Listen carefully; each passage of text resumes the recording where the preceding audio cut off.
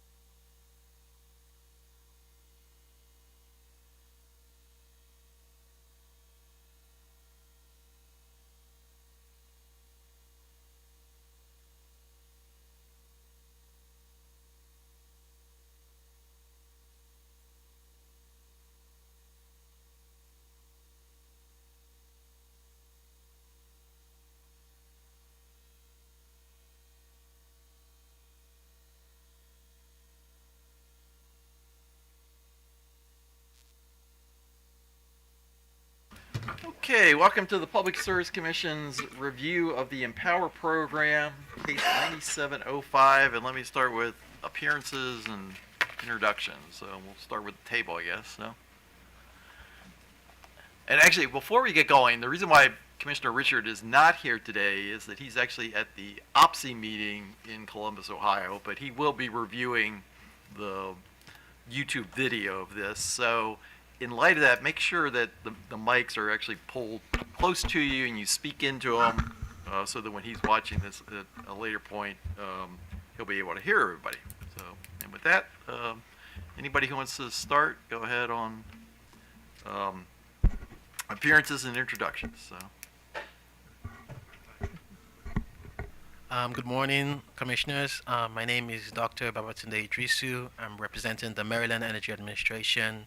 I'm here with Michelle Honig.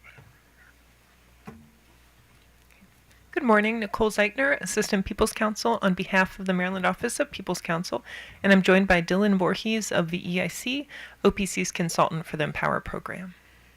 Michael Dean, on behalf of staff, I'd also like to enter the appearance of Harrison Scher, Jennifer Purvis, and Staff Counsel Lloyd Spivak. I'm joined by Dan Hurley and Paige Shaw. Good morning, Chairman, Commissioners. Brent Balea on behalf of Baltimore Gas and Electric. With me today and throughout these proceedings will be, and primarily presenting for BGE, will be Jessica Yu, Amanda Janaski, and Emeka Eguilo. Oh, actually.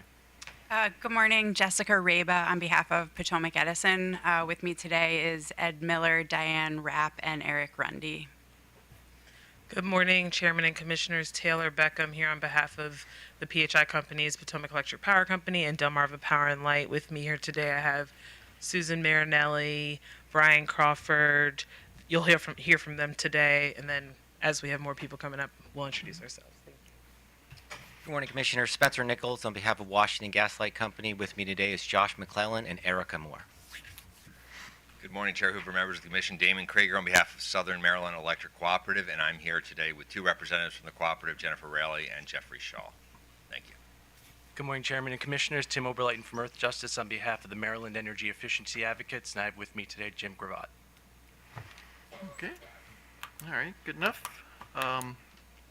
So, are we starting with staff or OPC? We'll start. Okay, Oh. all right. Sorry, one Oh. more introduction. I'm sorry. On behalf of the Department of Housing Community Development Energy Division, I have six representatives, Gregory Hare, Nicola Tran, Malika Holmes, Scott Falvey, Preston Thomas, and Lynette Harley. Thank you. Good morning, Mr. Chair, Commissioners. Dan Hurley on behalf of staff. I'm just going to offer some brief introductory comments, and Ms. Shaw is going to provide the staff's overview of our comments on the Q1, Q2 report. So I think the last 10 months have been the most unusual and unique 10 months in the history of EmPOWER Maryland. We had new legislation for a new goal, changing the goal. We had orders implementing those goals. We had numerous work group reports. We had refiled plans.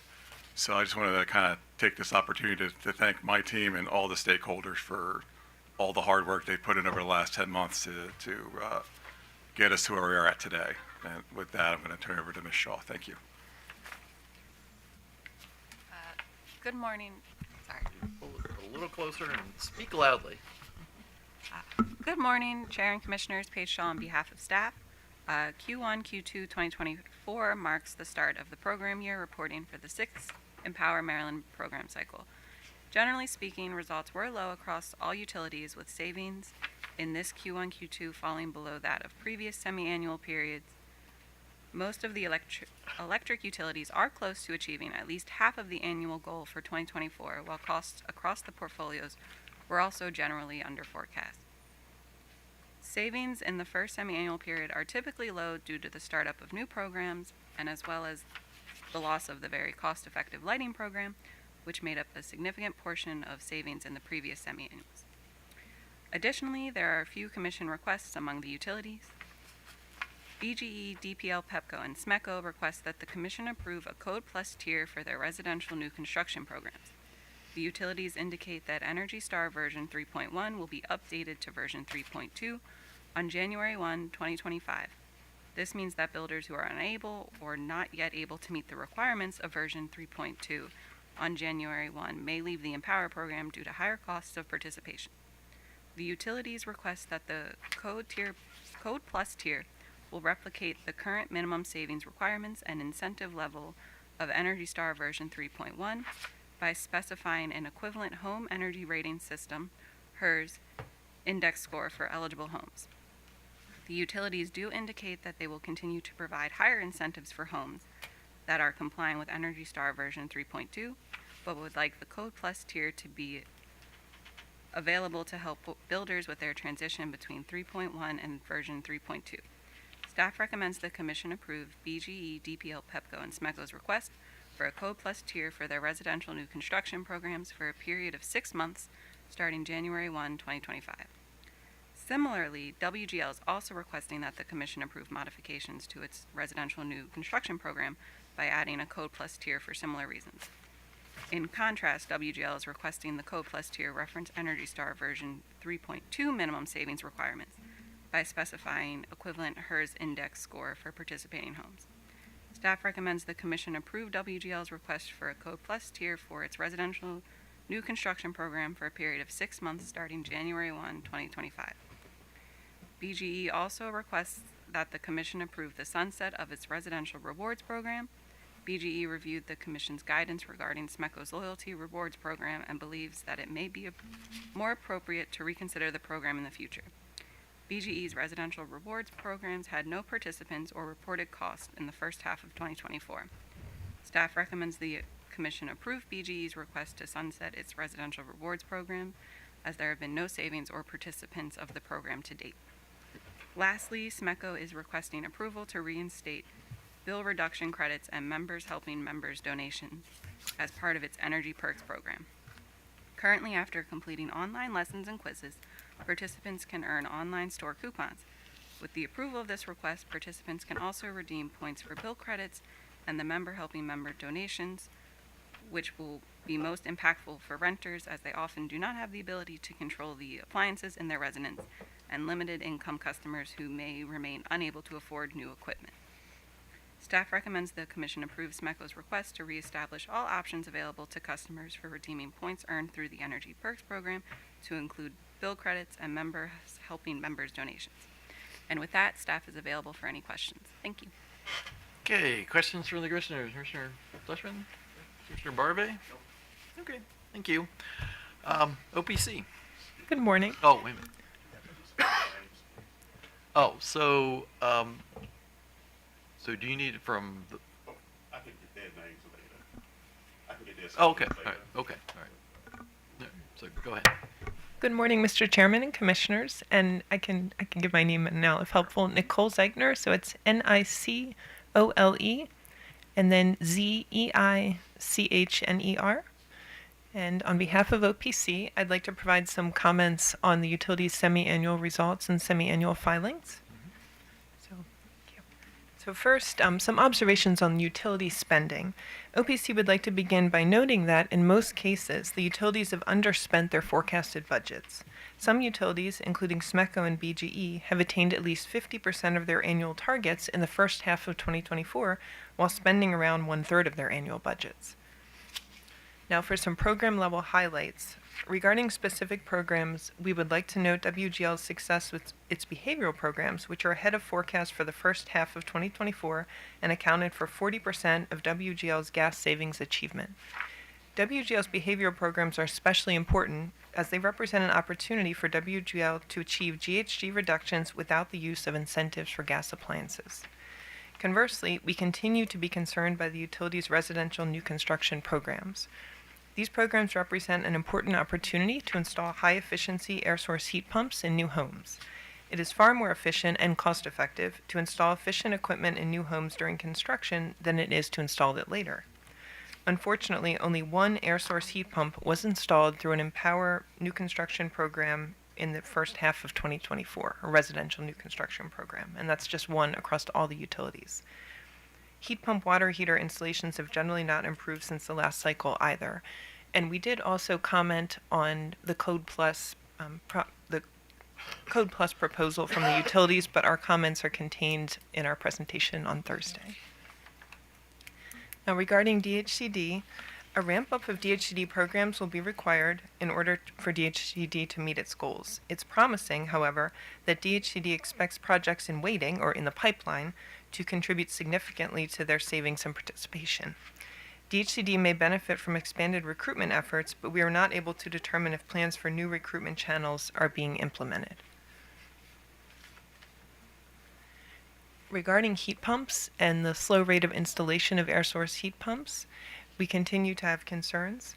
If air source heat pump installation rates continue through the year as they have in the first half of the year, then power utilities will have incentivized the installation of 25% more air source heat pumps than in 2023.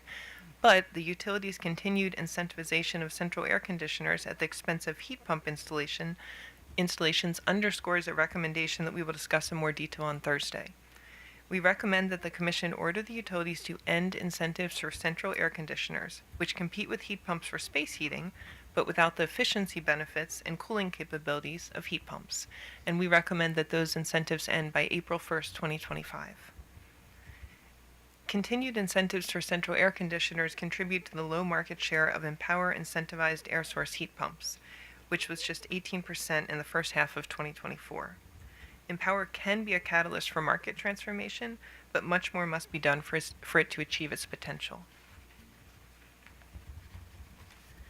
Additionally, regarding HVAC program performance, the electric utilities' HVAC program performance overall, which includes their heat pump water heater programs, has mixed results. SMECO nearly achieved its 2021 to 2023 cycle HVAC program goal at 99%, while every other utility fell far short of its goal. For 2024, BGE and Potomac Edison are on track to meet their targets, having achieved over 50% of their annual goals midway through the year. SMECO has achieved 37% of its annual goal, while Pepco and DPL have achieved 5% and 2%, respectively, of their 2024 goals midway through the cycle. Every utility has a lower target for this cycle than it did for the last cycle, so the underperformance of some utilities is particularly concerning. When we look at heat pump Yes, heat pump water heaters in regarding market share, we can see from the figure on slide 7 that the majority of heat pump water heaters in 2024 continue to be incentivized through retail channels instead of midstream channels. We know that the utilities have struggled with the midstream program, and much effort is going into fixing this, including a continued work group process. The utility that captured the highest market share of heat pump water heaters was SMECO at 1.9%. Nationwide, heat pump water heaters capture a 4% market share. If EmPOWER is truly going to be used for market transformation, the utilities cannot be at an average of less than 2% of market share. When we talk about market transformation goals, after review of the utilities' semi-annual reports, we note that there's a lack of consensus on EmPOWER's role in market transformation towards heat pumps. On February 7, 2024, Maryland signed a memorandum of understanding with 8 other states that sets a 2030 target date by which heat pumps should comprise at least 65% of residential heating, cooling, and water heating equipment sales. There should be a sense of urgency for meeting this important goal. We respectfully recommend that the Commission direct the utilities to devise a market transformation strategy with stakeholder input and with an independently guided process, perhaps through a work group, that is consistent with the state's climate goals and obligations. And we thank you for your time, and we're available for any questions. Okay, questions from the commissioners. Commissioner Fleshman. Morning. I noticed in your comments a recommendation that we eliminate incentives for air conditioning that's not part of an air source heat pump. Is that correct? That's correct. By April 1st, yes. Right. So the concern I have is that air conditioning is vital to people living in homes who are experiencing increased heating. Increased heating challenges as we sort of go through the challenges of climate change, and so on the one hand we're sort of looking at affordability issues, making sure that that residents have access to air conditioning and access in a way that's affordable, and then we have EmPOWER, which I understand is the focus is on reducing GHG, but we still have to be mindful that low-income community still needs access to air conditioning. So, is there a way for us to allow incentives to stay in place for replacement of aging air conditioning with more efficient air conditioning units without having the expense of air source heat pumps, because they are expensive, and so we need to be mindful of the expense. So we have the ultimate goal of having everybody using air source heat pumps, but then the reality is that there are lots of people who cannot afford that. We want them to reduce their usage, and we want to reduce GHG, but I guess the question is, do we focus on the perfect and leave out the good? Yes, and Commissioner Suchman, I think that's a very important point. I think I would say that MEA has now revealed the rebate amounts for these IRA incentives, and with the ramp up that DHCD is currently, I guess I won't say undergoing, working on and achieving, and the fact that very high levels of incentives are available for limited income households, my thought is that there are opportunities right now, and this might be a prime time for limited income households to have the opportunity to install air source heat pumps, which would lead to greater savings overall over time. And the concern with replacing a central air conditioner is that when the heating unit goes out, then that limited income household is then forced to replace that as well.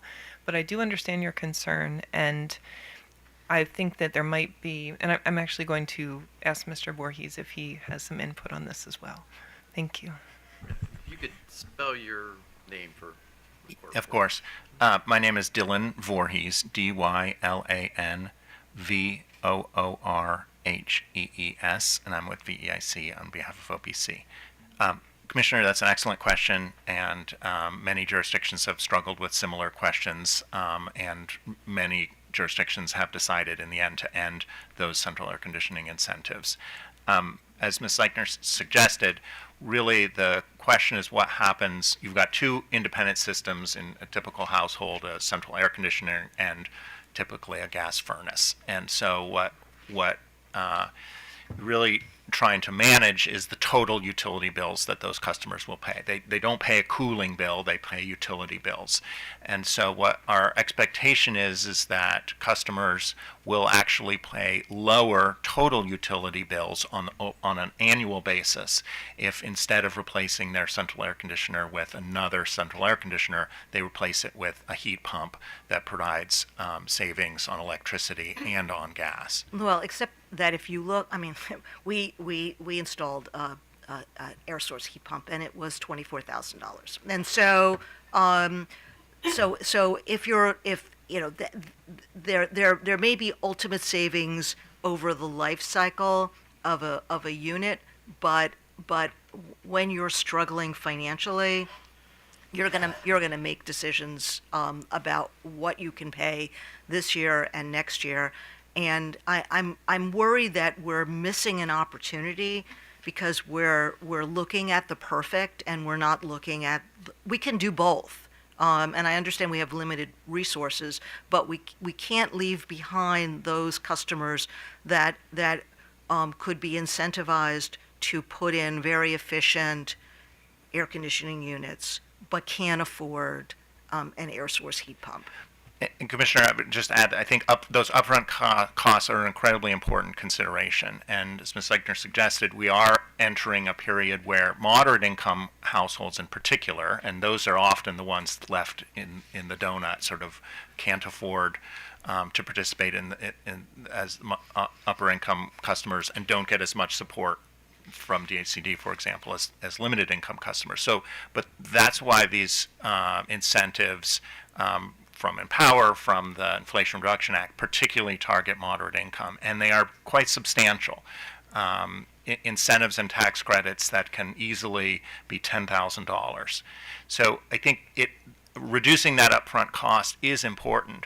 But again, if that customer is going to spend, I don't know what you might spend on that air conditioner, but then also 2 years later needs to replace their furnace, that's a very expensive proposition as well. And so it is difficult to figure out how do you make those upfront costs. No, and I appreciate that. I'm just wondering if we would benefit from a little bit of flexibility, so that where the only unit that needs to be replaced is an air conditioning unit, or the only unit that needs to be installed in places that don't have air conditioning. They don't need the air source heat pump.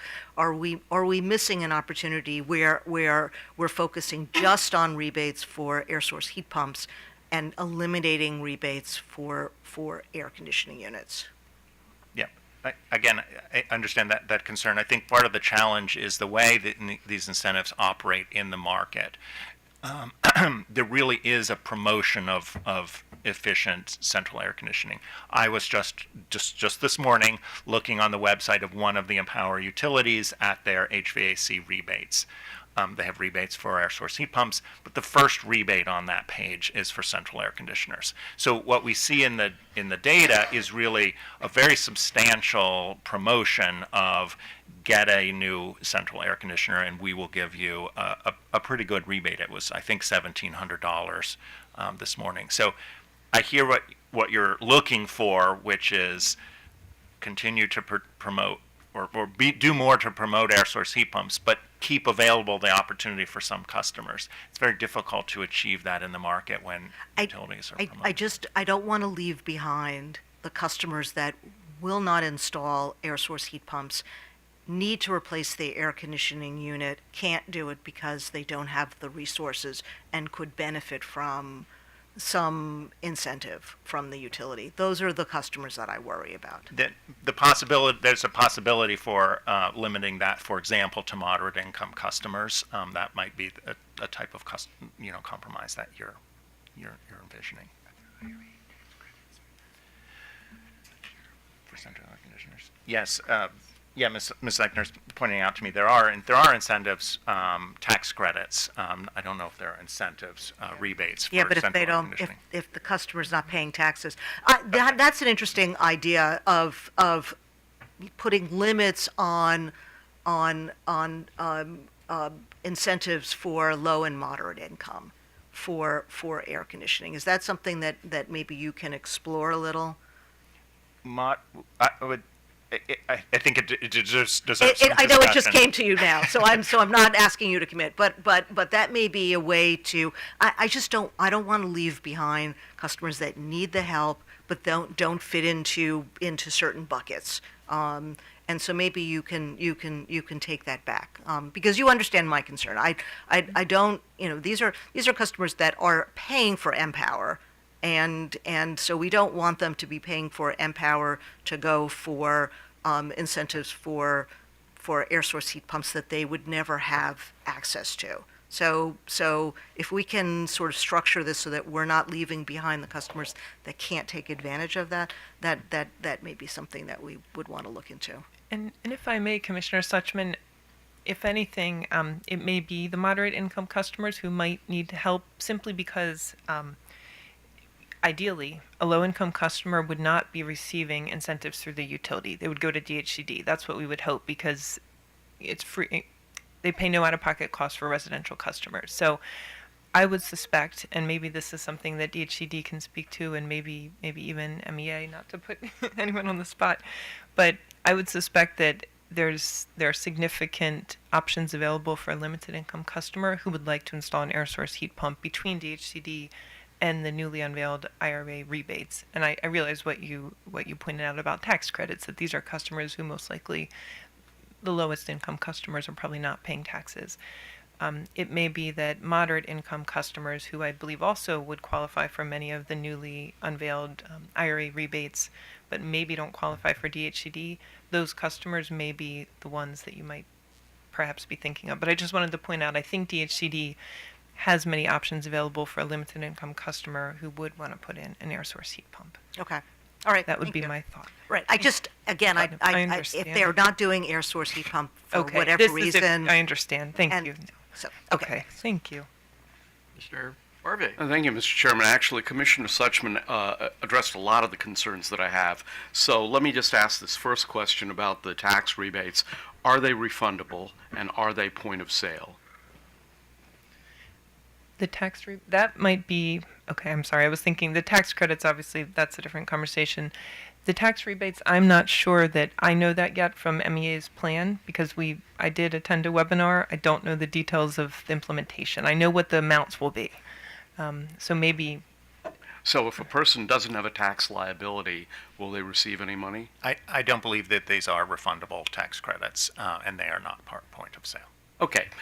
Next question. I'm wondering if I am a moderate income ratepayer, and I have to make a decision between an energy efficient air conditioning unit versus a energy efficient air source heat pump, cold climate air. I assume these are cold climate air source heat pumps, the more modern ones that work as opposed to the older ones that don't.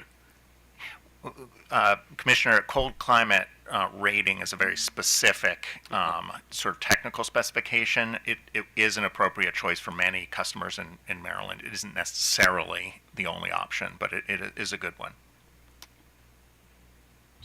Okay, well, let me go back to what was my original question before I interrupted myself. So I have to make a decision between an air conditioner or a heat pump.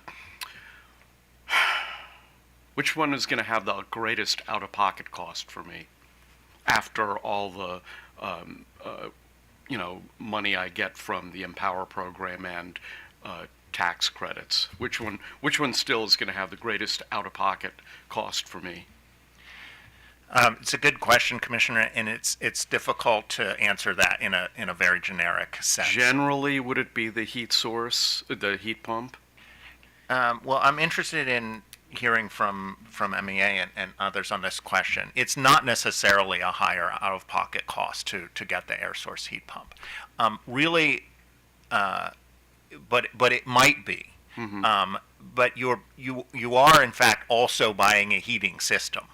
And so, as I was sort of referring to with Commissioner Suchman, the sort of compared to is quite important. And if you just bought a new furnace, for example, and you don't have to buy one for a long time, then the central air conditioner could be a lower out-of-pocket cost. If you're creeping up on needing to replace your furnace also, then the compared to is really also a comparison of replacing your furnace. And in that case, it's clearly going to be a lower out-of-pocket expense to get the heat pump. Can we at least agree that, well, I hear your, and thank you for that answer. Can we at least agree that for most middle-income customers, the decision is going to be based on what their out-of-pocket is going to be? I think that's a pretty fair generalization. Is there given that air source heat pumps are more expensive than just a plain old dumb air conditioning system, if we were to only use the EmPOWER funds for air source heat pumps, isn't there the mathematical possibility that we would end up helping far fewer people because of the greater cost up front? And we'd have to choose amongst who would get the money.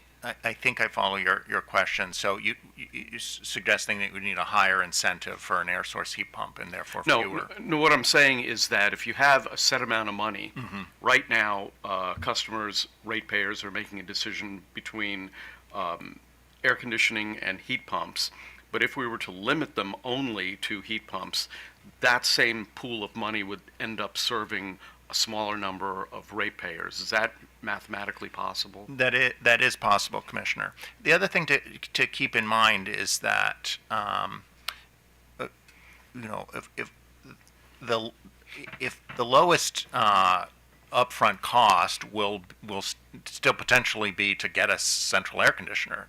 Really, the question is, what should the state be incentivizing, right? So a customer can still buy a central air conditioner under the OPC's proposal. They just wouldn't receive an incentive that was... They wouldn't get the EmPOWER money. That's right. And so if for those customers, the suggestion is not that they can't get a central air conditioner. They can still get a central air conditioner. The state would just not be providing an incentive to do that and would instead be using its limited incentive resources to promote air source heat pumps. So it is possible that there would be fewer air source heat pumps than high efficiency central air conditioners. Do you think it would make sense to promulgate a policy that says we're only going to incentivize air source heat pumps if your furnace is more than 25 years old? Because let's be clear, if it's less than that, people are going to hang on to their gas furnace and just get the more efficient, air conditioning unit. But if by a metric such as that, 20, 25 years, if by a metric such as that, it's clear that the gas or oil system is on its last legs, I could see a policy that says in that instance we're only going to pay for an air source heat pump. Do you think that makes sense? I'm not sure, and OPC may need to reflect on some more hypotheticals. OPC is really good about getting back to us, so I'm not worried about that. So a couple of comments. First of all, I think it's generally a mistake to put too many limitations on sort of, if you want people to get air source heat pumps, then I wouldn't put limitations on when they can get an air source heat pump. So if a customer has, a 10-year-old furnace, but thinks they will reduce their utility bills, for example, or whatever other reasons they want to get an air source heat pump, I wouldn't propose putting sort of limitations on that. I think you're getting at this question of you would be able to get an incentive for a central air conditioner up until the point when your furnace was also aging? No. No, well, yes, that's right. Okay, If your yeah. furnace is 3 years old, we're not going to pay for a full heat source system. We will pay for the to help incentivize for you to get the high efficiency air conditioner. But we're not going to replace a 3-year-old gas system. So I wouldn't recommend that. I hear what you're getting at with regard to the central air conditioner, but I would not limit the availability of customers to take advantage of an air source heat pump. They may want to do that before the very end of their life, and that's consistent with the climate and energy policies that the state's trying to achieve. So if somebody wants to do that before the end of their furnace life, I think that will be a minority, but I wouldn't. Well, and you're right about the climate and energy policies, but we also have an environmental justice policy as well. Not unfortunately, that is by necessity linked to what the cost of things for low and moderate income people are. And I'll just conclude with one final observation. For people who are elderly and who have cardiovascular disease, which is a lot of elderly people, turning off the air conditioning is, because you can't afford to run it, is a big health problem. And I would hate to put the state of Maryland in a position where, because we didn't upgrade enough people's air conditioning, that more people have this healthcare problem as a result. That's something that I would personally be very concerned about. That's it, Mr. Chairman. Okay, thank you. So in the scheme of things, isn't it better to have someone move from using multiple room air conditioners to a central air conditioning system from an efficiency and emissions reduction perspective? Yes. So given that, if we don't necessarily want to force people to go all the way to the heat pump, isn't it incrementally better to at least get them off of the room air conditioners and onto the central air? Want to be very precise in my answers. Sure. Nobody is going to. We're not talking about forcing any customer. No, I understand, but just this idea of trying to move us in the right direction, I guess. So, and so for those customers that you've been hearing from my colleagues who maybe don't have the wherewithal to make the investment in a heat pump, even with all the incentives, isn't it better to at least get them in that direction? It is better in some cases. And so, again, it's a very challenging dynamic because you have customers with heating systems and with cooling systems, which may be in very different positions. And so if that customer has an older heating system, then in fact, it may not be better for that customer to replace their room air conditioners with a central air conditioner, because then they will be buying a central air conditioner and a new gas furnace. So it is sort of challenging to sort of have make that generalization. Okay. I think this also speaks to what Ms. Eichner said earlier in a more general sense, which is we lack a market transformation strategy. And so we know, the state knows, and MDE knows, we need to ultimately have most people have an air source heat pump. So the question is, how can we get them there in an orderly fashion? And the state lacks that kind of plan that would accommodate some of these excellent questions that you're asking about moderate income customers who going after proactively the customers who really have the most benefit from to getting an air source heat pump, and going after those people proactively. I think in the context of such a strategy, there could be room for a more nuanced phase out of central air conditioning incentives.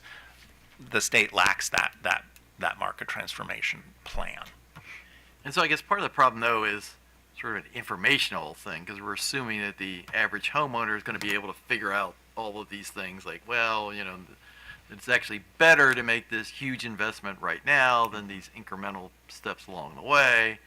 And I mean, aside That's a from lot the to ask. utilities, I guess there's really and the MEA folks, there's nobody out there sort of explaining to customers, here's what you really ought to do.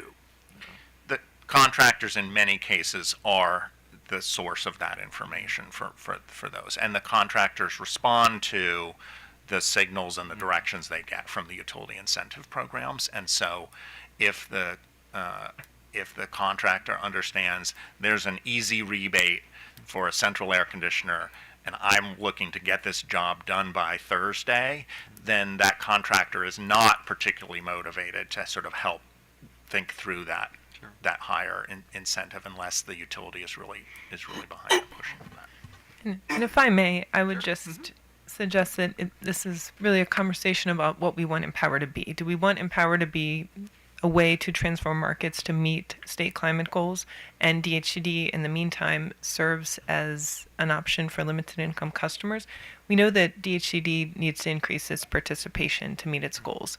So there are funds there, and more participants need to be, I would say, driven or sent to DHCD when they call the utilities and they ask for programs. So again, the DHCD programs are no out-of-pocket cost. So there's a way to do both of these things, I think, and I fear that if we keep incentives for central air conditioners, we're sending mixed signals to contractors, we're sending mixed signals to homeowners and customers in general, and by driving more customers who are eligible to DHCD, we can protect those customers while also working on our state policy goals. Okay, all right. Thank you very much. MEA. Thank you, Mr. Chairman. My name is Babatunde Idrisu. That's Babatunde. Last name Idrisu. And I'll be reading off MEA's comments. Since its launch, the EmPOWER Maryland program has achieved substantial reductions in energy consumption and demand, saving over 16 million megawatt hours of electricity. Its energy-saving measures are projected to deliver more than 14.5 billion in lifetime savings. The program has also had an impact on low-income households, with over 73,000 limited income Marylanders benefiting from DHCD's dedicated programs. Maryland's energy efficiency efforts have earned national acclaim, consistently placing in the top 10 of ACEEE State Energy Efficiency Scorecard. In 2022, Maryland ranked 7th, praised for its leadership in appliance and equipment standards, and recognized for strong state-led initiatives. From January to June 2024, the EmPOWER Maryland utilities implemented energy efficiency programs aimed at achieving at least 2% of 2016 gross electricity sales by the end of the program year. Mid-year results revealed that while some utilities are on course to meet their targets, others are falling behind. Notably, BGE and SMECO has surpassed the halfway mark, reaching about 1.01% and 1.05% respectively of their 2% savings goals in the first 6 months. Delmarva, Potomac Edison, and Pepco have achieved less than that towards their electricity savings goals in the same period. We also noticed that several programs across utilities fall short of forecasted targets, with appliance recycling and appliance rebates notably lagging behind. The delayed launch of appliance recycling program in multiple utilities was cited as a key factor for this underperformance. In this program year, we've seen that the lighting program, which historically was a significant contributor towards savings, is no longer being offered, and CVR is pegged about 20%. Despite these challenges, MEA remains optimistic that EmPOWER utilities will meet their mandated goals by the end of the program year. EmPOWER utilities generally utilized less than 50% of the annual budget in the first half of the year, with the largest share of expenditures directed towards customer incentives. By mid-year, all electric utilities have use less than 32% of the annual budgets, demonstrating efficient resource management in driving energy savings. The passage of HB 864 in the latest legislative session marks a pivotal shift in EmPOWER Maryland programs, transitioning its focus from reducing electricity demand to cutting greenhouse gas emissions. MEA fully supports this change as it aligns with the state's ambitious climate targets set forth in the Climate Solutions Now Act of 2022.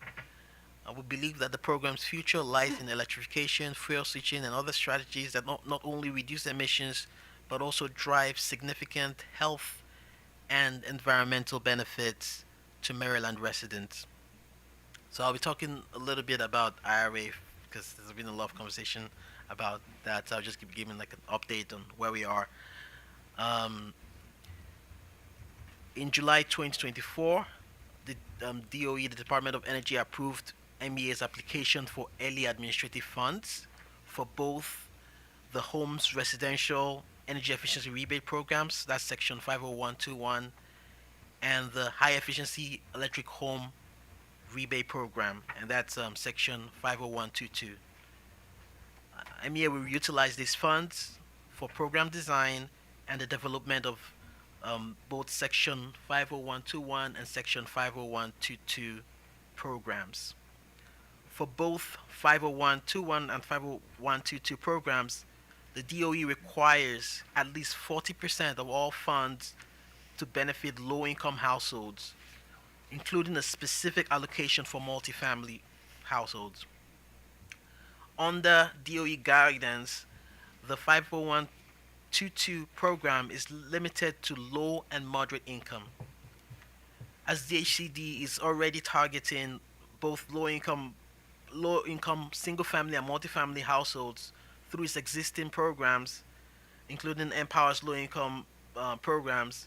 MEA has closely coordinated with DHCD to explore potential collaboration opportunities with other DHCD programs. In addition, Chapter 564 of 2024, known as the Working for Accessible Renewable Maryland Thermal Heat Act, that's the WAMP Act, requires that $9 million of the Section 50122 funding, or 13% of the budget, be reserved for the WAMP Act pilot, subject, of course, to DOE approval. Coordination will be needed as MEA develops the full Section 502 application to determine how federal Section 50122 requirements established by DOE may be met within the framework of this proposed pilot established in Chapter 564. For both Section 50121 and Section 50122 programs, MEA is committed to ensuring that state programs remain consistent with DOE funding requirements, including the need to avoid supplantation risk. After factoring in the 40% for low-income households, the set aside for the WAMP Act, and the up to 20% allowed for DOE for administrative funding to implement these highly complex programs, the majority of all Section 50121 and Section 50122 funding is already allocated, consistent, of course, with DOE program design and, where applicable, Maryland state law. While MEA is in the process of finalizing program design for the remaining Section 50121, that's 40% of Maryland application, of Maryland's allocation, and then 50122, which is about 20% of Maryland's allocation.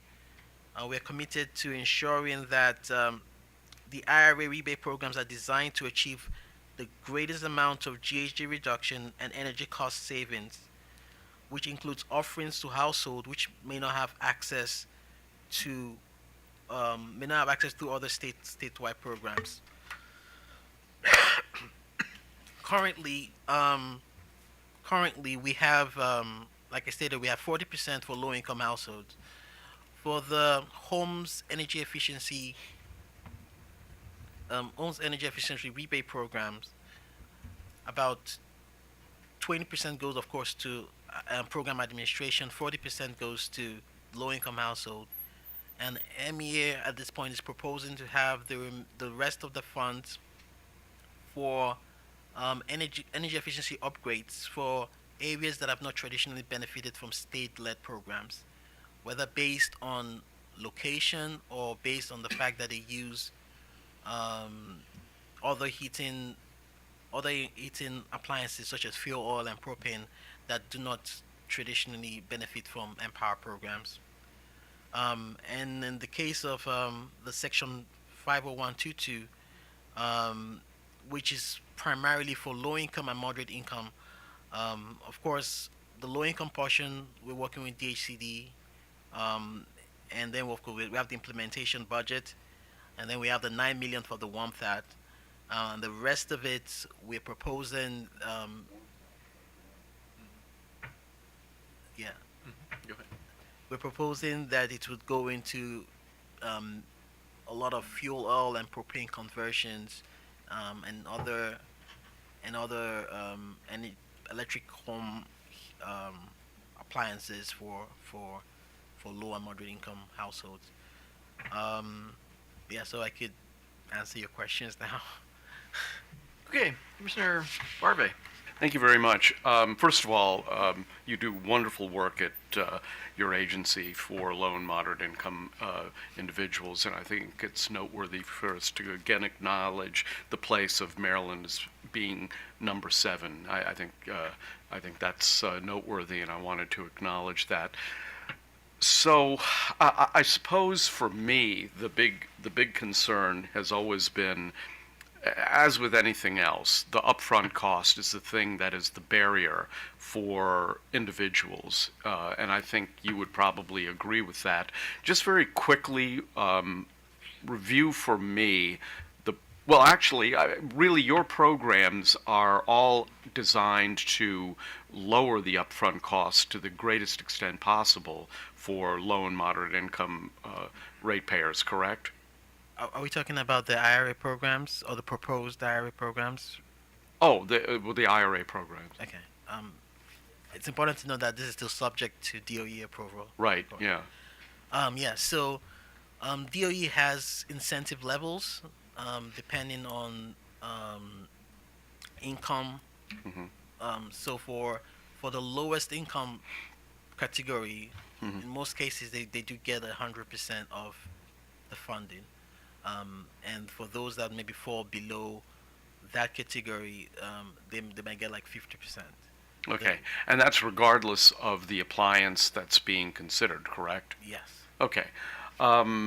All right. Next thing I'd like to raise as an issue, and I am going to raise this with DHCD, but I want to get your take on this. I realize it's not a gigantic issue, but I have always been concerned about the effect of EmPOWER on ratepayers who live in apartment buildings that have master metering. And I'm wondering if in any way your policy, your agency's policies, take that into account when you are when you're talking about helping individual ratepayers. There are an awful lot of low-income ratepayers who live in a situation, in my opinion, where there's master metering, and they don't personally see the benefits of EmPOWER Maryland, but they indirectly pay the cost for it. Do you have any comment on that as a broad issue?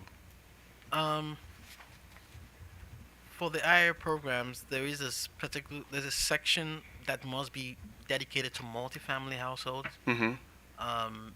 And we're working closely with DHCD to determine where that level is. You know what? Maybe I should just address this with them and not with you. I'm putting you on the spot for something that may not necessarily be your area of expertise, so forgive me. I'll bring it up with them. Okay. Okay.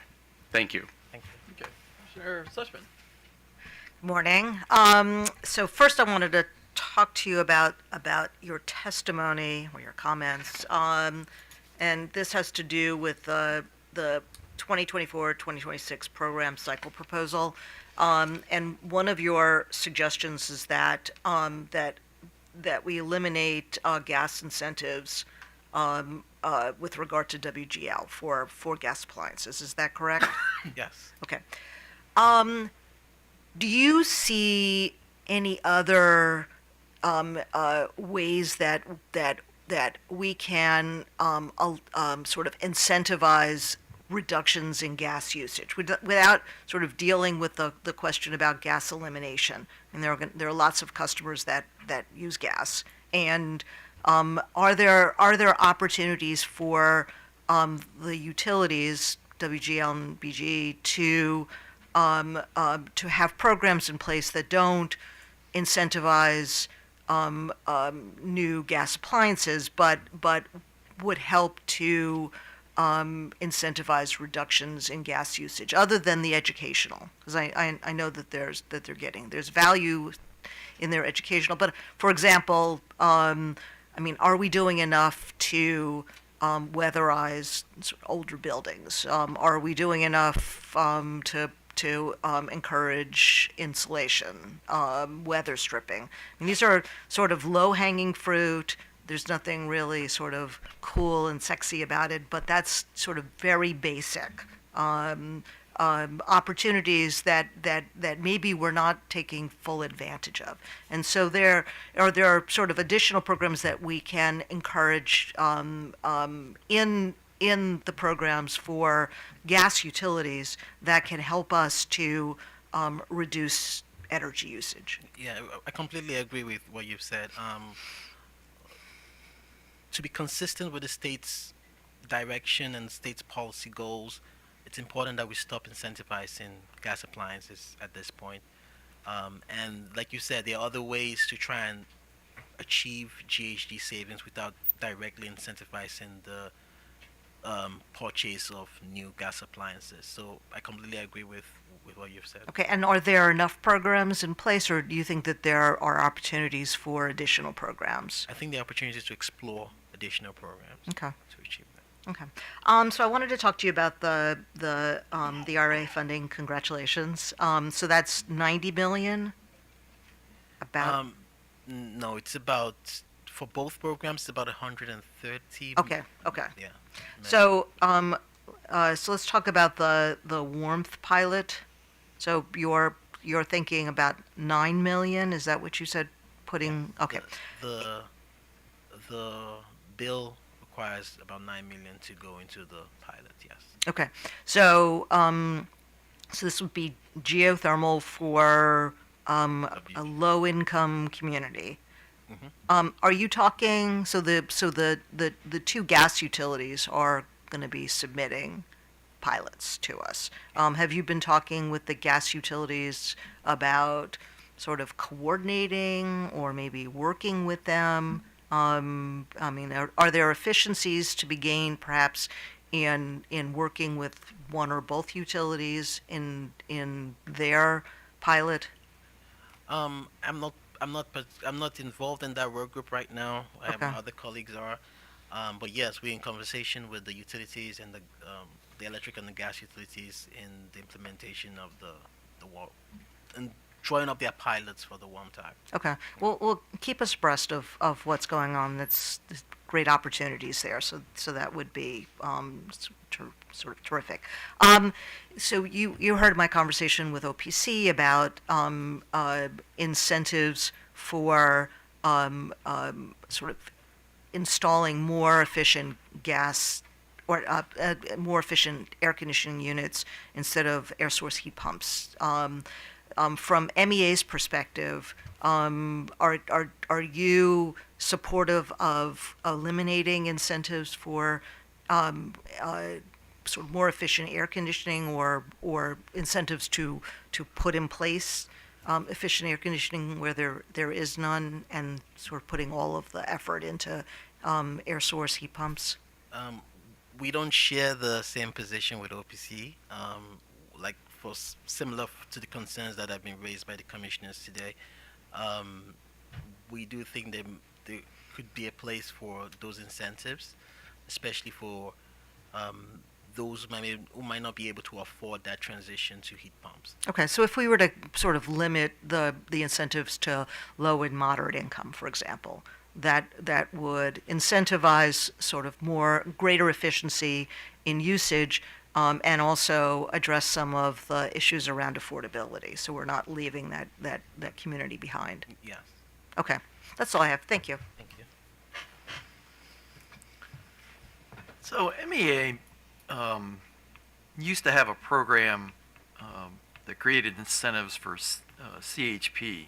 Do you still have that? No. Okay. So this earlier discussion about central air and transitioning the customers to heat pumps, there was this issue that came up about maybe lack of information. Now I haven't, looked at your website recently, but I mean, do you provide some of this fundamental information to customers that if they're trying to make a decision about, changing their heating and cooling systems, that would give them advice on that? And do you do anything to talk to the contractors? Because one of the comments that was made earlier was, well, the problem may be that the contractors might steer people in a certain direction because of various incentives they have. Yeah. MES programs are geared towards. We do not provide incentives for gas. We won't provide incentives for heat pumps and energy efficiency improvements. So our conversation with contractors is towards improving the penetration of those appliances in the market. Of course, when we have our outreach, we educate the public as much as possible on advancing these appliances. But I don't know if that answers your question yet. Okay. Well, I mean, have you given any thought to maybe expanding the information that you provide both the customers and contractors to try and sort of get them going in the right direction? I think over the last year we've done a lot of outreach. We do a lot of radio ads right now. We are a lot of the baseball games and soccer games where we try to interact with the public and tell them about what MEA is offering. We do have flyers that we distribute to the public. So we've actually, I think in the last year we actually increased a lot of our outreach to inform the public regarding what's available and what's out there. And of course, there's always more work to be done, but I think we're in the right direction in that regard. Okay. All right. Thank you very much. So I guess now we're going to move on to the Exelon companies. So BG&E, Pepco, and DPL. So we can change out folks at the table.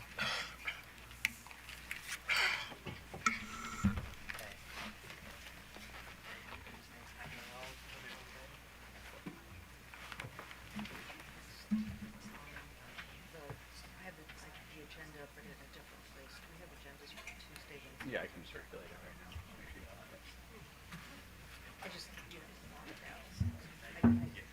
I like to read the end of the book.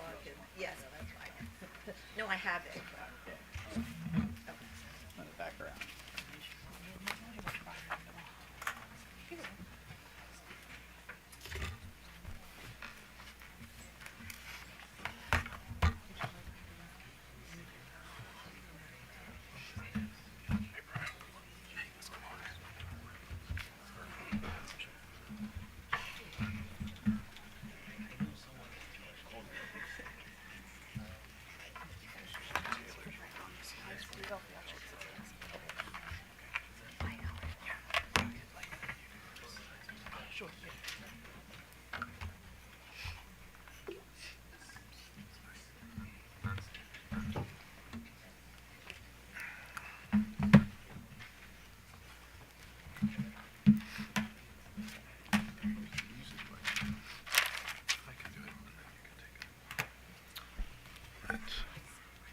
Good morning once again, Chair, Commissioners. Brent Balea on behalf of BGE, and I have with me Mr. Emeka Aguilo.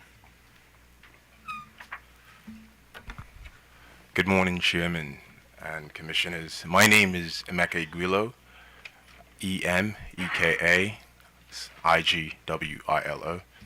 I manage BGE's CNI Energy Efficiency team, and I am joined today by my colleagues Eric Rapko, who leads our residential EE team, Soumya Krishnamurthy, who leads the behavioral programs, and Kevin Knight, who leads the demand response team. I will be presenting BGE's semi-annual update on our EmPOWER Maryland programs for the first half of 2024, and I will highlight some of our progress, program achievements, and a couple of key requests for your approval. Next slide, please. In the first half of 2024, BGE's EmPOWER programs achieved 51% of the 2% annual megawatt-hour savings target, delivering nearly 324,000 megawatt-hours in annualized energy savings and 1.5 million therms in gas savings. We issued $62 million in incentives and bill credits with estimated customer bill savings of $214 million over the life of the installed measures. And to put some of these numbers in context and speak to the impact of the work, we do 324,000 megawatt hours of energy savings, roughly speaking, is equivalent to powering about 30,000 homes over the course of a year. And about saving 1.5 million therms is roughly equivalent to removing about 1,700 cars off the road for a year as well. Next slide, please. We are seeking approval for two program adjustments. One is the inclusion of the Code Plus tier in the New Homes program to support builders transition into Energy Star version 3.2. This tier offers a stepping stone for those still building to version 3.1 standards. Secondly, we are seeking the approval to sunset the residential rewards program. Next slide, please. In our residential portfolio, the HVAC programs achieved 61% of their megawatt-hour savings goal, supported by strong contractor and distributor engagement. The home retrofit program, specifically QHEC, reached about 62% savings, serving about 44,000 customers. The home performance with Energy Star program continues to see a boost to aid in achieving our ambitious goals. A notable achievement here was the introduction of Maryland's first Energy Star Next-Gen new homes, which are 20% more energy efficient and produce about 80% lower GHG emissions than standard new homes. Finally, our load management team successfully completed seasonal readiness preparation for all our programs, as well as transitioned almost 50,000 connected rewards thermostats to a new management systems platform. Next slide, please. This year, we have made strides in customer engagement and key partnerships. A prime example here is the relaunch of our appliance recycling program in late Q2. In collaboration with the Department of Public Works, we hosted a successful shredding and appliance recycling event at the Baltimore City Middle Branch Fitness Center. During this event, we collected 112 small appliances, while DPW gathered almost 7,000 pounds of paper for recycling. Looking ahead, we are planning additional events and collaborations across our service territory to further our commitment to sustainability and community engagement. Next slide, please. The behavioral programs remains on track with upgrades to weekly usage reports, including insights for time of use customers. We also conducted interviews with low to moderate income customers to refine our messaging and improve report effectiveness. Additionally, over 10,000 customers received our new EV Home Manager reports, with 67% of those surveyed finding them useful. Next slide, please. Finally, on the commercial side of things, the small business program achieved 70% of its savings goal, serving over 1,200 small businesses, including 53 churches. The custom program reached 75% of its goal, with a highlight being the University of Maryland Baltimore HVAC project, which saved over 5,000 megawatt hours. Notably here, the Ray of Hope Baptist Church participated in the small business program, saving 6 megawatt hours and receiving about $45,000 in incentives, which sort of speaks to the continued impact of these programs in our community. Finally, thank you for your time. My colleagues and I are happy to answer any questions and provide you details on any of the programs discussed. Thank you. Okay, Commissioner Flushman. So good morning. I actually wanted to talk to you about the incentives for air conditioning. You heard my conversation earlier. In terms of incentives now, can you describe the kinds of incentives that are available for air conditioning units, both for electric and gas? Certainly. Wonderful question. I will start with this, and I will defer to my residential peer, Eric Rupko, who leads that residential side. EmPOWER is a vehicle for transition, and so with any transition, change is always difficult. And so I recognize the point where, as we move into a new world, we want to ensure that folks are able to participate. And we don't want people impacted as we move forward. But more specific to your question, I will defer to Eric for that. Thank you. Good morning, Chairman and Commissioners. Eric Rupko, RIO PKO, residential manager for Baltimore Gas and Electric. So to speak to Baltimore BG's HVAC incentives. So first of all, BG does not incentivize any gas HVAC equipment. So secondly, BG has been over time bringing down the central AC incentive. So right now, looking at the incentive that BG is paying, it's roughly about $400 that we're paying on the central AC. And then $400 on average. $400. That's where the there's a flat $400. It's $400. Yeah. Okay. And then on the air source heat pump side, we've been increasing that incentive. Depending on the tier of the equipment, it's $1,000 for the lowest tier of qualifying equipment, and then up to $2,000 on the higher tier of qualifying equipment. Fully recognizing that we're trying to drive that choice when contractors are working with customers, that if they qualify for, or if the situation works where the contractor says, hey, you can convert this air source heat pump to or this central AC to an air source heat pump, that larger incentive is hopefully going to drive the customer and the contractor to move in that direction. Okay. So for the $400 for just air conditioning, I assume you have a threshold efficiency requirement?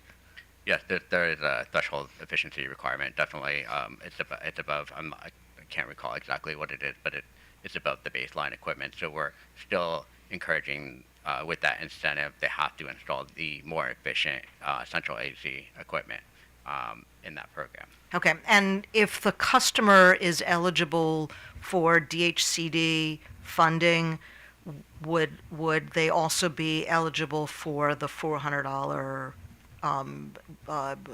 incentive, or is it sort of one or the other? So if they qualify for the DHCD program, they should be able to get the services from DHCD at no cost to them.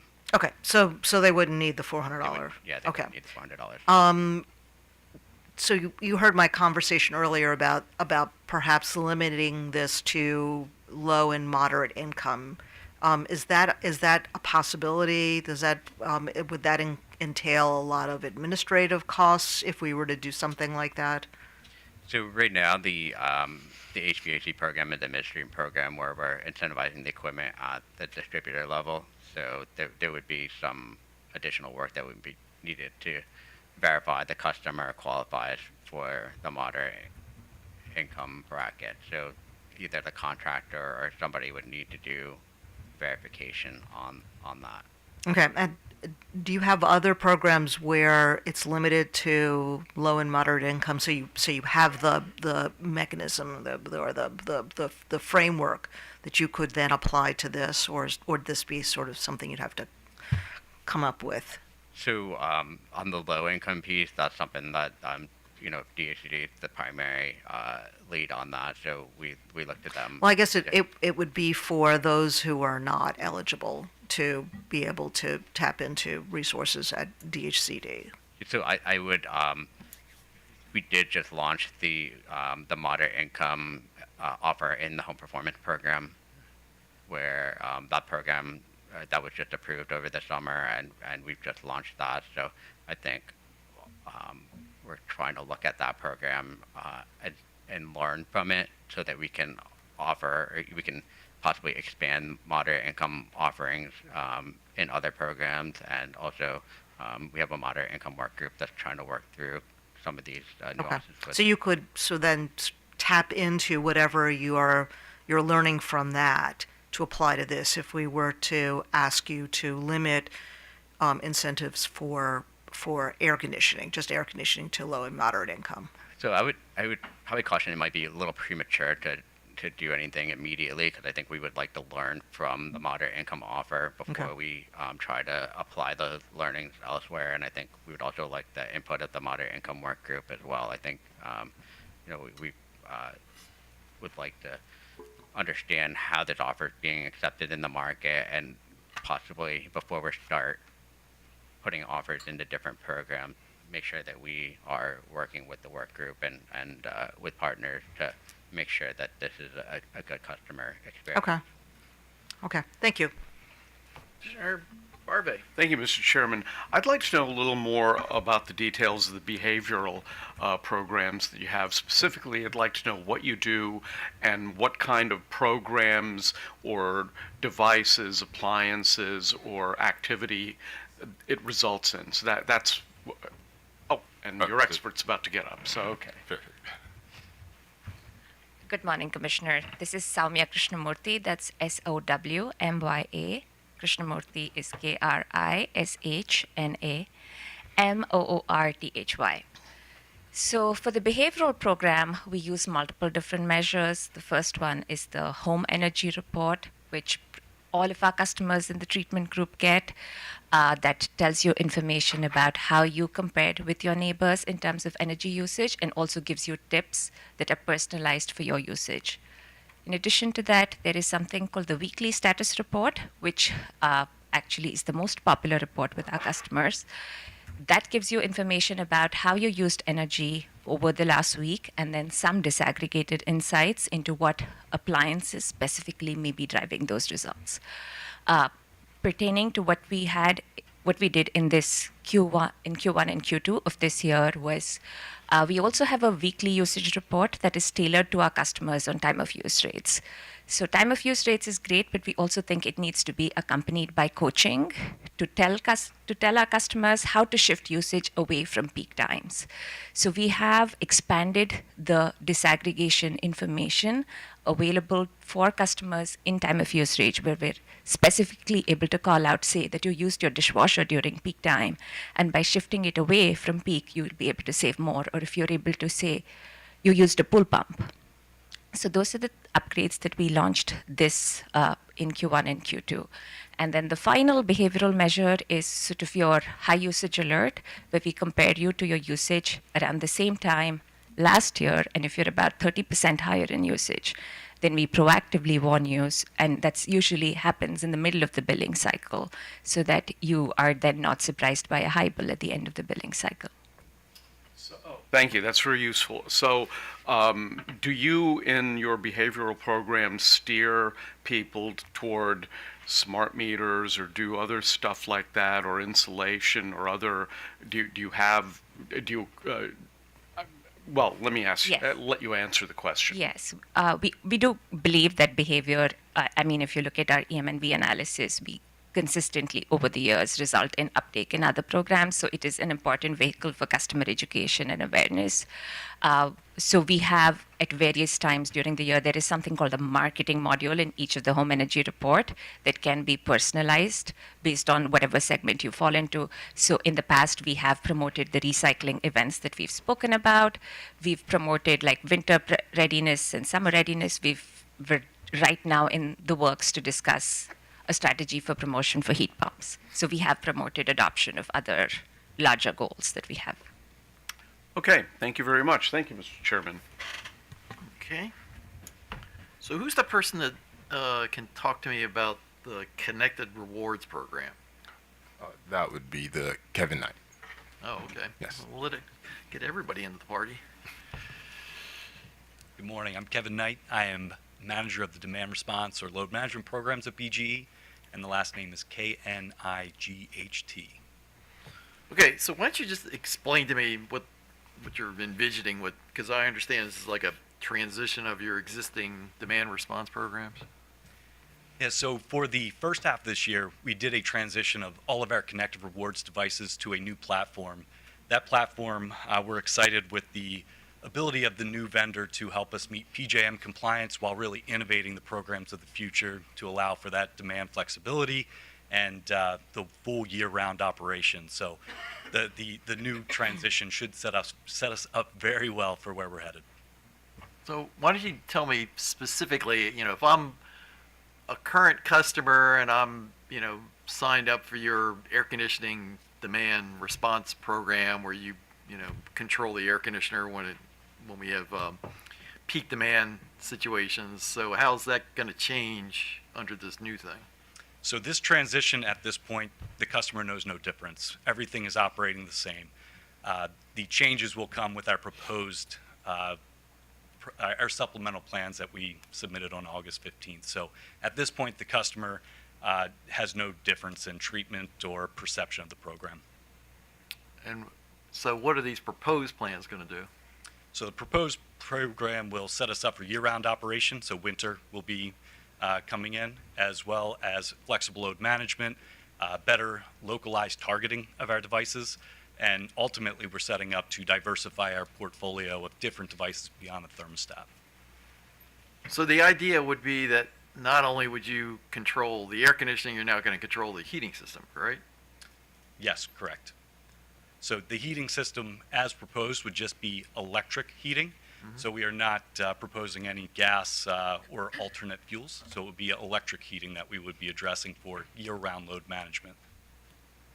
Okay, so I guess the one concern I have is that I do remember, years ago when, people had been signed up for this program and were given the incentive of the financial payment, and a lot of them didn't read the fine print that, oh, by the way, we're going to give you this money, but, when on a certain day, we might just roll back your air conditioner. And when that day occurred and you did what you told people you were going to do that they didn't pay any attention to, there was sort of a kind of large visceral reaction to it.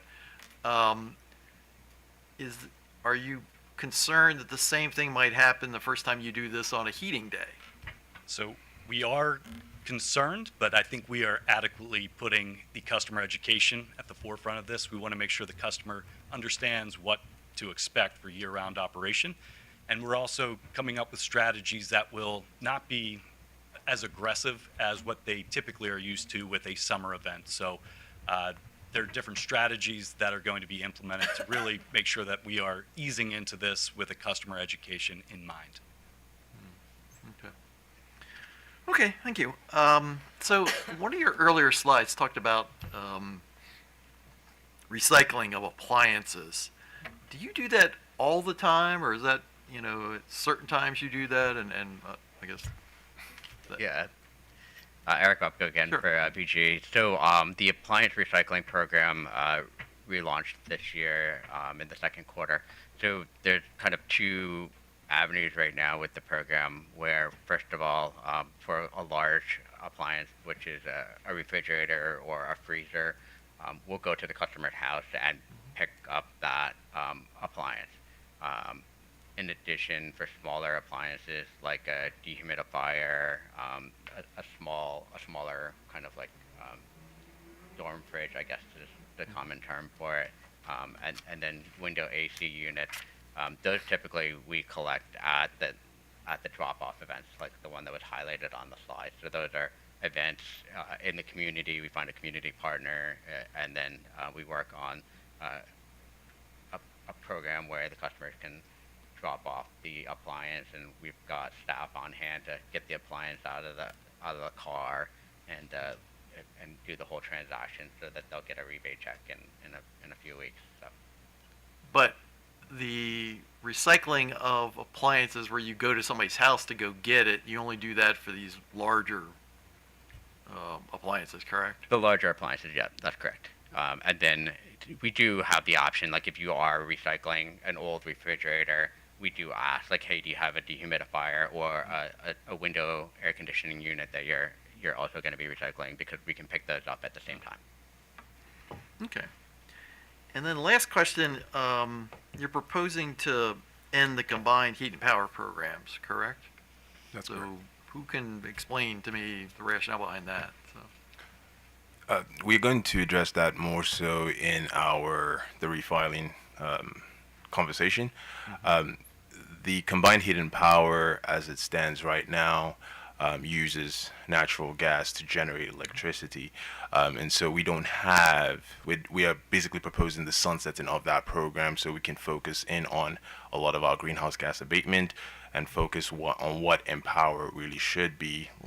What EmPOWER is, which is incentivizing energy efficiency and incentivizing greenhouse gases. And so for now, at the moment, our CHP program is being sunset, but there is an opportunity in the future when you have, hydrogen or clean gas at that point in time where that program could be reintroduced. But for now, we are proposing to sunset this.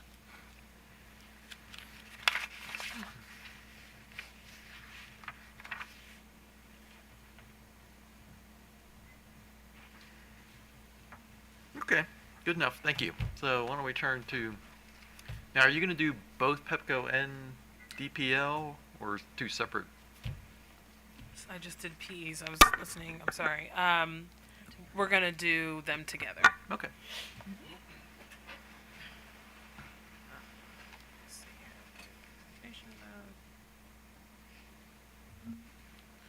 All right. Good morning again. Taylor Beckham on behalf of Potomac Electric Power Company and Delmarva Power and Light Company. That's BECKHAM. I'm joined today by Susan Marinelli, our Manager of Demand Response and Technical Programs, as well as Brian Crawford, who is our Manager of Energy Efficiency Programs. So I'll turn it over to Brian. Good morning, Chairman, Commissioners. My name is Brian Crawford. That's BRYAN. I am the manager of the Maryland Energy Efficiency Portfolio at Pepco Holdings. I am pleased to join you today to highlight the performance of our EmPOWER Maryland programs. Slide 2, please. Overall, the Pepco and Delmarva Power portfolios are tracking below the year-end energy savings goal of 2% of 2016 baseline sales. Pepco at 0.67% of the 2016 baseline sales has considerable ground to make up in the second half of the year. Delmarva Power has achieved 0.92% of its annual goal, putting it in a good position to meet its year-end target. Pepco's performance to this point was largely driven by the residential portfolio, as it accounted for nearly half of the reported savings and nearly 60% of the reported measures. The C&I portfolio is lagging at the midpoint year. However, the addition of new staff, incentive increases, and existing pipeline have us optimistic about second half performance. Delmarva Power's performance, by contrast, was driven mainly by the C&I portfolio, which accounted for 60% of reported savings. The residential portfolio's performance is consistent with each of the past 3 years when removing the lighting program, which was sunset in 2023. Across the Pepco and Delmarva Power service territory, our residential and small commercial customers provide up to 278 megawatts of peak demand reduction capabilities. The life cycle energy cost savings to customers from this resource is more than $72,000. We continue to see customers enroll their smart thermostats in the Bring Your Own Device option, and our active device counts support the viability of the system resource and our PJM bids. Delmarva Power and Pepco once again received multiple awards, including the Energy Star Partner of the Year Award for Sustained Excellence and the Energy Star Market Leader Award. Next slide. The Pepco residential portfolio achieved 54% of its annual target despite slow starts from several programs, including the appliance recycling program, which was able to secure a new vendor and relaunch in April 2024 after 9 months of inactivity. Other programs such as HVAC midstream and appliance rebates got off to slow starts as the programs transitioned to a new implementation contractor. With distributor networks reestablished and software integration now completed, we expect strong performance in these areas for the second half of the year. Home Performance with Energy Star relaunched in April and immediately increased its incentive cap from $7,500 to $10,000 and launched an LTO. Focus for Q3 and Q4 will be promotion of a second subsidized audit for customers that participated more than 5 years ago, and marketing aimed at customers that have received audits but have yet to convert into projects. New construction processed 261 homes in the first half and has created a solid pipeline for the second half, including a moderate income community in Prince George's County. The QHEC program contributed to a significant portion of the residential program success, with 81% of the 2024 goal achieved. Contractor canvassing was successful and helped contribute to an 82% participation increase compared to the first half of 2023. The Delmarva Power residential portfolio achieved 39% of its annual savings goal. When compared to 2023, the Home Performance with Energy Star program's overall participation and reported savings have increased. However, they are not currently on pace with the annual goal, which increased by 150%. We are pursuing the same strategy for the second half of the year as Pepco. The new construction program has accomplished 81% of its 2024 goal, leveraging strong new construction pipeline in Cecil and Dorchester counties. Similar to Pepco, canvassing has been successful to the QHEC program. Participation has more than doubled compared to mid-year 2023. PHI is also requesting that the Commission approves our Code Plus request for the new construction program as the state moves from Energy Star version 3.1 to Energy Star version 3.2 for homes permitted on or after January 1st, 2025. Next slide, please. The Pepco C&I portfolio is trending below target at the midpoint of the year, achieving only 22% of its goal. However, as mentioned earlier, the addition of new staff, program tools, incentive increases have us optimistic about the second half of the year. The custom program, for example, has been a key component to the commercial portfolio's success in previous cycles. While the program is tracking below its annual target at 28% to goal, the program is encouraged by a robust pipeline that exceeds its annual goal. Pepco's retro commissioning program increased incentives across various sub-programs in the first half of the year. For the second half of the year, the focus will be closing out remaining carryover projects from Cycle 5, employing targeted customer engagement, focusing on customers who have previously participated in other programs, as well as promoting operations and maintenance training courses for building personnel. Pepco's prescriptive program has underperformed despite increased incentives for lighting and HVAC measures, but we are encouraged by the pipeline as large government facilities in Prince George's and Montgomery County are set to close in the second half of the year. Delmarva Power C&I performance is more consistent with previous years at 46% of the portfolio goal. The custom program is 98% to its annual goal and paid out $1.6 million in incentives to customers. The C&I midstream program added 13 new distributors in the first half of the year. Overall, the program achieved 81% of its goal through the midpoint. The small business program changed implementers, and began transition to a closed contractor network, issuing solicitation to interested participants in March.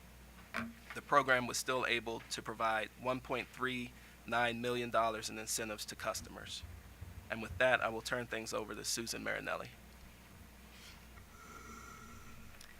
Good morning, Chair and Commissioners. Susan Marinelli, Manager of our Demand Response and Technical Programs. That's spelled S-U-S-A-N. Marinelli is M-A-R-I-N-E-L-L-I. For our residential demand response programs, we achieved 94% of our targeted device goal for this year by having more than 235,000 devices ready for our control season. And in the Delmarva, Maryland service territory, we also met 86% of our device target installation.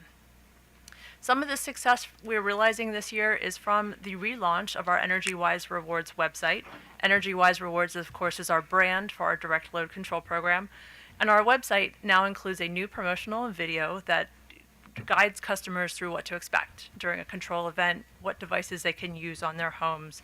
And we also had some social media through the company's brands that promoted the website and pushed customers towards this information, also generating awareness that the incentives are applied to their bills and that the customers can purchase a smart thermostat through our appliance rebate program and then also enroll it in the Bring Your Own Device participation option.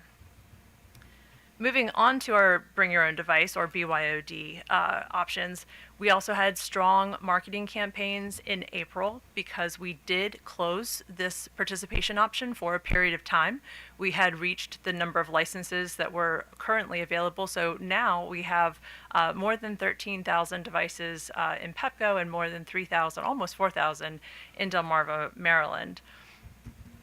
We've had some strong success for the remainder of this year. I'm just a little bit of a heads up in our second half 2024 report, you'll see that those BYOD numbers are increasing even more due to our successful marketing campaigns in this space. For our small commercial programs, we have achieved 101% of our target for Pepco, Maryland, with more than 6,300 devices, and 96% of our target for Delmarva, Maryland. Our small commercial program often has less participation. We do work on communicating to some of our other program participants in our energy efficiency programs about the option to enroll in this program, as well as opening the opportunity for customers to enroll their smart thermostat into our BYOD program. We just started doing that this year. So of our demand response programs, our operation is sound. We do maintain our device targets in order to comply with our PJM commitments for the capacity market responsiveness. We had one test event this year, and in Pepco, Maryland, in the first half of the year, we also had a kind of emergency event where we had a locational support need. And so those were the two events that we operated between January and June of this year. It's not on this slide, but it is important to note that the participants in our EnergyWise Rewards program have received more than $10 million in bill credits this year in exchange for access to their air conditioning loads. These incentives do help support customer satisfaction and retain program participants. Moving on to our behavioral program, we've had a lot of success this year with expanding our reach of our weekly AMI alerts and our high usage alerts to our customers. More than 250,000 customers now receive these alerts, which help customers modify their energy use during their billing cycle to save energy. We also had a pilot program this year that targeted heat pump customers. We enrolled about 13,000 customers in this pilot to let them know that we were seeing some information coming through on their energy usage about perhaps that their fan setting was on their heat pump, or that they should maybe be cautious with their temperature setbacks, or just encouraging customers to choose a temperature setting and keep it there because we were seeing high spikes in their electric use. This campaign was really successful in engaging customers. I'm very pleased to share that email open rates were between 52 and 58%, which is very high, given email open rates both for the industry and writ large. And also our click-through rates were 5 to 12%, depending on the message, which is also high by industry standards. For our Delmarva, Maryland behavioral program, we are a little bit behind this year in the first 2 quarters due to a small number of customers in the territory who are receiving the treatment messages. That's why you see that number of the savings per cost ratio there in Delmarva Power being a little higher than Pepco's. So some of the things that we're doing to remedy this is to expand our program reach in this next round of treatment waves, and also to expand our AMI alerts and our high usage alerts to 68,000 customers. So overall, the behavioral program continues to be strong and yields good customer engagement, and it's one of our most cost-effective energy savings programs. I conclude my remarks. Okay, Mr. Barve. Well, I'm afraid I have to ask this question. I think I might know the answer, but I have to ask about the low percentage attainment of target. Could this primarily be because the low-hanging fruit of lighting has all been plucked and now it's harder going? What explains these low percentage attainments? And are you speaking mainly towards the energy efficiency portfolio overall? Overall. Yeah. One of the things that we look at, and I think it was mentioned earlier by staff, when we look at the first year of any cycle, there's going to be some turnover there. Specifically for Pepco Delmarva, we did experience, we changed implementers for several of our programs. When you have that transition, you deal with IT turnover, you deal with staff turnover, and the connections have to be rebuilt. Specifically looking at our C&I portfolio on the Pepco side, which is at 22% as of the mid-year. A lot of that also has to do with carryover. When we looked at 2021 through 2023, those projects, we closed out a lot of projects at the end of 2023. Projects that we actually saw in Delmarva Power. We didn't have that crunch at the end of the year, carried over some of those projects, and were able to claim those savings in 2024. For Pepco, we closed out a lot of those projects in 2023. So we have a little bit of a lower, savings, if you will, on the C&I side. But I think overall, it really comes down to a transition. We have new standards, familiarizing customers and distributors, contractors with, our programs and the changes that have occurred. Okay, so I just wish I had a better feel for why the percentages were so low, and you answered the question. I thank you for that, but the impression I get is that all the low-hanging fruit have been plucked. Am I basically correct about that, or? I would say that lighting definitely had a big impact on our portfolios.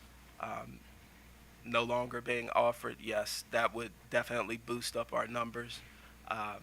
But, I think the way that we're trending in terms of pipeline, we do have higher goals this cycle. Well, let me say this in conclusion. I'm very interested in knowing the specifics about what you are planning to do to achieve better attainment of goals. I don't expect you to answer that right now. I don't want to put you on the spot, but I think that I think that's something that I would very much like to have more detail about in the future. Thank you. Mr. Sussman. Okay, so I'm going to follow up on Commissioner Barve's questions because those were sort of my questions as well. And I guess I'm wondering, since I mean I think we're all in agreement that lighting was certainly the low hanging fruit.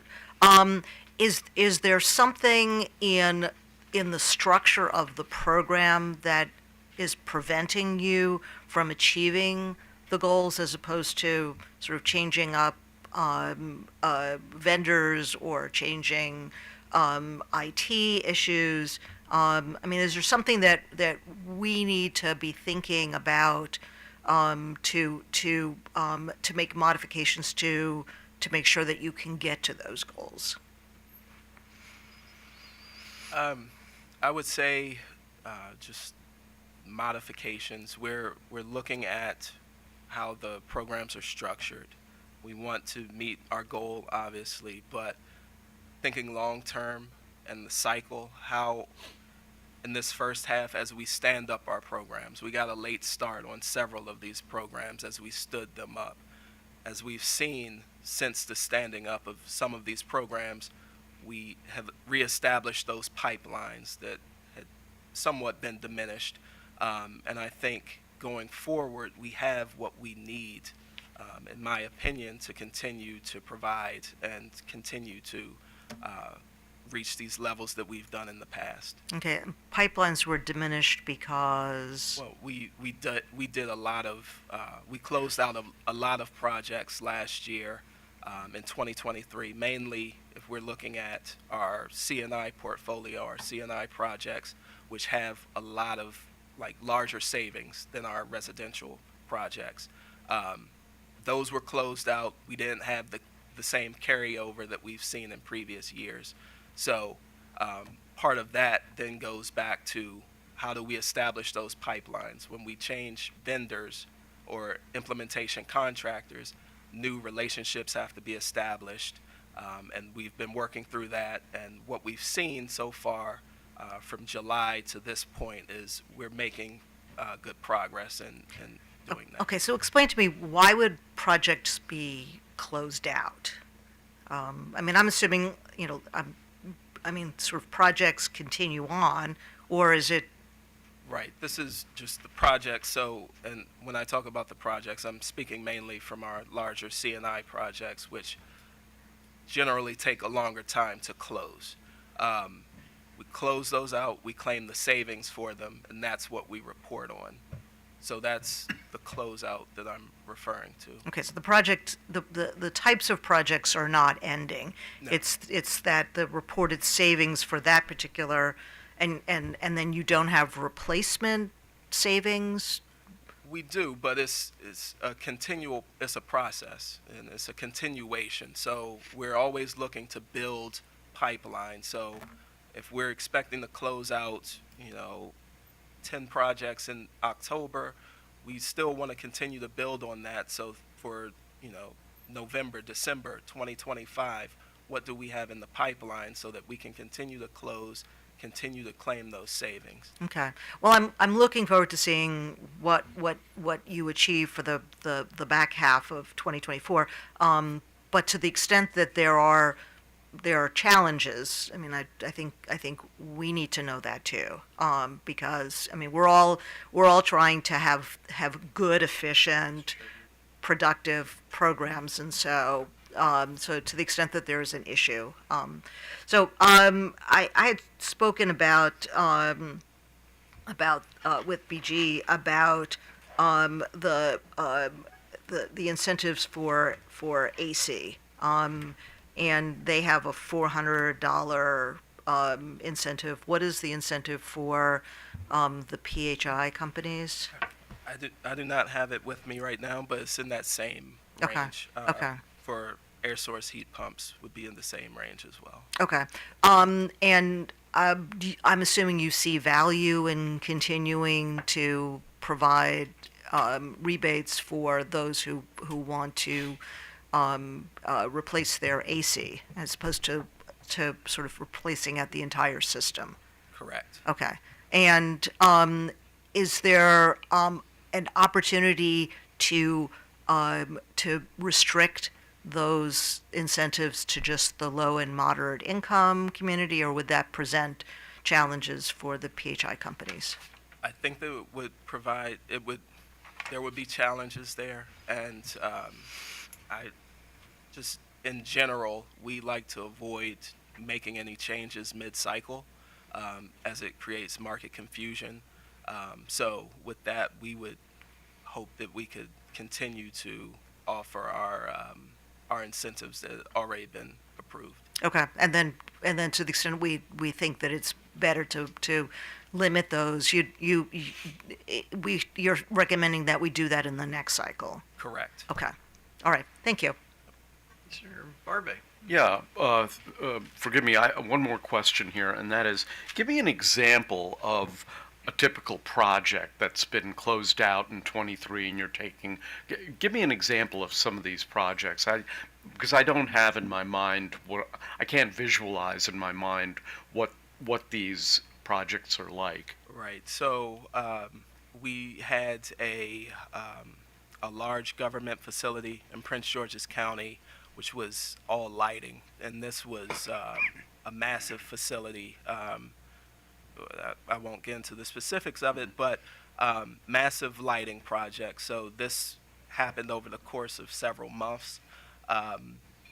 What would happen is, we would go through the application process, pre-approval process would occur in 2023, and our the program contractor would go in, they'd complete the project, send in the documentation. We would have person on our team reviews all of the documents. We would have a post-inspection for a large project of this manner. And then at that point, once everything was reconciled and tied out, we would be able to claim savings. We would send the customer the incentive check. But again, when you have these massive facilities, these things, this process, the pre-approval inspection process, can take several months. If this happens in November of 2023, we probably don't claim those savings until 2024, and that's part of our carryover Okay. process. All right, thank you. That explains the process for me. Okay, so you're proposing a wintertime demand response program, sort of similar to what the BG&E guy talked about. Yes. But is yours a complete program, or is this? What I was noted and what I read about it said it was a demonstration. So is this only like a pilot, or? It's more of a demonstration project. Having not controlled heat pumps at this point, we want to be careful with what set points we use in that process. We also have technologies through both of our direct load control switches as well as our bring your own device smart thermostats that customers own. There's a couple of different control mechanisms to use. It could be a cycling strategy where the compressor just works for a limited percentage of time given the period that preceded it, or it could be actually a temperature set point change where if a customer has their heat pump set at 68 degrees, maybe it drops down to 67 degrees. But there again, you're working with heat pumps, so you have to be very careful because because that snapback effect can actually generate more energy use as the system tries to catch itself up on the tail end of the event. So we want to be very careful about how we're doing these winter demand response programs and really study how that energy use, comes back online, how customers are really engaging with the program. So that's why we're looking at kind of having more of that demonstration focus rather than saying, we want to set like a super lofty goal to get, let's just say 100,000 customers in the program and then have a lot of customer dissatisfaction. That's the last thing we want to do because we want to be able to have year-round control of, some demand response assets, and we want to make sure that we earn that customer's trust. So, I realize it's not in place yet, but hypothetically, if you had this program in place for the winter time and we have one of these polar vortex events, do you imagine accessing that during those situations, or? Potentially. We also have some lessons learned in that space. We did, in error several years ago, actuate our demand response asset during the polar vortex of, goodness, was that 2016? And so that was not well received from our customers because they were not aware that we could do that. We could operate the system in an emergency situation. We had never implemented the program in the wintertime before. So in the communications with any winter demand response program, we're going to have to be very clear in what the terms and conditions are, what the participation agreement looks like, and what the customer can expect. Because we do imagine potentially using the system to respond to a polar vortex type scenario. Okay. So those last couple slides you had, you talked about all the communication you're doing with residential customers on all these various things. But you have like two wildly different service territories, between Pepco service territory and Delmarva. So, I mean, do you differentiate the means and messages that you send given the diverse or divergent customer bases? Yes, absolutely. As a matter of fact, because of our behavioral program, we have so much shore territory in our Delmarva Power service territory that the messaging around, second homes, vacation homes is much different than what it is in what we assume is many people's primary home in Pepco, Maryland service territory. So we do talk about, weatherizing the home a bit differently in Delmarva Power, try to direct them towards some of our energy efficiency programs, and also talk about temperature setbacks and other ways to control their heating and cooling, through our behavioral messaging. So. And what do you do regarding dealing with folks that don't necessarily have English as the first language? That's a good question. I don't have an answer for you right now. I'm going to have to look into that. I believe we have some Spanish language communications. I know for certain we have it in our Energy Wise Rewards programs, but as far as our behavioral programs, I'm not certain. I'll have to get back to you on that. Okay. And I guess same thing's true of BG&E. I mean, you got same situation. So I'm generally interested in trying to find out how you go about communicating with your customers that, like I said, don't necessarily have English as the first language. So,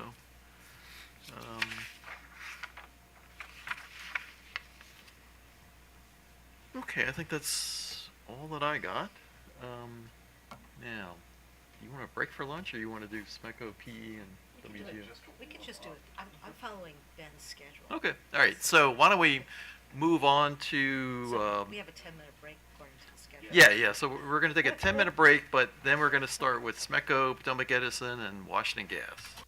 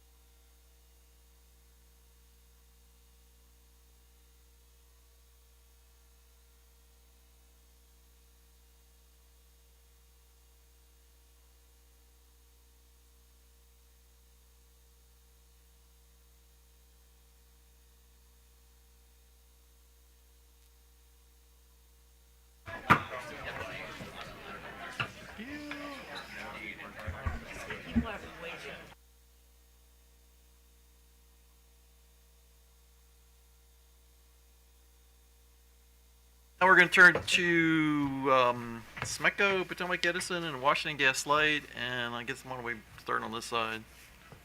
Oh, or actually, well, SMECO's loaded, so we'll start with you. So, yeah. Thank you, Chair Hoover. And I'm gonna be mastering the comm for all the presentations, so I'll just step here and sort of scroll through each one. So good morning again. I think it's still morning. Yes, Damon Krieger on behalf of Southern Maryland Electric Cooperative, DAMON KRIEGER. And I'm here to my right is Jennifer Raley, who runs all of our EmPOWER programs. Jennifer, JENNIFER RALEY. Can spell. So thank you.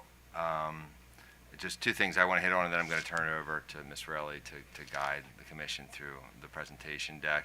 So as part of our mid-year proposal, we have two requests, one of which was included in our report.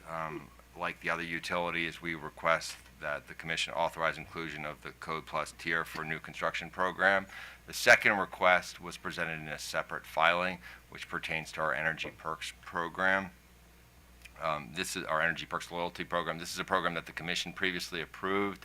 However, it did not approve the full scope of the program, which as proposed, included additional loyalty options for our customer members, and so we have requested reconsideration to include both bill credits and donations as part of that loyalty program.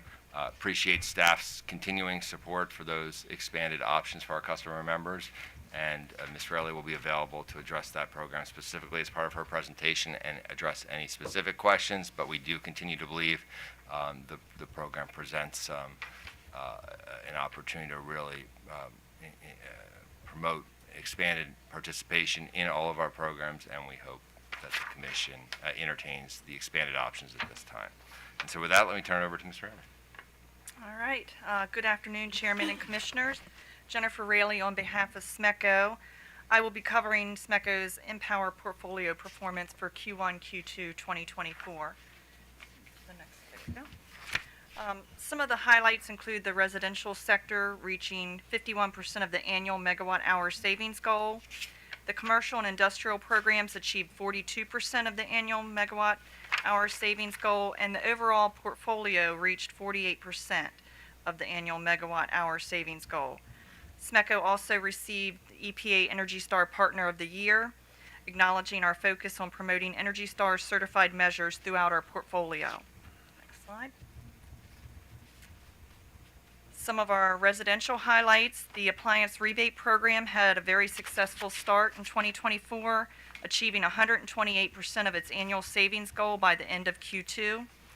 This success was driven by multiple channels, including sales of smart thermostats and heat pump water heaters, as well as a partnership with local food banks and nonprofit organizations to distribute energy savings kits. The New Homes program achieved 92% of the annual savings goal by the end of Q2 and also received Energy Star Market Leader Award. Schools and Education program reached 68% of its annual goal and received 2 marketing awards for an educational video designed for classroom use. In the first half of the year, over 1,000 students participated in the program. The EE Kits program achieved 116% of its Q1, Q2 savings goal, and SMECO has actively promoted the revamped 2024 EE Kits, which now include a water-saving shower head and an advanced power strip. Just to touch on the HVAC midstream program, the midstream program was behind in the first half of the year, which is historically for SMECO, we usually are behind for our HVAC midstream program. But we are on track to meet and more than likely exceed our savings goal by the end of the year. And just as a correction from earlier, for SMECO, the target for our HVAC midstream program is not lower than last cycle. For us, it is about 35% higher. So just wanted to state that. And then to answer a few questions around the ACs, for those, they're roughly $300 to $500 depending on the tier. The lower level tier is $300, the higher tier is $500. We do not recommend removing those from the program. We like to have that option for our members.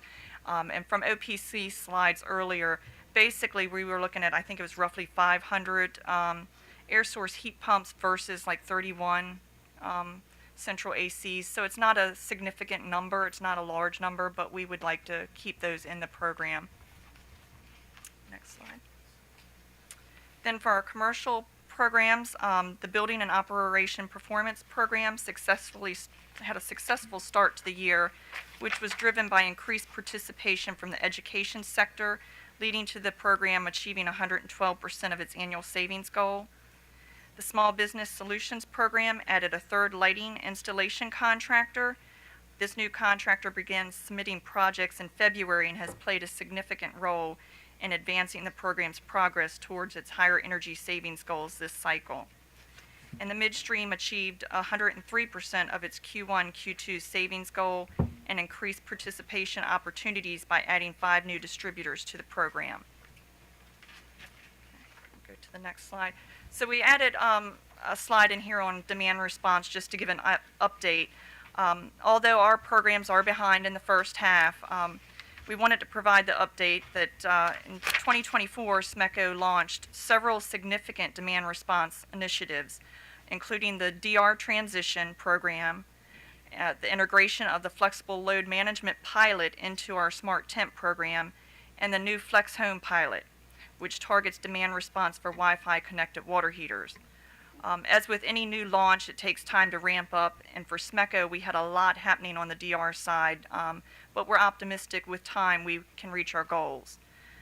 So just to touch on some of those transitions that happened, our legacy Cool Century program, which ran for about 13 years, was officially retired at the end of 2023, and SMECO launched the DR transition in 2024, which enables SMECO to deploy more advanced demand response initiatives and provide greater flexibility for our members participating in the demand response events. The DR transition program launched to actively recruit legacy Cool Century participants into the Smart Temp program, and this initiative aims to provide former Cool Century participants with a seamless transition to a more modern demand response solution featuring smart thermostats and offering HVAC tune-ups to our members. The DR transition program will open its doors to all SMECO members in the third quarter of 2024. This expansion is designed to increase participation by encouraging more members to take advantage of the Smart Temp program offerings. And for our Smart Temp program, which is essentially our Smart Thermostat DR program, in the first quarter of 2024, participants from the Flexible Load Management Pilot, which was our year-round DR, were integrated into the Smart Temp program. This enhances the program by leveraging the insights and engagement of these participants, leading to a more robust demand response strategy. Smart Temp is conducting targeted recruitment of all members with all-electric heating systems. The goal of this initiative is to promote the year-round participation pathway, leveraging the capacity of all-electric heating systems for demand response efforts during the winter months. And the Smart Temp winter demand response events are set to begin this cycle for members in the year-round pathway. The Flex Home pilot is another piece that we added this cycle. That officially launched in September of 2024, marking a significant step forward for SMECO's demand response initiatives. The pilot will facilitate demand response events by targeting Wi-Fi connected water heaters. Demand response events in the Flexible Home pilot will operate year-round and are set to commence later this year. Next slide. And then the next slide is just touching on the energy perks, giving an update and touching on our request. SMECO launched the Energy Perks program pilot to pilot participants from the 2021 to 2023 program cycle in April of 2024, with the online marketplace coupons as the only redemption option available for completing activities and participating in programs. In October, the program will begin expanding to all residential accounts, prioritizing low-income members. Following this expanded launch, new content will be featured to highlight DHCD programs and SMECO's new affordability solutions, which we will be sharing more on the next semi-annual filing. In response to Order 91214, SMECO submitted supporting EMMV documentation outlining how program uplift is measured using treatment and control groups. And throughout the pilot, several key residential programs, including HEIP, EE kits, and online store, experienced significant uplift. SMECO observed a strong initial engagement rates from the pilot participants in the educational modules after the program's launch this April.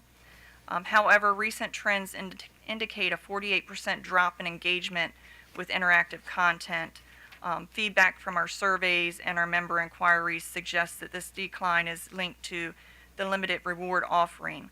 The program has only seen 1% conversion rate among participants redeeming online marketplace coupons, and SMECO believes that reinstating the bill credits and donations is essential for the program to show the success it had in the pilot stages. So without these offerings, we anticipate low enrollment and decreased engagement. And then just to touch on one of our other requests, the Code Plus. In 2025, Energy Star program will transition from version 3.1 to 3.2, which will present a significant challenge for some of the Maryland builders active in our new homes program with Energy Star. As it requires a shift from 2x4 to 2x6 wall construction to meet the updated requirements, this change is not currently mandated by the state of Maryland code, which was amended in 2021, the IECC code. However, the compliance with the Energy Star version 3.2 would result in substantial cost increase for the builders, estimated around $10,000 per home, and far exceeding the utility incentives and federal tax credits. To address the challenge, we worked with the EPA to develop an alternative compliance pathway. This approach allows the homes to achieve the same HERS index score as the 3.2 certified home without the need for the 2x6 wall construction, which is what's really limiting the participation. The incentive for this new pathway we're calling Code Plus, it is a lower incentive than what will be offered for the full Energy Star version 3.2 certification. The homes on this pathway won't qualify for Energy Star certified, but they will still achieve comparable energy savings. If approved, the builders would still need to meet the specific HERS index targets to qualify for the reduced incentives and ensuring energy performance that exceeds that of code-built homes. So with that, I'm open for any questions you may have. Mr. Flishman. So in terms of the alternative HERS, is it HERS certification, are you going to monitor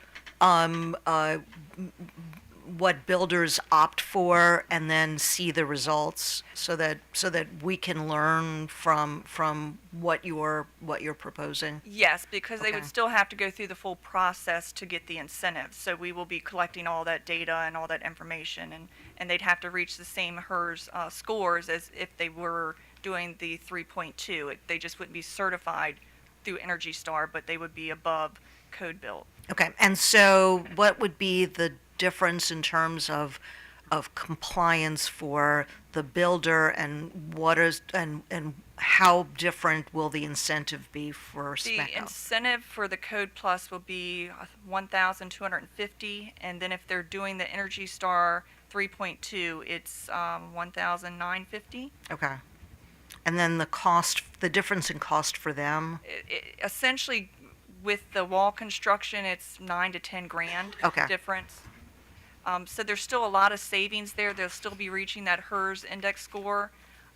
They won't be Energy Star certified, but they are achieving the same savings. Okay, and other than SMECO, do you know of other utilities that is PE, for example, looking at this? Or since I'm seeing you shake your head. Yeah, I believe all of the utilities are looking at the Code Plus. I could be wrong, but I think we Okay. all were. Okay. Because this is, are we going to hear then from the other utilities about this on a different day? As you're the first to present that. No, BGE had it in their slides Okay. earlier. Oh, then I must Yeah. have missed it. Okay. So going to demand response, you've launched this demand response transition program.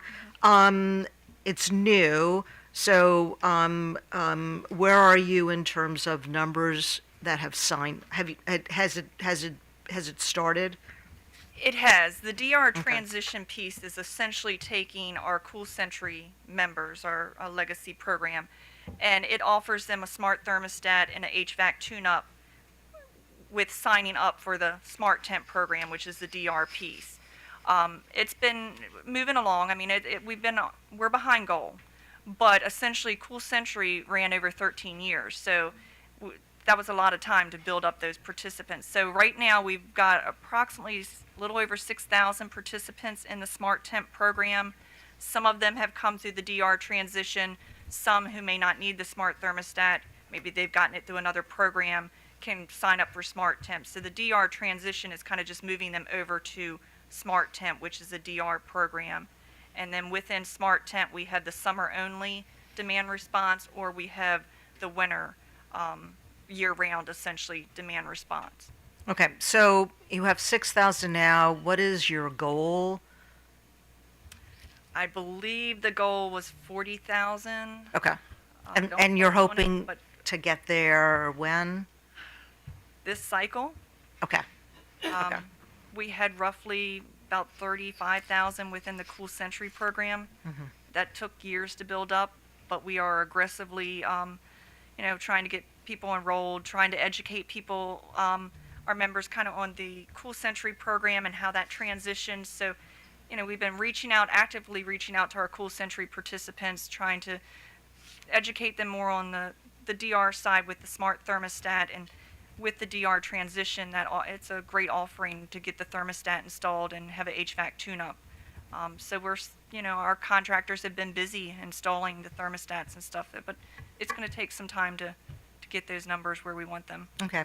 And then the Flex Home pilot, how many customers do you have in that pilot? That just launched at the end of September. Okay. I believe last I heard we had 10 people signed up so far. Okay. Our goal is 500 for the pilot. But like I said, we just launched, so marketing's going out, and we're starting to target those members who have water heaters that can participate, that we know have come through the programs, and we're engaging in some of our other programs, educating them on that this is available and they could be getting bill credits year-round for participation. Okay. And you expect the pilot to go for how long? The pilots for the entire cycle. For the Flex Home, it will be for the 2024-2026 cycle? Correct. Okay. And I think we have a report due to the PSC July 1st of 2026 to kind of give an update on where everything's at if we want to continue it into the next cycle. Okay. All right. Thank you. Commissioner Marve. I actually don't have any questions. Thank you. Okay. So the demand response program, do you currently operate it during the wintertime, or is it only a summertime thing? The new program will start operating this winter. Okay. But we had it as a pilot last cycle, so we were running winter DR last cycle in the pilot. So now we've just transferred it over to a program and are actively engaging and trying to enroll new members within the program. And the same question I asked of the other utilities, I mean, how do you deal with customers that don't have English as a first language when it comes to communicating with them for all these programs and incentives? I can't say that I've really heard that there's been a problem. I don't know that we're doing targeted marketing, but I haven't gotten any complaints or any issues. Well, I guess at this point. Yeah, no, I understand that, Yeah. but I guess I'm concerned that because I'm assuming that you've got folks moving into your part of the state that have other languages other than English as their primary language, and I want to make sure that particularly since they may be low and moderate income folks, that they can take advantage of these things, that they not be missed just because they're not aware of it because they, don't hear about it or you don't read about it. So Yeah, I'm not 100% sure, but I know we have some marketing and stuff that is geared toward that, but I don't think all the programs have marketing for that. So it is something, I know within SMECO, our contact center, has some information and stuff around that, but it's probably not across all the programs. okay. And then on this Energy Perks program, you talk about wanting to keep the bill credits and donations. So what do you mean by donations? It's members helping members, which the Tri-County Council runs that for us, but it's donations that go into that for energy assistance. So I see. So essentially, it's sort of like a fuel fund type thing. yes, Got it. but it's based on energy Sure. assistance. So it's helping those members who are having trouble paying their bills. It helps with that. No. Okay. All right. That works. Okay. Thank you very much. Oh, okay. So. This the helping neighbors helping neighbors program just triggered this thought in me. I mean, is it literally something where when you're paying your bill, you can add a certain amount to the bill, round up $1 or something like that, or Yes. or throw in $10? Yes. It's literally that. So members can donate essentially to other members is kind of how members helping members. But on the Energy Perks side, you could take your, so you're redeeming points and stuff for participating in educational material, but also participation in programs. So you can earn points for, that's where we're seeing the uplift. If you're participating in programs, you're earning points. So then when you go to kind of cash those points out, you can go to the online store currently, or in the past you could use a bill credit, or you could donate that money to members helping members. And we did see a lot of our members doing that. I think that's a terrific program, and I wish it still existed throughout the whole state of Maryland. But okay, thank you very much. Oh, thank you. So do we have another presentation loaded or? I'm So, gonna load it.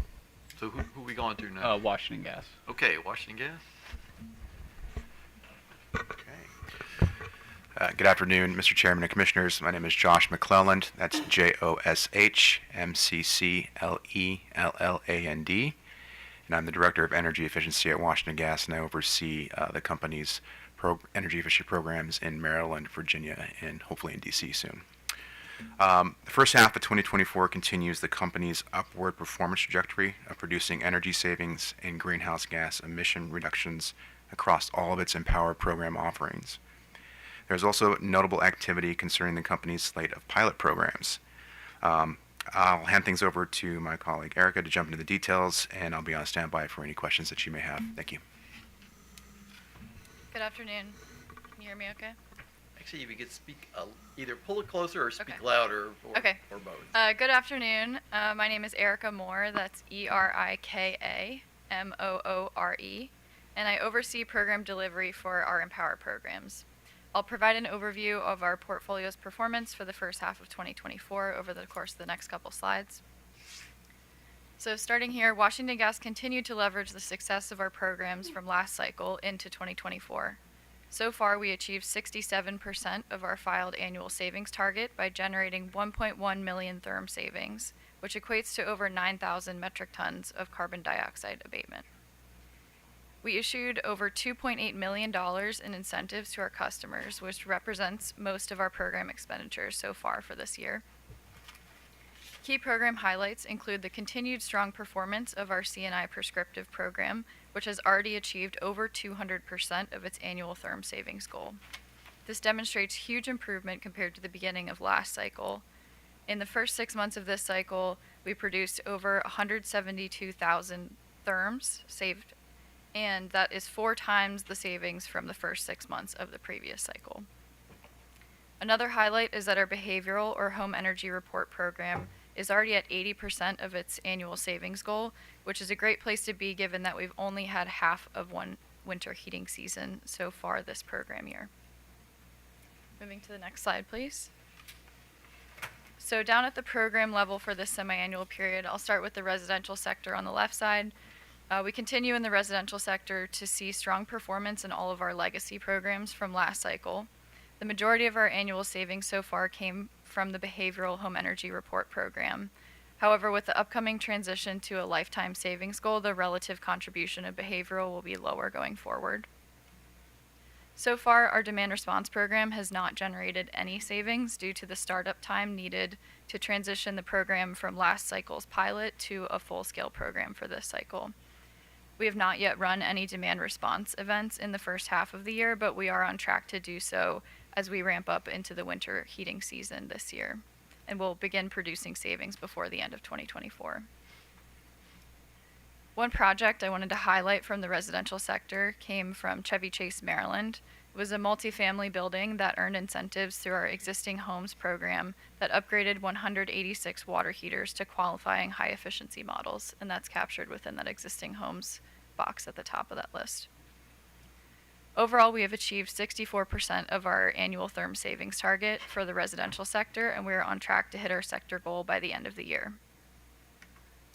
Moving on to the commercial sector, we are on track to outperform our annual savings target for 2024, and the sector has already achieved 85% of the therm target.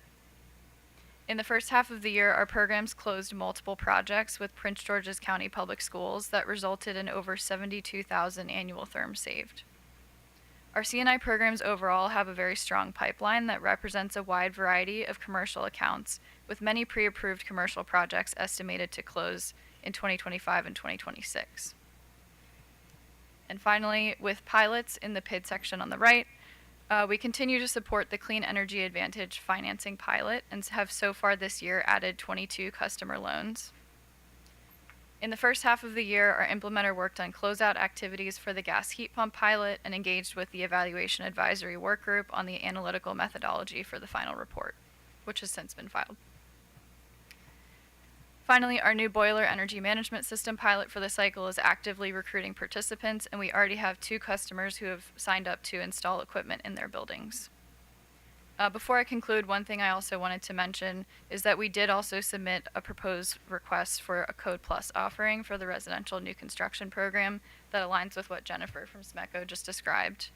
Our program for residential new construction is offered on a coordinated basis with the electric utilities that overlap our service territory, so we want to ensure that any changes to the program are in alignment between Washington Gas and the electric utilities as well. So with that, that concludes my presentation. Our team welcomes your input and questions. Okay, Commissioner Clifford. Okay, so good afternoon. In terms of incentives to upgrade gas air conditioning, what do you have in place for that? We don't currently offer any incentives for air conditioning. Okay, so if somebody uses gas for air conditioning, that's just not anything that... Yeah, we're not aware that that's a common technology in Okay. our service territory, so it's not something we currently Okay, incentivize. so what do you offer in terms of appliance replacement, in terms of incentives? So the general categories that we offer are for space and water heating equipment upgrades. So that would be like furnaces, boilers, for example, storage and tankless water heaters. On the furnace side of things, we offer rebates up to $700 for that type of equipment. Okay, and then gas heat pumps, do you offer incentives for those? Not currently, no. Okay. Is this something you're thinking about doing in the future, after the pilot is done? Good question. So we finalized the pilot and filed our final report. We did find that there were savings achieved by the sites that installed gas heat pumps, but at this time we're not actively pursuing including them in our portfolio, partially due to market conditions and partially due to regulatory factors. Okay. So if we could go back to that slide. So the home energy report, what does that entail? So that's our behavioral program. I think one of the other utilities described it quite well earlier, but that's our program that encourages behavioral changes for our customers to reduce their gas usage, and that's primarily done through the home energy reports, which they receive either in a letter on paper, or they receive via email, which includes recommendations for. Okay, for so that's, example- so that, I get that once a month. And that's what you're talking about in terms, Yep. okay. And does that go to all your customers?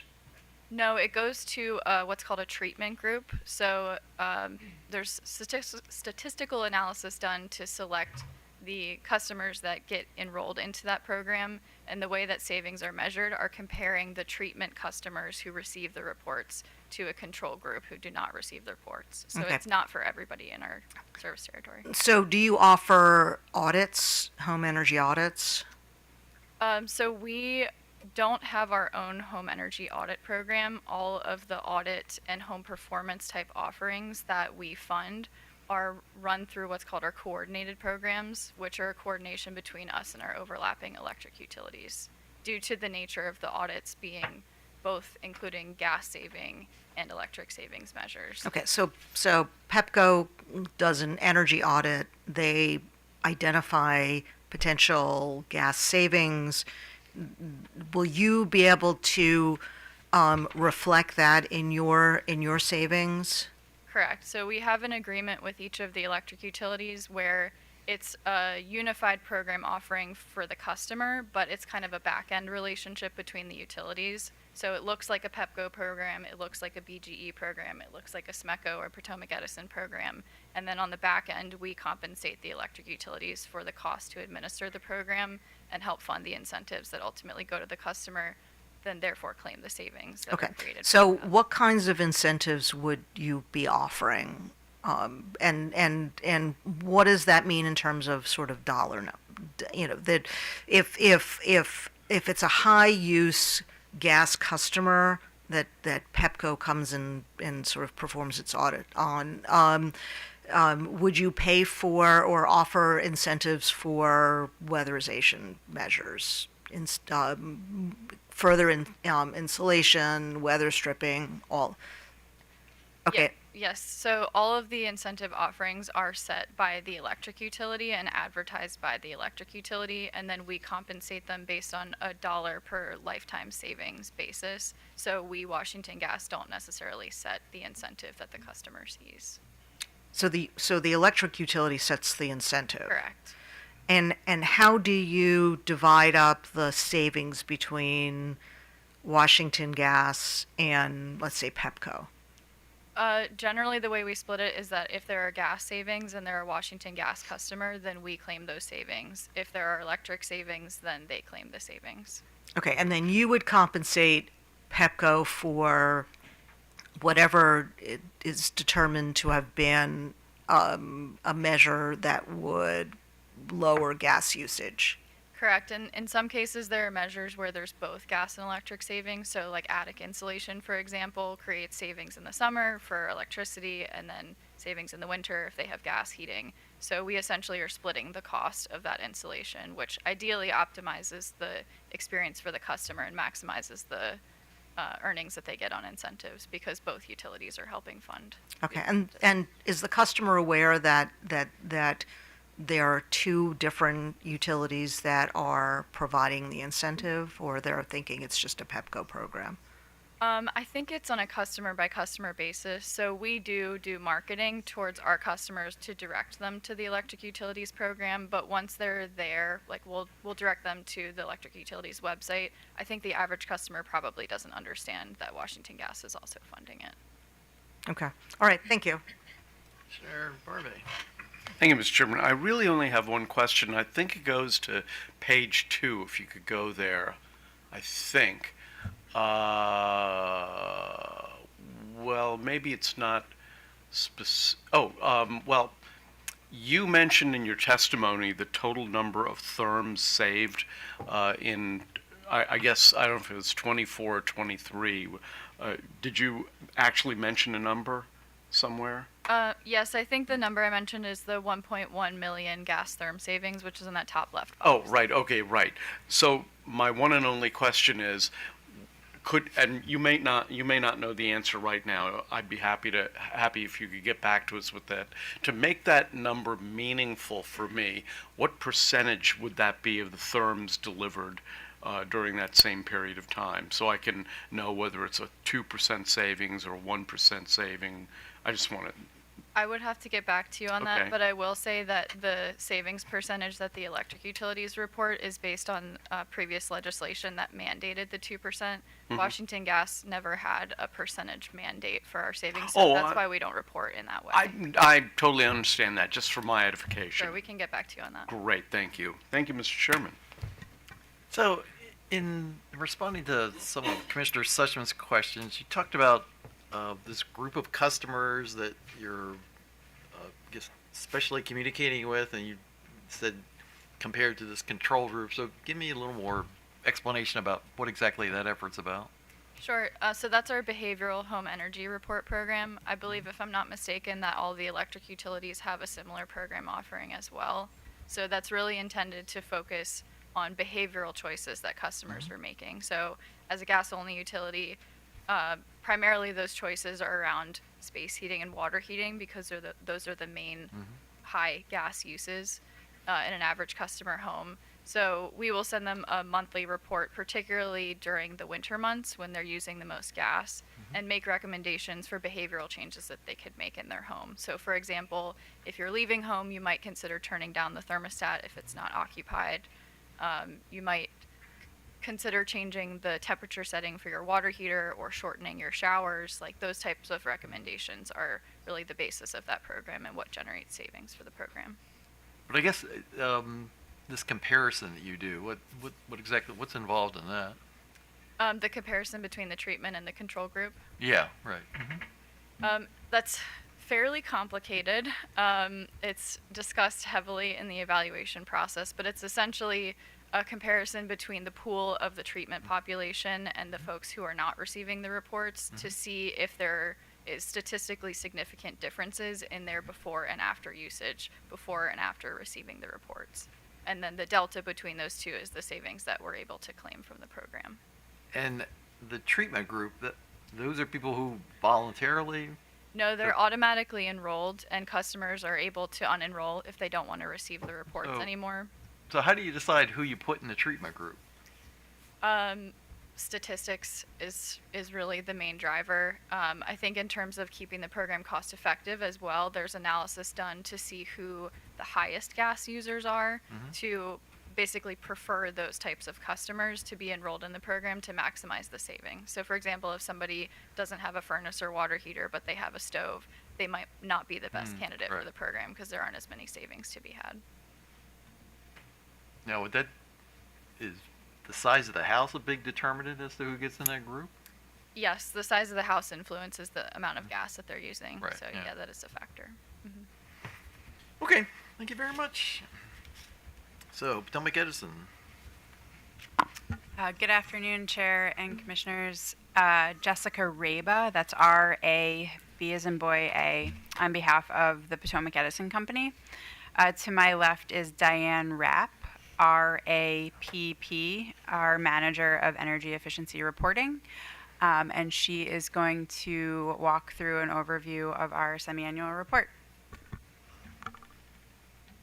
All right. Good afternoon, Chairman and Commissioners. My name is Diane Rapp. I am the Manager of Energy Efficiency Reporting at Potomac Edison. We are pleased to be here today to discuss the performance of Potomac Edison's EmPOWER programs for the first half of 2024. Potomac Edison successfully implemented its 2024 through 2026 energy efficiency programs during the reporting period.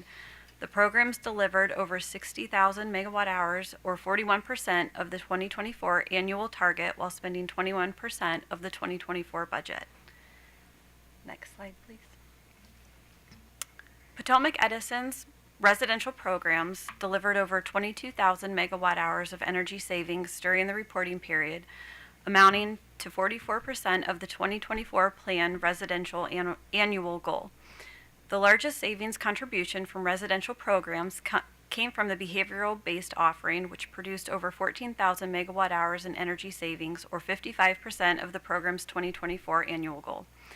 During the first half of 2024, the home energy reports highlighted several EmPOWER programs, such as home energy improvement retrofit, HVAC rebates, and appliance recycling, as well as providing seasonally specific content during the winter and summer months aimed at helping customers use energy more efficiently during those energy intensive times. In the first half of 2024, over 270,000 print reports and over 360,000 email home energy reports were delivered to approximately 110,000 customers.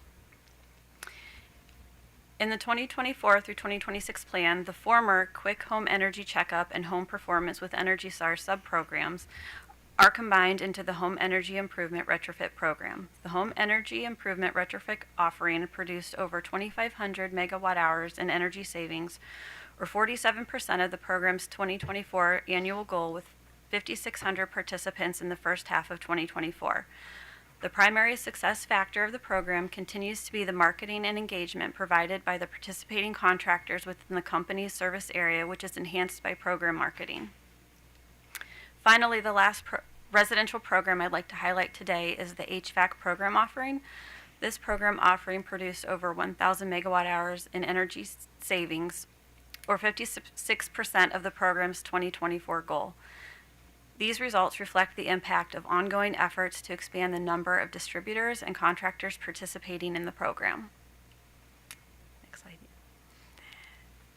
The commercial and industrial programs produced approximately 25,000 megawatt hours of energy savings during the reporting period, or 30% of the 2024 commercial and industrial annual goal. The energy savings for the commercial and industrial programs were largely driven by the custom sub-program, which reported over 16,000 megawatt hours in energy savings, or 49% of its 2024 annual goal. During the first half of 2024, a top account outreach campaign was conducted by Potomac Edison to drive large custom projects. Additionally, Energy Advisor Services was launched to assist customers with projects including facility assessments, recommendations, technical support, and project application. The Small Business Direct Install program produced over 2,000 megawatt hours in energy savings, or 18% of its 2024 annual goal. Potomac Edison selected a new implementer for the 2024 through 2026 program cycle, with the majority of the first quarter of 2024 focused on conducting transition activities. Potomac Edison has been working with its new implementer on updates to the design of the program, incentive structure, measure mix, and moving to a closed program ally network as of July 2024. Additionally, we continue to observe applications with smaller energy savings being submitted to the program over time as a result of more efficient baseline equipment and existence of the program over several phases.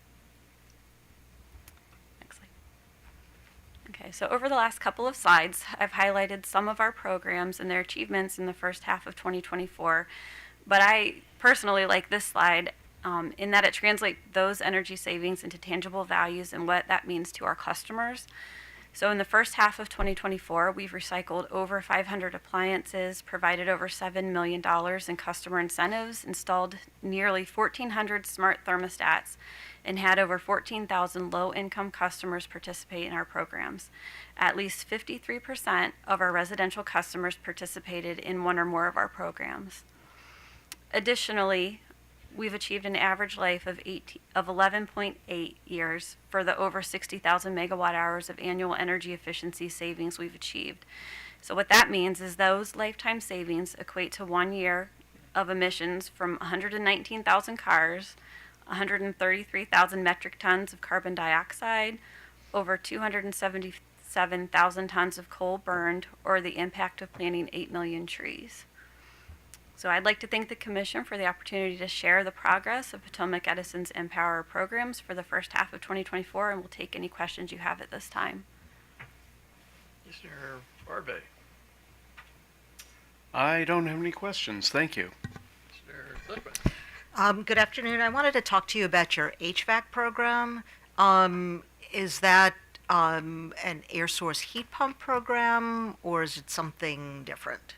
Yeah, so it's similar to what other utilities offer in that it does have some central air conditioning and air source heat pumps. Okay, and then what's your rebate? Is it also similar to what they're offering? Correct. Okay. Similar. And then if I'm assuming you suggest that we continue the the air conditioning portion of it. You see value in that for PE customers? Yeah, absolutely. And I think one point that I would like to make on that is, removing that as an eligible measure doesn't mean that customers would necessarily, gravitate toward an air source heat pump if we don't have central air conditioning rebates included. More than likely, for those that couldn't afford to maybe make that leap to that new technology, they would maybe install central air conditioner that would be less efficient than what they would otherwise if they were participating through our programs. And those are really long measure life measures. So, thinking about, greenhouse gas emissions, that you're missing out on a long measure life piece of equipment that might otherwise not be installed if not participating in our programs. Okay, and I understand the point of not changing program parameters during the 2024 to 2026 period, but sort of in the next cycle, if we were to try to limit rebates to low and moderate income for the air conditioning piece of it, how much of a heavy lift would that be for PE? I mean, is it doable? To remove the rebate amount. Well, to limit the amount of to limit the rebate just to low and moderate income customers. So segmenting out a piece of our population. That's right. I'm not sure, to implement that would necessarily be a heavy lift. Whether that's the direction we would actually want to go or not might be a different, policy question. But I don't think to actually segment that piece of population. We do that for other programs now. Okay, so that's something that you could do. I think it's possible, whether we want to, policy-wise do that or not is an entirely different question. Well, do you feel comfortable speaking to the policy piece of it? Why would you not want to do that in terms of policy? Well, I think, as I stated before, I think we just need to think if we remove that piece of equipment or that rebate from a more efficient central air conditioner, what does that cause the customer to do in the absence of that? Does it actually cause a customer to, install an air source heat pump, or does that make them go to a less efficient air conditioner or piece of equipment that we, might not want out in the field for the next 15 years? Okay, so you're not, I guess the question is, would you, if removing the rebate for those who are not low and moderate income, if it's not going to send them to an air source heat pump, then you're losing the value of reductions in GHG because they're going to go with something that's less efficient. That's correct. Okay. All right, thank you. So, like the other electric utilities, you guys are going to be embarking on a winter demand response program? I wanted to make sure I was speaking correctly. Yeah. That is correct, although in our plans we will not be implementing that until 2025. I see. Okay. And it's similar to what's been described earlier today by... I think fairly similar. Okay. But obviously, you're already a winter peaking utility, so it's a little different situation since it may happen more frequently with you, right? I cannot speak to this peaking. I don't think we can answer that right now. I see. Sorry. Okay. All right. Okay. And when it comes to the programs that you roll out to residential customers and the information you provide, how have you been dealing with the situation of those who don't have English as a first language? Yeah, I think similar to what SMECO has, previously stated, that is not something that has come to, Potomac Edison as an issue at this point in time. I think that is something that we can look into and get back to you about whether, our marketing materials and things like that, what we have available. Okay. Well, I appreciate that. I think that's all the questions I got. Thank you very much. Mr. Chairman, if I may, sir. I have a real-time update for Commissioner Barbe. We have some staff online that's listening to the hearings. So the 1.1 million therms in our slide, that represents about 0.2% of our annual throughput in terms of therms. And that's roughly on par with the average that gas utility energy efficiency programs produce across the country due to a recent ACEEE report. Okay, thank you very much. Okay. And so with that, according to our schedule, we're going to break now for lunch, and I guess we'll come back at 2 o'clock. So.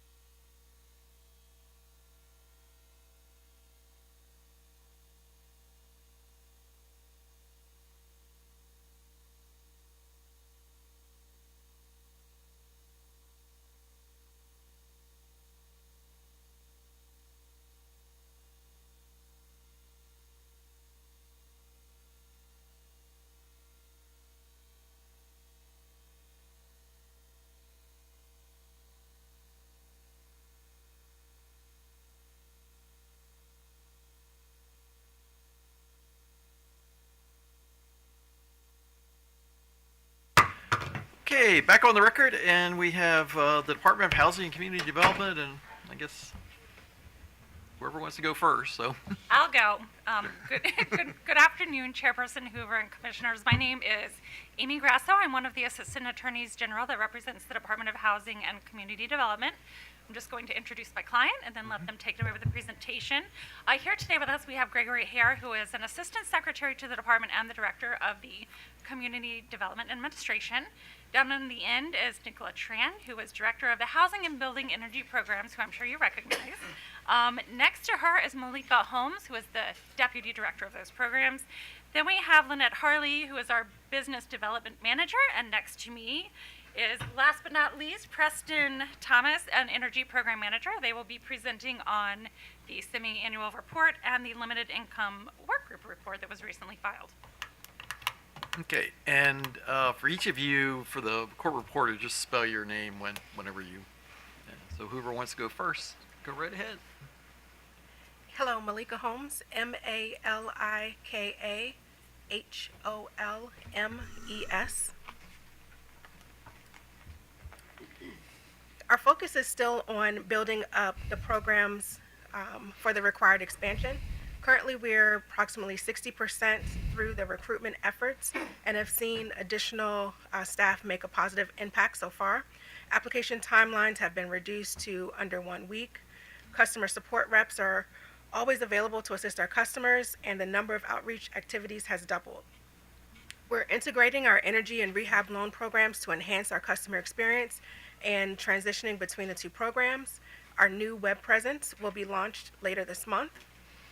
Additionally, the MIHA program changes approved in the recent program plan have been well received, and we have significant increase in applications. We're currently reviewing the single family program for additional efficiencies. And lastly, we're collaborating with MEA to deliver the IRA rebates to limited income customers. For our workforce development program, we're seeing that one of the challenges that continues to affect the programs as well as other industries is the gap in the workforce that is available to provide these services. And we believe that workforce development is the key to increasing the service providers' capacity and expanding training opportunities and our marketing efforts. Our goal is to double the workforce by 2026. State procurement is underway for contractors, and we're onboarding a workforce development manager for outreach and coordination with the Maryland Great Workforce Development Program. DHCD is also working with other agency partners as well as training providers to make efforts in closing this gap.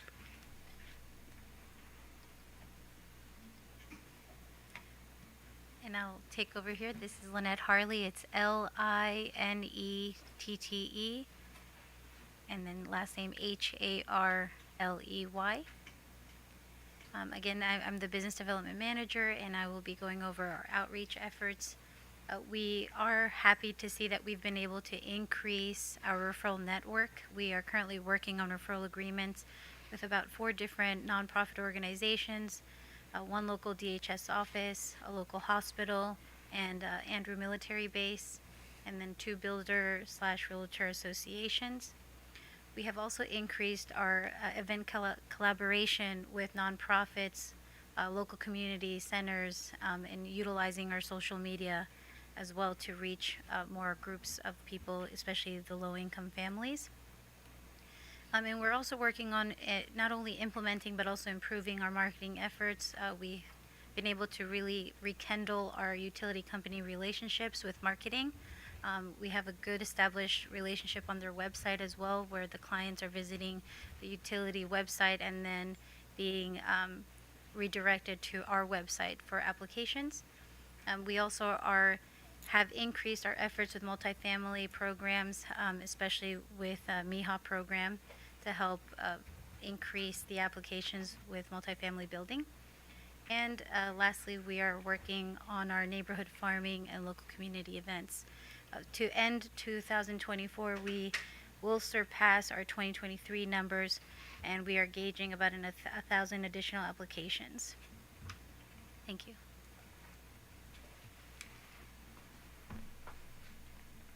Our single-family production continues to increase, and our production of units this cycle so far has been 1,126 units completed so far.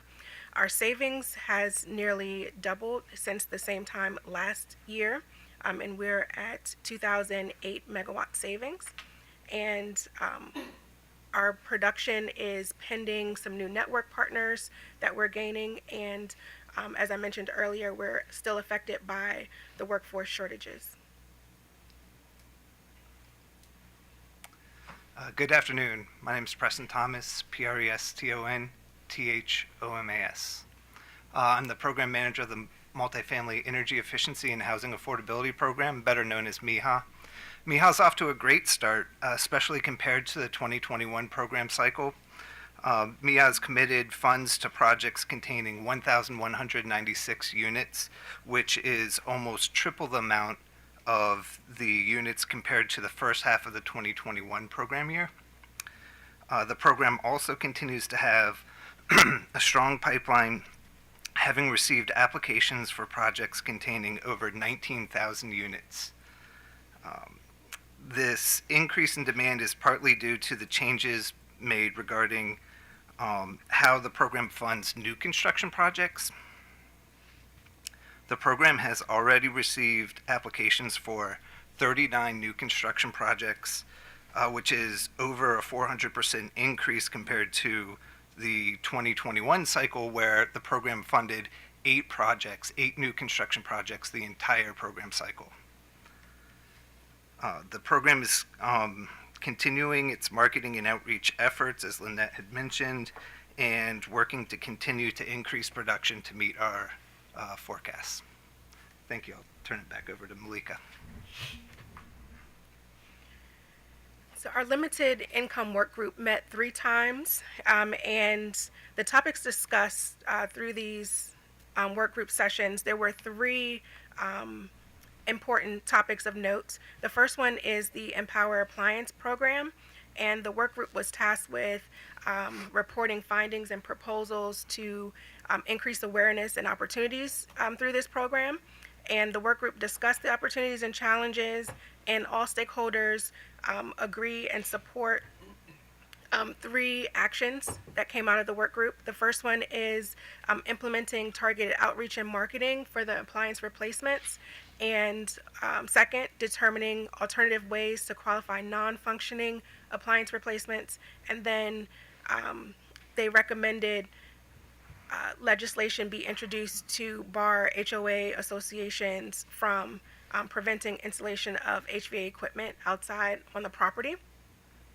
The second noteworthy topic that we discussed was surrounding the challenges of the MEET program. That's the Maryland Energy Efficiency Tune-Up, and the department intends to sunset this program.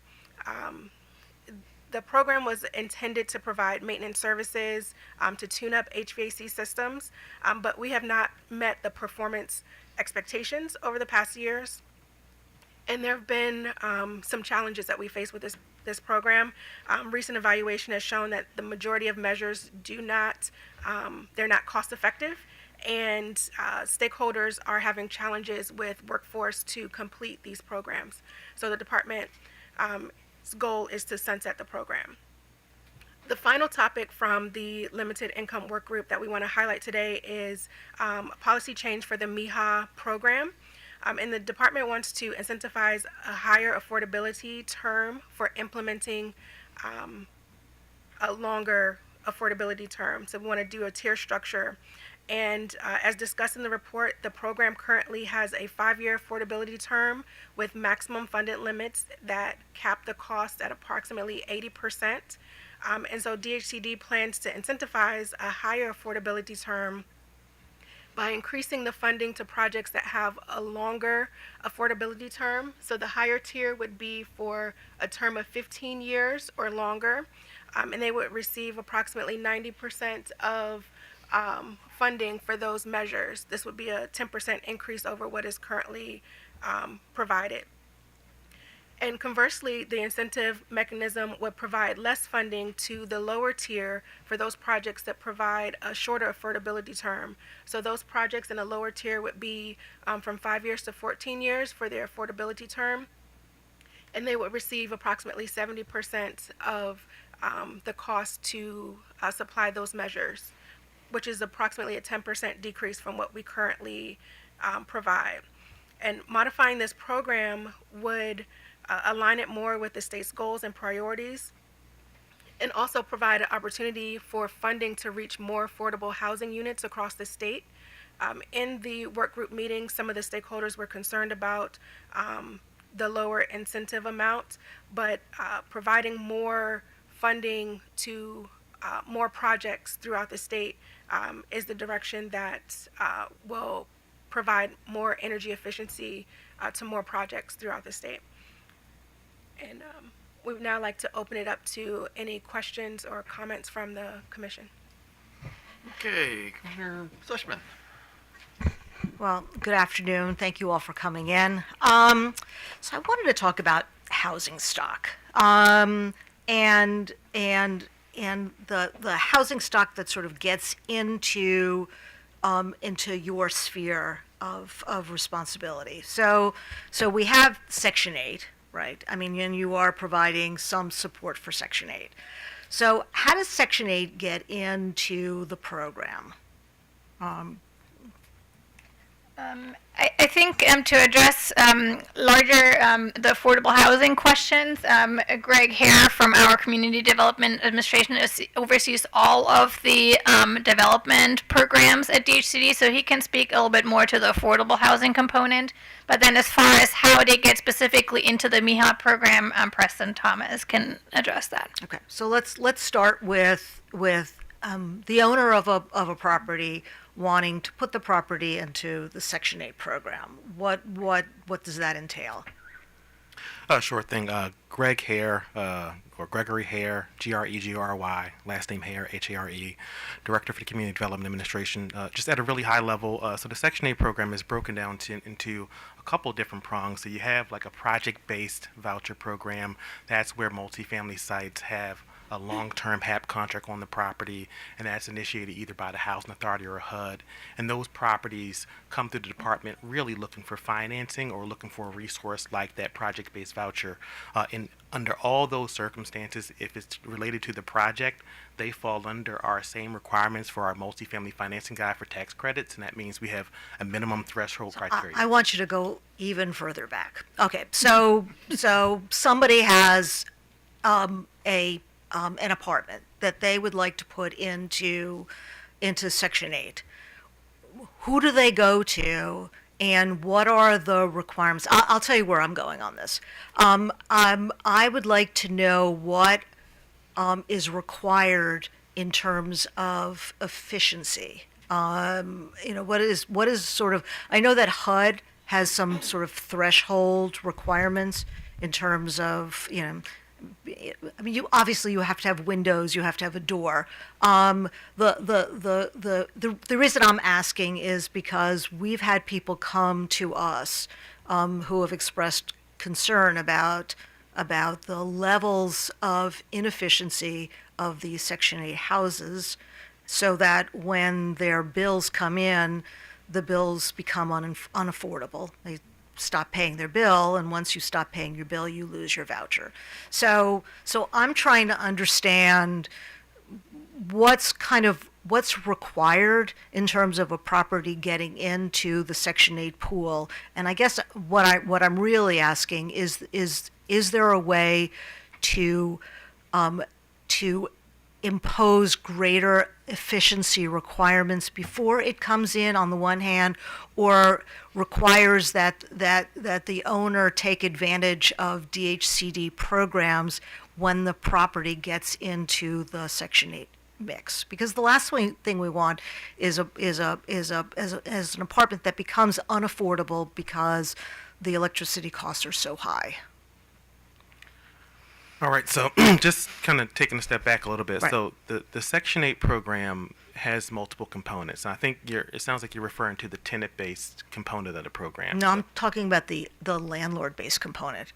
I mean, the landlord, what does the landlord have to be able to show in order to qualify to be able to participate in the Section 8 program? Right. So it's just two different structures. So if you're talking about like a mom and pop landlord who just owns a single unit in any town, Maryland, Right. Those owners, it's really only thing they have to do is meet some basic criteria, including making sure the unit passes the housing quality standards inspections. Okay. What does that entail? So that entails an inspection of the property, and they're really looking for health and safety issues. Our windows functioning, our doors functioning, so that the housing quality standards does not include a certain level of energy efficiency requirements in the unit. Okay. So once it passes that, then it goes into the pool of available available apartments, and somebody. No. Okay. No. It's no such thing as like a qualified unit in the tenant-based voucher or Section 8 program for tenants. Either you have a tenant that's interested in living in that unit, and then they submit a request for that specific unit. But we don't inspect units unless we have an active participant living in that property.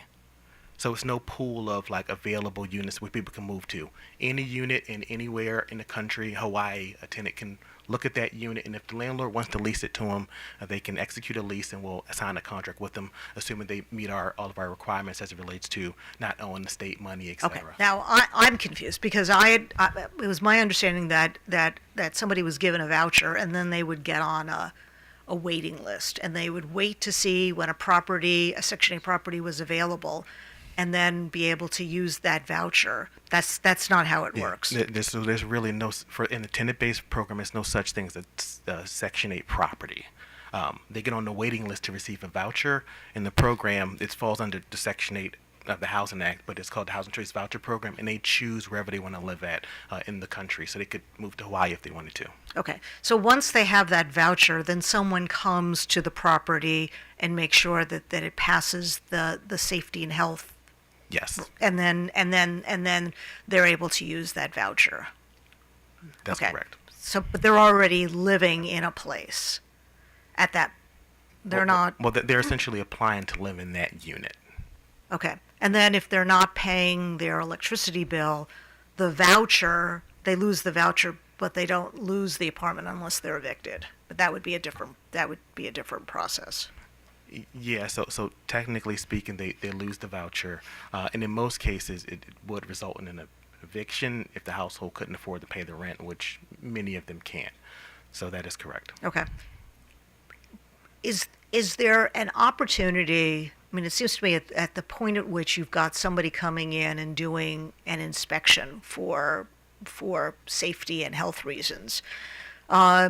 That seems, you're always sort of looking for that moment where you have sort of a face-to-face with the owner, and it's often not those are not often available. But here you have a sort of a face-to-face. Has there been any thought to including in that sort of that review an opportunity to sort of list the programs that are available that they can kind of take advantage of? Absolutely. Yeah, and that is something that we're continuing to work on and streamline. I will say, I think... No, but this is very specific to that moment of inspection. And that person who's doing the inspection, is that a DHCD person? That is. It's usually a DHCD person. Sometimes we can have a sub or consultant go out on our behalf. Okay, for but does that person also communicate to the owner, there's great need for insulation, weather stripping, these are the programs available, it's because this person is going to be in Section 8 housing, this is what's available, it's free to you, we recommend that you put this in place. Does that happen at that point? Today, I think it's a great market opportunity to optimize the programs, but today the inspectors are inspecting the unit for the housing quality standards that are listed in their checklist, but we are using the housing specialist separate from the inspector to to market the energy efficiency programs. Okay. You're doing that right now, or you're saying there's an opportunity for it? There's an opportunity to do more. I know we've done some in the recent past, but I'm sure it can be improved. Right. So far, what has happened is that the applicants were provided with information about the programs, but the communication was not directly with the landlord. See, So that's right. That's right. That's, I think, where the opportunity is. Right. So the applicant has no financial interest other than, I guess, I mean, they'd have to connect the dots and see that if these efforts were made, then they would lower their electricity bill, and they'd also have to get the landlord's permission. Right. So it seems to me that probably the better person to target is the owner of the property and not the tenant. Right. However, the tenant is still the person or the household that needs to be going through the income qualification for the program. Okay. Or maybe you can. So it really requires both of them to be on Maybe board. you can target both. Right. Because I think the point is we don't want to bring housing stock into the program that is problematic from the tenant's perspective. And so anytime you can be able to target both, but more the landlord, because it's the landlord that has to approve the additions to his property. And so I guess I sort of follow up to that is, are there any barriers to landlords putting in place these kinds of improvements? I mean, for example, if this is a really problematic building, and you have all these improvements made, then all of a sudden it becomes of greater value, or do you put limitations on how they can sort of put it back on the market to sell and take advantage of the. And that's where the income qualification of the tenant comes into play. The building owner will have to sign an agreement with DHCD that is executed for a certain term. For that term, the landlord cannot evict the tenant except for certain causes. They can't increase the rent, and they can't. There was a number of other terms tied to that. Okay. Yeah. Okay. So this is Section 8 housing. What about other housing that's not sort of Section 8 housing? Do you also have sort of inspection before approval of certain incentives? I know it's probably a little more complicated when you're dealing with housing that's not Section 8 housing. Yes, and Chairman, I wanted to add a few things to clarify for you. So for Section 8 housing, it's just like we were saying, any home can become part of Section 8 as long as the landlord is willing to accept Section 8 payments. So when that occurs, so let's just say they list their home for rent, and the Section 8 participant applies, they come into an agreement that they will go through this inspection. And like you said, at this point, it could be a property management company, which is where I'm working on trying to send our program information, because sometimes we still don't get access directly to the landlord.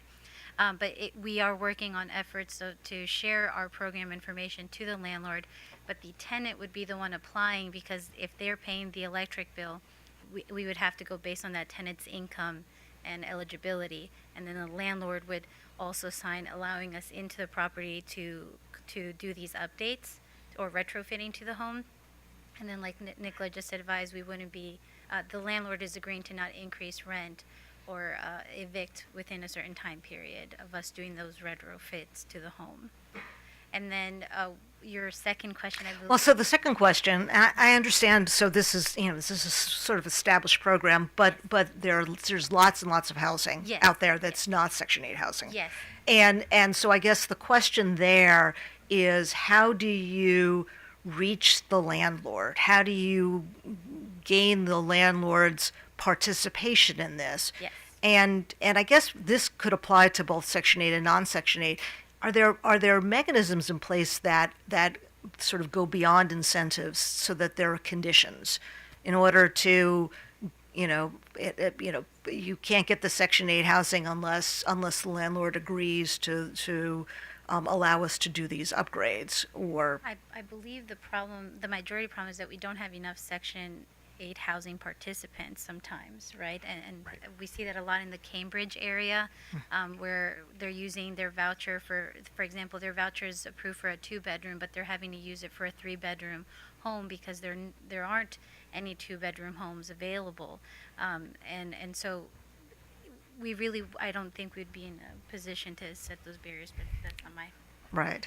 No, and I understand that right, conditions often create a problem.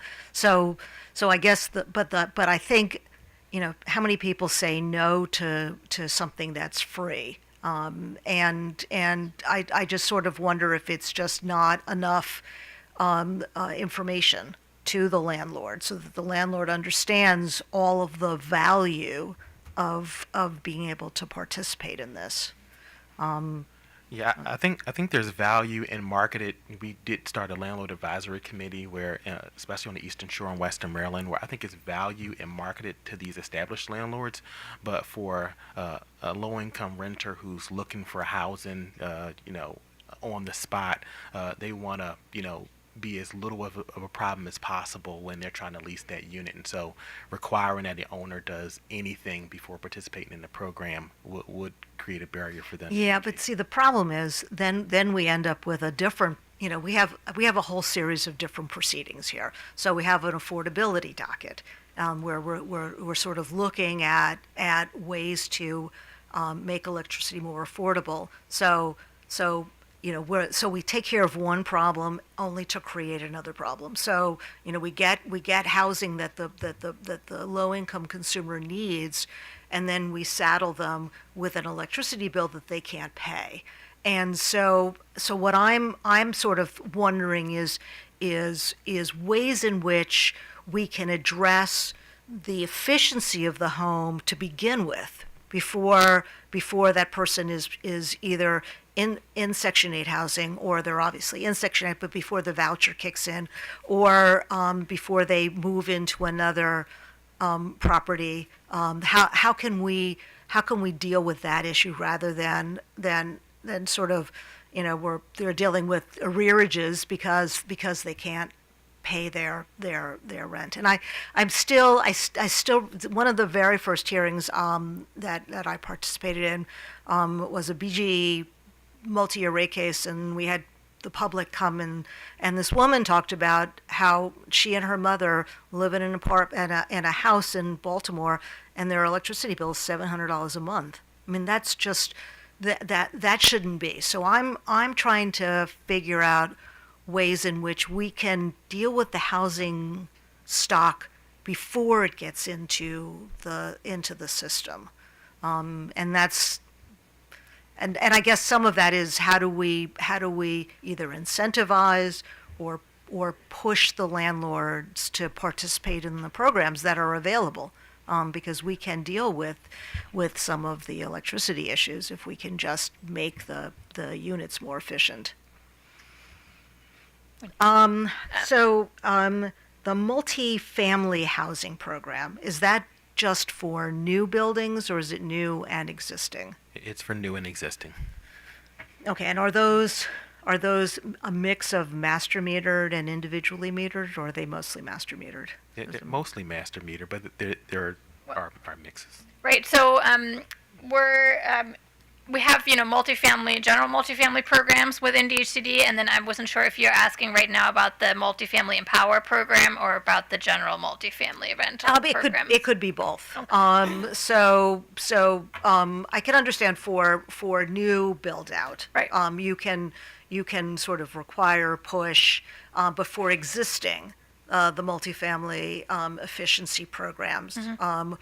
What are you doing to get those buildings to be more energy efficient? So the department does have requirements for projects when owners come into the department at the time of a recapitalization or an acquisition of multifamily housing. We do have requirements for those projects to increase their energy efficiency. Okay. So that's established, and the energy programs have been advising on those requirements. And then additionally, we do our best to get the energy funds into all of those projects to take them a step further and make them even more energy efficient. Okay, and so they're recapitalizing because do they have special loans from? Generally speaking, just the multifamily development world, these owners come in to recapitalize once every 15 to 20 years. Okay. So that's just the way that the economics work. For And who holds the mortgage for? Is it just a bank? It's just or. Well, yeah, it could be the department if we issue bonds for the project. That's sort of my question. Yeah. Okay. See, and that's what I was sort of getting at before. So anytime there's an opportunity to push them to do certain things, recapitalization sort of a great way of doing it. I'm sort of thinking, and we don't have to have all the answers today, obviously, but to the extent that owners of buildings can be incentivized or prodded along so that they participate in these programs that are readily available. The better we make their housing stock in terms of efficiency, the less we're going to have to worry about customers who can't pay their bill. Yeah, and I just want to dovetail what Preston was saying. I do want to say that for the multifamily program, especially on rehab projects, we have a minimum threshold criteria of at least 15% savings for energy efficiency above what the current building is. So that's the minimum requirement before any energy fund. Okay, enhance it. that's good to hear. Okay, all right, that's all I have. Just Barbie. Yeah, thank you, Mr. Chairman. Okay, first of all, affordability term, that's the payback period, right? What is that? What does that mean? That is the agreement that they have to keep their units affordable. Oh, okay. All right. I'm glad I asked that question. Okay, on to multi-housing units that are master metered. You said what I always thought was the case, and some of our friends in the utility community thought wasn't, or I've heard conflicting things. My impression was that a very large percentage of the low-income apartment housing in the state of Maryland is master metered rather than individually metered. Is that you don't have to give me a precise percentage, but it's a non-trivial chunk. It's a big chunk, right? I would agree with that. The MEHA program got the ability to fund master metered projects in, I think, 2019. Mm-hmm. So we're still kind of, expanding that part of the program. But I will say that we have consistently seen more applications for master metered projects, and that's one of the areas that we're expanding right now. So typically in a master metered apartment building, they use the RUBS method. They actually have a formula where they split up utilities among the tenants, right? Generally, that's what they do. It could, or it could just be included in rent. Yeah, I'm not exactly sure. Okay, my impression is that in most instances it's not included in the rent, it's separate. In some cases it's in the rent, but in most cases it's separate. The landlord who has a house with 4 renters will take the bill and divide by 4, and that's what everybody owes. Generally, that's the way it goes, right? It's my understanding that it's more, especially when you get to like larger, couple hundred units type of building, that the rent is set at a certain amount for each month, and so that they kind of aggregate and average it. Oh, okay. And then, yeah. All right, so it might be some percentage of, okay. Okay, good. Now, as you know, a couple of years ago, we had changed the law to prevent landlords from discriminating against people who had, as a source of income, a voucher. So is it fair to say that since we had to, by law, require some landlords to accept vouchers, is it fair to say that property owners are not fighting over the opportunity to house Section 8 and low-income tenants.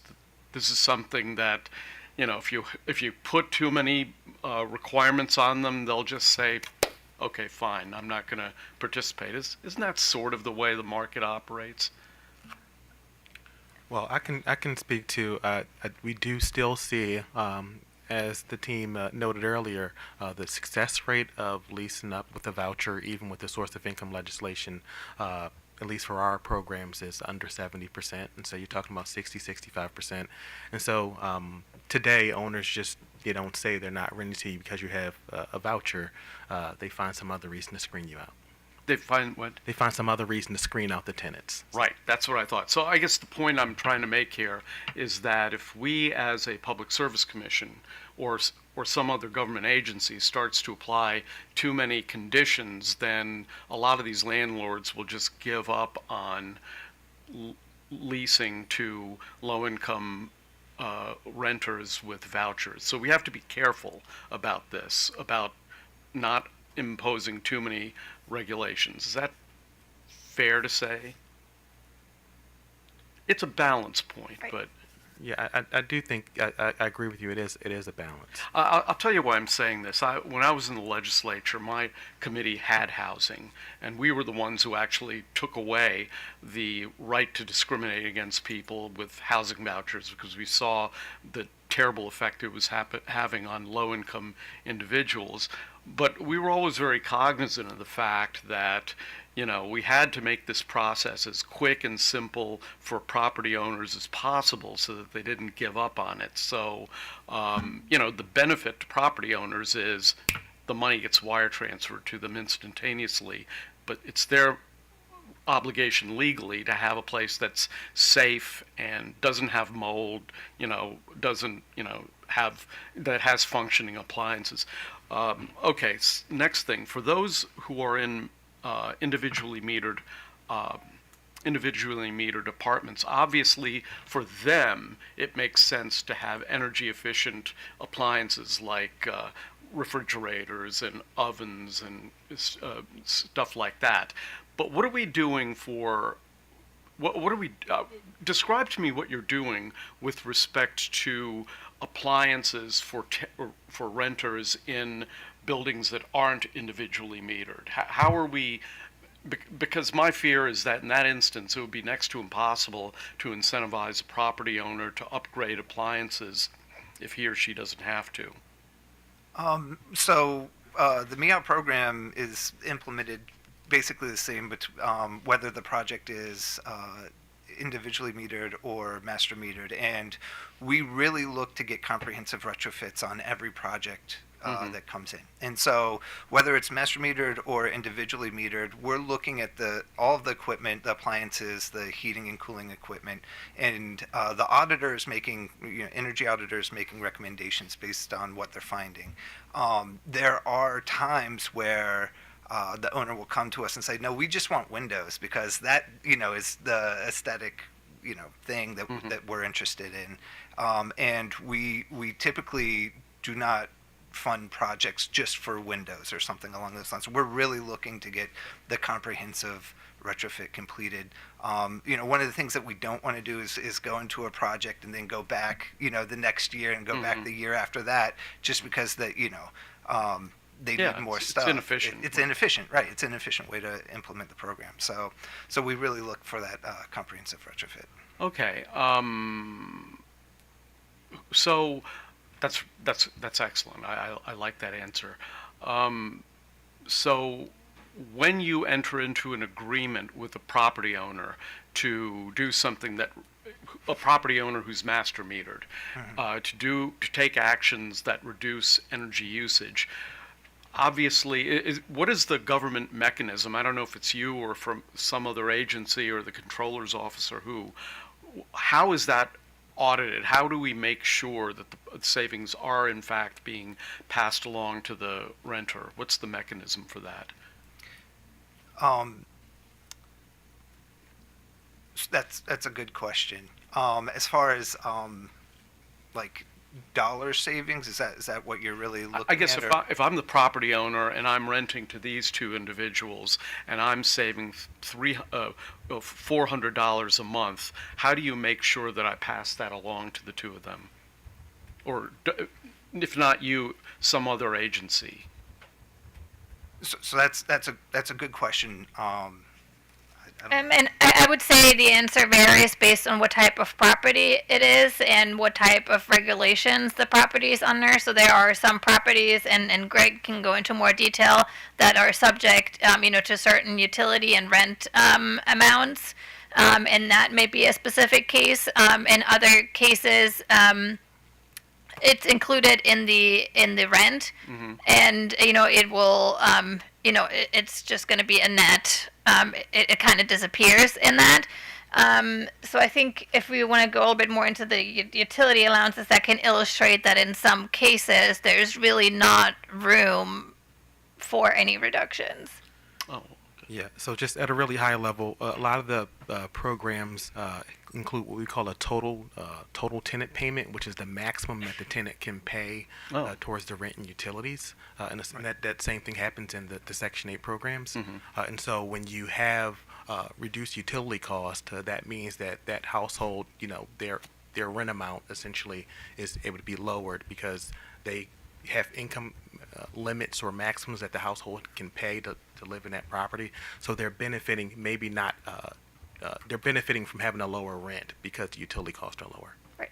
And then the other thing we want to mention, that one of the main benefits to the tenants is not just, passing through of the cost reduction, but also the increased comfort and quality of the apartment that they live in. Oh, absolutely. Listen, you guys do a terrific job. I'm so happy to see what's happened to your budget, especially under this administration. And I always enjoyed working with you guys in the past, and I look forward to continuing to do so in my new role here. So thank you very much for your answers.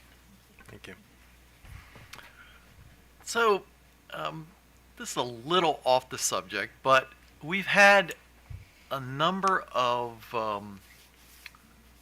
situations brought to us where, because of the expansion of the community solar program, large rental buildings are now looking to get community solar projects made part of their operation, and part of that, one of the requirements is that the number of tenants be low income. And there's been this, I guess, calculation on the part of our staff of Section 8 tenants as sort of a proxy for demonstrating that the building has sufficient number of low-income tenants in order to qualify for the community solar program. But I guess what I'm hearing today is it's not a situation where you have these large apartment buildings that certain apartments are designated as Section 8 apartments. Instead, it's more the tenant who is qualified for that because of their income situation and just happens to be there. So you could have the entire building be Section 8 if that's the way it works. Is that correct? Well, that's correct, but I think this important distinction to make is sometimes you have tenant-based vouchers where they can choose to live wherever they want. And in other cases, you have some of the larger federal programs where it's a contract for a certain number of units in a property. So I guess explain to me that piece of it. I guess that's what I'm not quite understanding. How does that work? Yeah. So it's a project-based voucher and a project-based rental assistance program that's it falls into the same Section 8 of the Housing Act, but owners can in housing authorities, instead of providing housing choice vouchers to that tenant, they can set a certain percentage of units in a particular property, and the reasons for that vary, but oftentimes it's to give them opportunities in certain communities where they otherwise wouldn't have it. And as Commissioner Barvey mentioned, some of the source of income discrimination, you have some households who, but for this ability to project-based vouchers, they wouldn't have success in the marketplace on their own. So it makes sense to put a set number of units in a property to give them a fighting chance to lease up. Okay. So just to clarify, I think for everybody's benefit, so Section 8, Section 8 houses multiple programs, right? So if we're talking about the Section 8 program, there's really a variety to it, and the one that we discussed earlier was the tenant-based voucher program, where the tenant chooses where to live, and then the other one's the project-based. That's where a project is designated to have a certain number of affordable units. Okay. And I asked the number of the utilities that came before you this question about how they've been dealing with communicating with their customers who don't have English as a first language. And I imagine your department's got a fair amount of experience in doing that. So, I mean, are there like multiple languages that you offer programs in? And I mean, how many languages do you offer? So currently all of our applications are both in English and Spanish, and we're currently developing Korean because we were able to find statistically in the state of Maryland, we have a high percentage of Korean speaking individuals, so we want to make sure we get that out. And then we've talked about doing Chinese and Mandarin as well. And I guess what might actually be helpful is if you could provide to us, because I've asked the utilities to sort of give me what they've been doing, but if you could provide what you do, you know, maybe that can serve as a template for them, you know, to sort of, they can just copy some of the stuff that you're doing instead of trying to figure it out on their own. And I guess, you know, whatever processes you go through to figure out, you know, whether to need to add a new language and sort of how to stylistically, you know, put together this, and you apply this, I guess, both to regular sources of communication and also social media type stuff? Yes, so we will request, we do have a marketing department, so we will request at times for certain events to be published both in English and Spanish. I do speak Spanish fluently, so I've been able to ensure that it communicates properly, but I do not speak Korean or the other languages. Sure. But Nicola's been great to helping me in finding the other percentages of spoken languages as well, so that we make sure we target that audience. And when it comes to translation, we may outsource a proper person to translate our application, our brochures, and so and that's what we would do to get it printed properly. Yeah. And if you like, we can, you know, file that as a supplemental That's what I was comment. thinking, But sure. it's really straightforward. Basically, vital public-facing documentation is made available in languages that are spoken by at least 5% of the population. Okay. Oh, Commissioner. Okay, so actually, I wanted to then follow up on the projects where there are certain units that are designated as Section 8. So in that situation, how do those projects get into the mix? And are they so those are designated before there's a tenant that's identified. Is that correct? Yes, that's correct. Okay. So for those projects, how do you send somebody out to do an inspection, that same safety and health inspection? You know, those contracts typically go to multifamily properties as a larger new construction or substantial rehabilitation of an existing development. So they are applying for funding typically for rental assistance through the Section 8, the respective Section 8 program for project-based units. They're also applying for financing from us or tax credits. So it all happens under one umbrella. And it, as Preston mentioned earlier, then we have our threshold requirements that apply to all those properties. Okay, so at that point, those have you've already targeted those. Yes. So again, you understand where I'm coming Yes. from. It's trying to find ways of getting these units to be sort of the most efficient we can get them to be before they go to the tenant to be rented. So, okay, thank you. Okay, no, thank you very much. All right. So, according to my program, we're actually now going to turn to SMECO and the 2024 to 2026 utility program plans.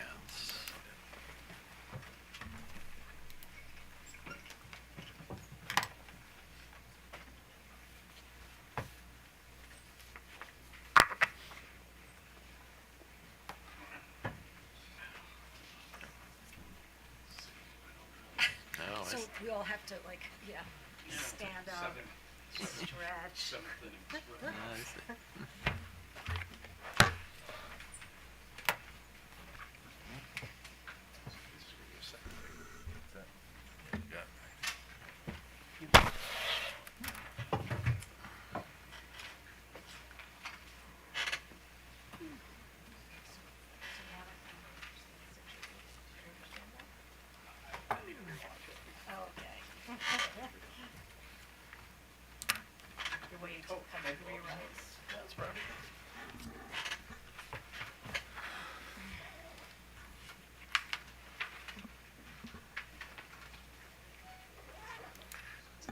Good afternoon, Damon Krieger again on behalf of Southern Maryland Electric Cooperative, and once more, Jennifer Raley, the head of our EmPOWER programs, is to my right, and she will be doing 99% of the talking here, guiding the commission through our deck, which is up on the screen right now. I think just as an opening point, I just did want to emphasize that in developing this plan, first and foremost, our focus was on affordability, as is a fundamental tenet of a electric cooperative across the country, really, but certainly for SMECO. And so there is certainly a balance as we look to revise our plan to focus on electrification opportunities while also maintaining affordability. And as OPC commented on this morning, certainly the utility SMECO specifically is in a position to achieve its targets while at the same time underspending its budget, which is a good place to be when you think about affordability. And so with that, I'm going to turn it over to Ms. Raley. I think she does want to circle back a bit to just this morning's conversation and some of the commissioners' questions, because we do have some answers to some of those questions. Yes. Good afternoon, Jennifer Raley. I wanted to circle back on Chair Hoover's question around Spanish-speaking material.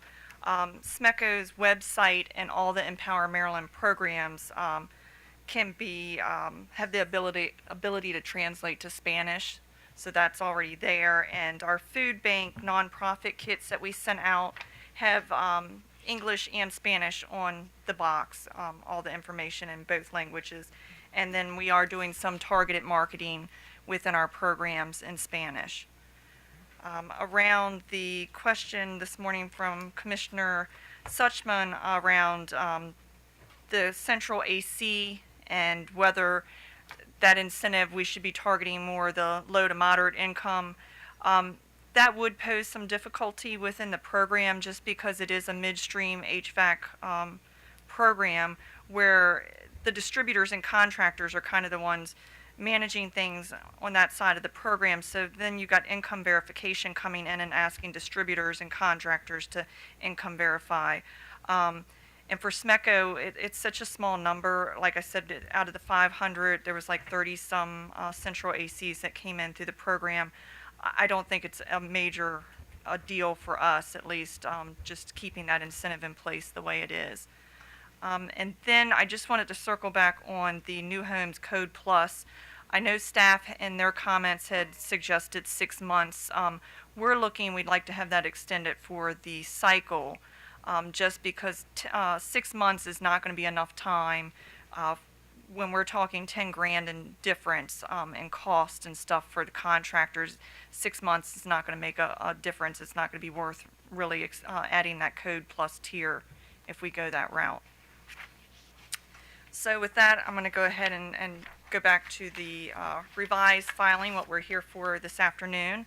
As we're all aware, House Bill 864 marks a significant shift in priority of the EmPOWER programs from energy savings to greenhouse gas emissions reductions. In June, the PSC convened the EAG work group to translate the previous energy savings goals to equivalent lifetime GHG reduction goals. And in turn, SMECO has revised its plans for 2025 through 2026 to reflect this shift. In revising the portfolio, SMECO has attempted to reach the GHG goals with 3 key goals in mind: startup electrification in the market in support of GHG goals and state climate plans, make prudent adjustments to our existing EmPOWER programs, and limit the impact to the EmPOWER surcharge. Recognizing the transition to GHG goals, SMECO has made some changes to the portfolio. The main change is we've introduced electrification into our home energy improvement program, which is where home energy audits and home energy retrofits are performed by select authorized contractors. In addition, we are adjusting participation and incentive forecasts in a few other existing energy efficiency programs. The notable changes include an increase in the forecast for appliance rebates and incentive increases in the residential midstream HVAC program. The incentive increases in the HVAC program will allow SMECO to offer comparable incentives to what the other EmPOWER utilities are currently offering for existing energy efficiency measures before the revised plans. So this is just catching us up to where the other utilities currently are at. And lastly, SMECO has proposed to sunset the combined heat and power program. Historically, SMECO has limited opportunities for combined heat and power projects in our service territory. However, we have one large project that is currently in progress and expected to complete in 2025. In the discussions with the evaluation team to develop EmPOWER Maryland GHG goals, SMECO decided to sunset the combined heat and power program from our portfolio, as generally this technology may not result in GHG reductions. However, SMECO's singular project is not a typical CHP project, as it utilizes biogas from the wastewater treatment facility. So SMECO expects this project to produce GHG reductions, but given delays in the project and the uncertainty of the evaluation in relation to GHG reductions for CHP, SMECO has removed the energy and GHG impacts from this project from our EmPOWER forecast. This large project being removed from the portfolio is the reason for the decreased total megawatt hour and GHG forecast in the table provided here. But even without the CHP project in the portfolio, it still meets the GHG goal for 2025 and 2026. And though we are planning to sunset the CHP program, SMECO has already committed funds to the one CHP project, and if it stays on course to close out this cycle with GHG reductions, we will utilize those committed funds to close that project out. And then expanding on SMECO's electrification offering, where we have intentionally included residential electrification throughout our HEIP program, where we already have existing energy audits and energy retrofits for our members. This contractor-based program allows for a significant touch point with members to educate them about the potential energy efficiency and now electrification solutions for their homes. During our audit through the home energy analysis offering, we will look to add elements of inspection that can identify potential candidates for electrification. These elements could include already existing parts of the inspection, such as the home envelope, HVAC, and water heating assessments, or new potential elements such as electric panel capacity or potential cost, space, or safety-related hurdles to electrify equipment. The home energy retrofit, which is the job side offering, is where SMECO intends to provide incentives for electrification projects. Members participating in the program will go through an energy audit and have an energy model created for their home. In the current program, recommendations are made to members, and the contractor helps the member with the best solution for their homes, inclusive of weatherization measures and potential electrification measures. The home energy retrofit incentives are calculated based on the performance of the project, meaning the incentives are based on electricity and fossil fuel savings modeled for individual projects. Members will be eligible for varying incentives depending on the scope of the project, where they would earn higher incentives for doing more, such as combining weatherization and electrification. SMECO has increased the incentive cap from $10,000 to $15,000 for electrification projects, realizing the cost of electrification on top of existing measures offered within the program. SMECO is engaged with our participating contractors on the potential for electrification to be offered through this program to ensure that they have the capabilities to take on such projects and support our members through electrification. With the inclusion of electrification, this program remains as it exists today for members who already have electric equipment and appliances, or those who only want energy efficiency upgrades. but we believe by adding the electrification offering to HEIP, it adds a significant opportunity for us to identify, educate, and better guide our members to electrification solutions for their home. With that, I'll open it up for questions. Commissioner Barbe. No questions. Commissioner Fleshman. Go back 2 slides. Electrification. There we go. So currently, 67% of SMECO residential customers have electric space heating. This is the very inefficient baseboard. No, space- no, okay, that's saying essentially we're already electrified, heavily electrified, for our in our service territory compared to others, essentially. So there's not as much opportunity for electrification in our service territory because a lot of our members are already there. Okay, so this electric space heating is what kind of space heating? This would be heat pumps. Okay, so this is heat pumps. So you have, so of the 67%, what percent do you think, is that all of the 67% is heat pumps?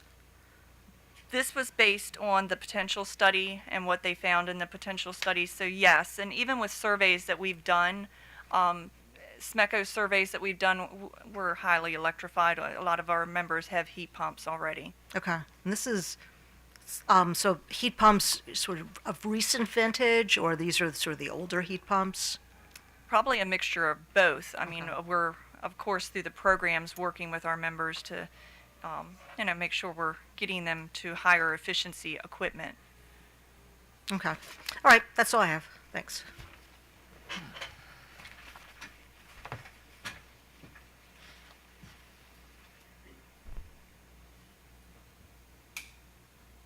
And do you have a program that's aimed at new homes, or? Our new homes program that we talked about earlier this morning, and with the Code Plus tier that we wanted to add to that. So, yes, there is a new homes program.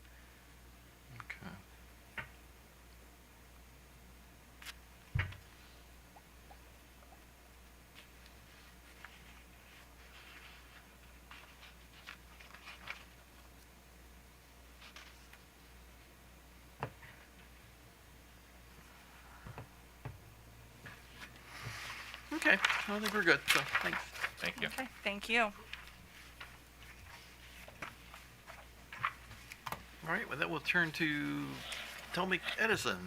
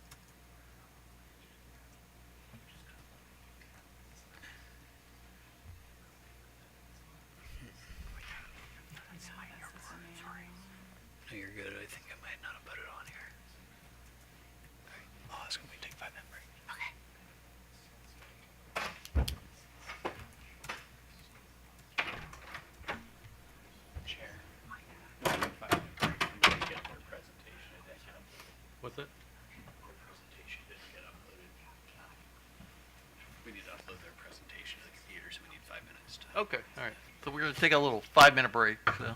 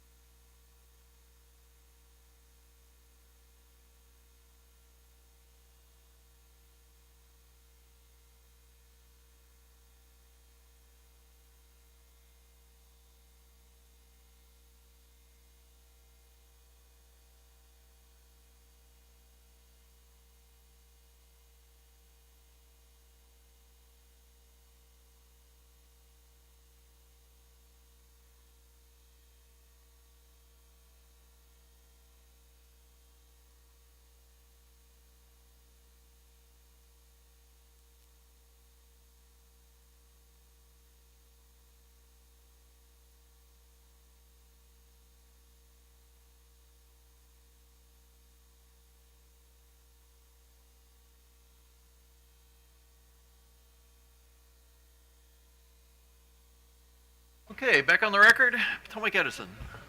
Good afternoon again, Chair and Commissioners. Jessica Reba on behalf of the Potomac Edison Company. We're switching up the roster a little bit. With me for this part of the presentation is Ed Miller, our Manager of Energy Efficiency Compliance and Development, and Eric Rundy, an engineer in our Energy Efficiency Compliance and Reporting Department. And Mr. Miller is going to kick us off. Thank you.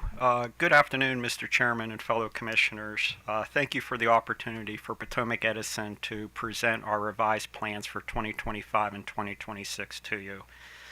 Turning to slide 3, slide 3 provides a high-level overview of our revised plan for 2025 and 2026. In summary, our revised plan leverages the company's current approved programs implemented earlier this year.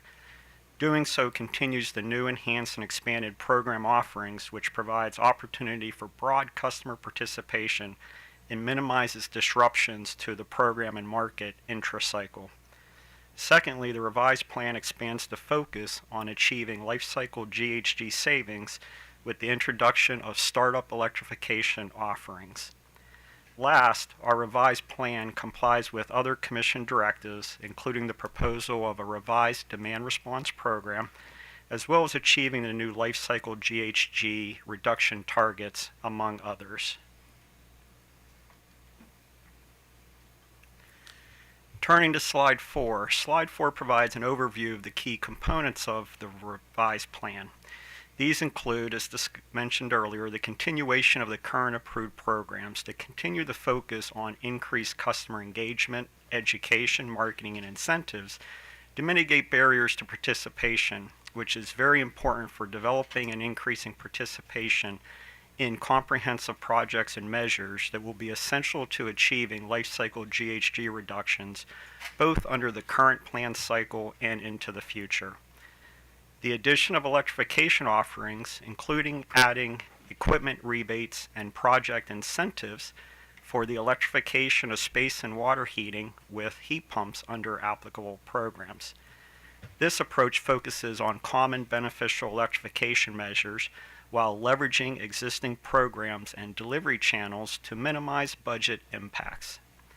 And the expansion of our approved DR program to target reducing winter peak demands under the program through BYOD, Bring Your Own Device, customer smart thermostats. At this point, I'm going to turn slide 5 over to my colleague, Eric Rundy, who will discuss the program changes that we're proposing. Good afternoon, Chair and Commissioners. My name is Eric Rundy. I'm an engineer for Potomac Edison. I report directly to Mr. Miller. My last name is spelled R-U-N-D-Y. Today I'm going to go over some of the more detailed programmatic changes that we've made to our 24 to 26 revised plan. First, I'd like to start off with the electrification proposal.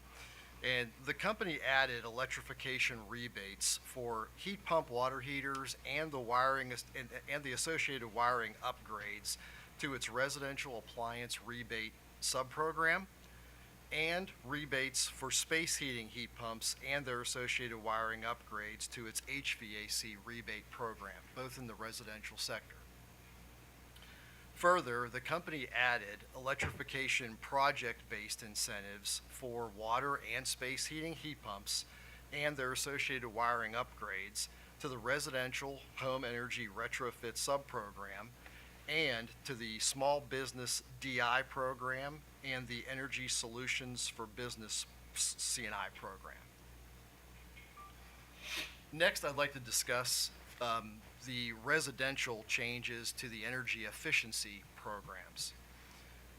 For the Energy Star for New Homes program, the company also is proposing to expand the eligibility for the Energy Star New Homes program to include the Code Plus tier, as we've heard a lot about today. Potomac Edison would like to echo SMECO's comment regarding that this would be beneficial to have the Code Plus tier approved through the duration of the plan cycle. We feel and we believe that this allows the national builders and participants in the program the opportunity to adjust to this changing need and market going forward. and that we need to make sure that that program stays sustainable for life cycle GHG contributions. Going on to the C&I sector changes, for the Small Business Solutions Direct Install program, the company has added a bonus incentive for government, nonprofit, and institutional customers. These traditionally are harder to reach customers, and this incremental incentive will help them to participate. The Energy Solutions for Business program, the company opted to reduce the participation projections and the associated budget of the prescriptive sub-program. Also, the company, we've removed CHP as an eligible measure under the custom sub-program. The reductions to the prescriptive program were really due to program maturity, ongoing market conditions, and also to offset customer bill impacts due to the addition of electrification.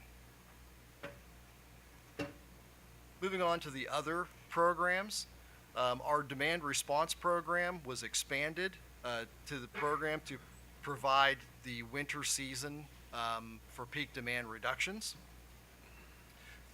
by the control of residential smart thermostats installed on electric heating equipment. As an example, this would be smart thermostats controlling heat pumps.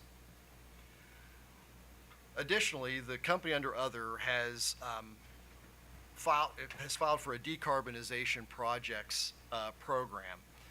This is something that's new in the other, and this is an opportunity for the company to review decarbonization projects with staff and the EAG for their input.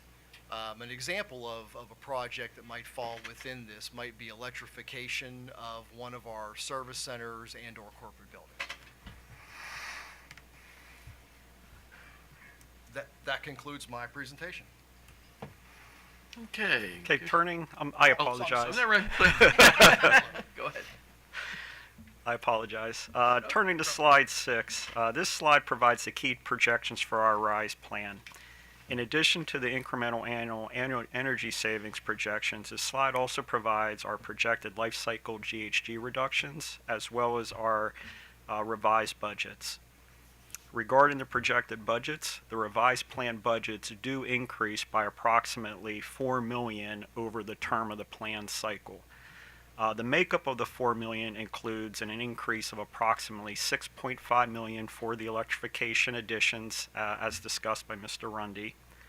The expansion of our approved DR program to target winter peak load reductions adds approximately $500,000 to that program budget.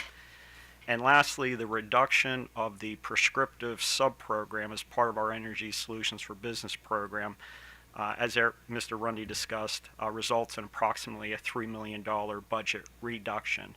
So the net increase of our current approved plan budget is approximately $4 million with our revised plan. Okay, turn to slide 7. We do appreciate the opportunity to present our revised plan for your consideration. In closing, we believe that achieving our goals for this program cycle will continue to be very challenging. Reductions in the energy efficiency savings potential, such as from changing codes and standards, has and will continue to challenge the ability to achieving energy savings and the associated life cycle GHG reductions from programs. And the transition to life cycle GHG reduction targets adds new challenges that this adds a new reliance under EmPOWER on achieving participation in a subset of measures with longer measure lives across all programs.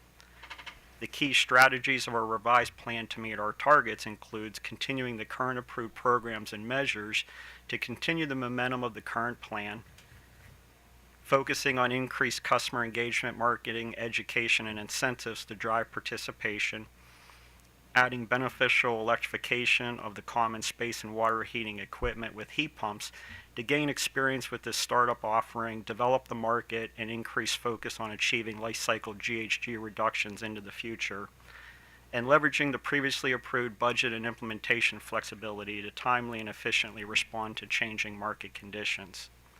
Thanks again for the opportunity to present our plan to you. This concludes our presentation, and welcome any comments or questions. Commissioner Sushman. Good afternoon. I wanted to talk to you about demand response, which is so you've expanded demand response, so it is not a new program. It's so if you can sort of explain how many participants you have now and where you think it's going in terms of amount of participants and what you're expecting from the program. I appreciate the confusion with our demand response program. Our demand response program is new, but it's not new. What I mean by that... That's so clear.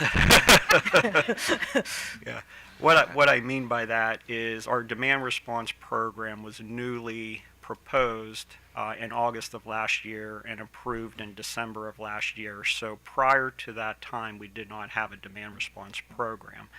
Our program, as approved, was proposed for implementation in 2025, and our plans continue to be to implement for the summer of 2025, as approved by the Commission's order in December of 2023. Our revised plan expands that recently approved program, which is yet to be implemented, to include winter load reductions during the winter period beginning in the fall of 2025. Okay, so at this point now, you're sort of gearing up for summer. How many customers are you hoping to have on the program?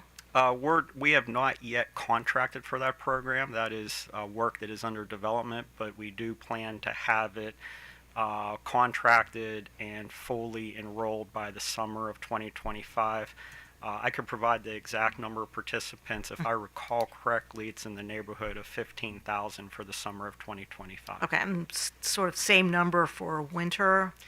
The winter is slightly less. The winter is projected to be a subset of customers, recognizing that not all customers may enroll for the winter period. Okay, and then you mentioned on your slide heat pumps. Are you targeting just heat pumps, or is it's going to be any HVAC system? The demand response program will target any electric central air conditioning equipment or electric heating equipment where the customer has a smart thermostat that's installed on the device or on the equipment that allows us to control it and to cycle it. Okay, but it's not limited to heat pumps. It's not limited to heat pumps. Any electric heating or cooling equipment that has a program eligible smart thermostat installed. Okay, thank you. You're welcome. Nope, nothing. So actually, just to follow up on Commissioner Sussman's last question, the way your program's going to work for the demand response is key to these smart thermostats, right? As opposed to the equipment itself. That is correct. It's a typical traditional what's referred to in the industry as a BYOD, bring your own device program. Mm-hmm. The reason it is exclusive to smart thermostats is since we do not have AMI installed, we're able to get the data analytics from the smart thermostat devices that allows us to be able to quantify the impacts of the reductions. Okay, and so just describe to me for the homeowner, are they going to see the smart thermostat like turn the temperature down, or so for the heating thing, that's essentially what you're going to do. You're going to lower the temperature, right? That is correct. Hopefully the customer doesn't experience anything with the cycling of the device, whether that be in the summer period or the winter period. One of our primary objectives will be to ensure customer satisfaction. We're very sensitive to customers not being satisfied with the program and impacting customers negatively. So we do have summer peak load strategies for cycling the thermostat that takes that into account to minimize the impact to the customer. Typically involves pre-cooling and moderate temperature adjustments during the targeted hours of control. We envision that will continue in the winter. I think earlier I heard one of our peer utilities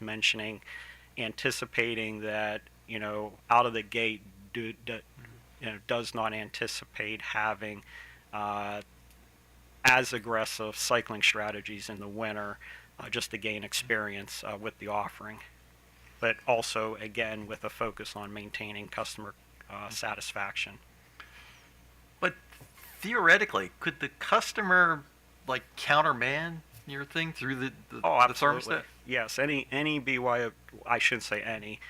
To my knowledge, most BYOD programs do allow customers to take control and opt out of the event, either before or during the targeted hours of operation.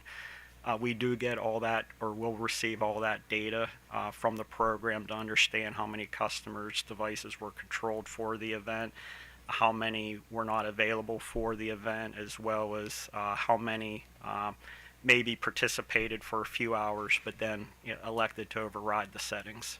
So customers will have the ability to override the settings. But how does that factor into, because I assume you want to make this part of the overall effort at, for demand response. I mean, if you have a large segment of the customers who decide to opt out, does that defeat the purpose of doing this? I don't believe so. I mean, what I'm seeing with similar programs in other affiliates that I work with, there is definitely meaningful contributions that are achieved from the program, even with allowing the opt-outs. I believe, and I shouldn't say opt-out, that's probably not the right word, but it's customer override, where the device may not be available or the customer overrides the settings. We do see very meaningful reductions in our affiliates that allow that. But I think it's very important to allow that from the standpoint that not only are we achieving the reductions, but we're maintaining customer satisfaction, maintaining their enrollment in the program, so that it does become a viable and a reliable resource once you gain that experience and knowledge. Okay, good enough. Thank you very much. So, why don't we move on to the Exelon companies, and I guess you can decide, we may not get through all three of you, so if you want to decide who wants to go first between BG&E and Pepco / Delmarva.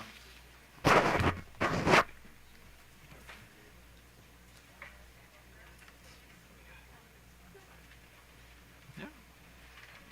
We drew the short straw, so BGE will be going Yeah, first. that's fine, sure. Do you want me to do the slides? I'll just sit here then. Unless you're gonna do the slides, because I'm last. You have this. Okay. Or I have this.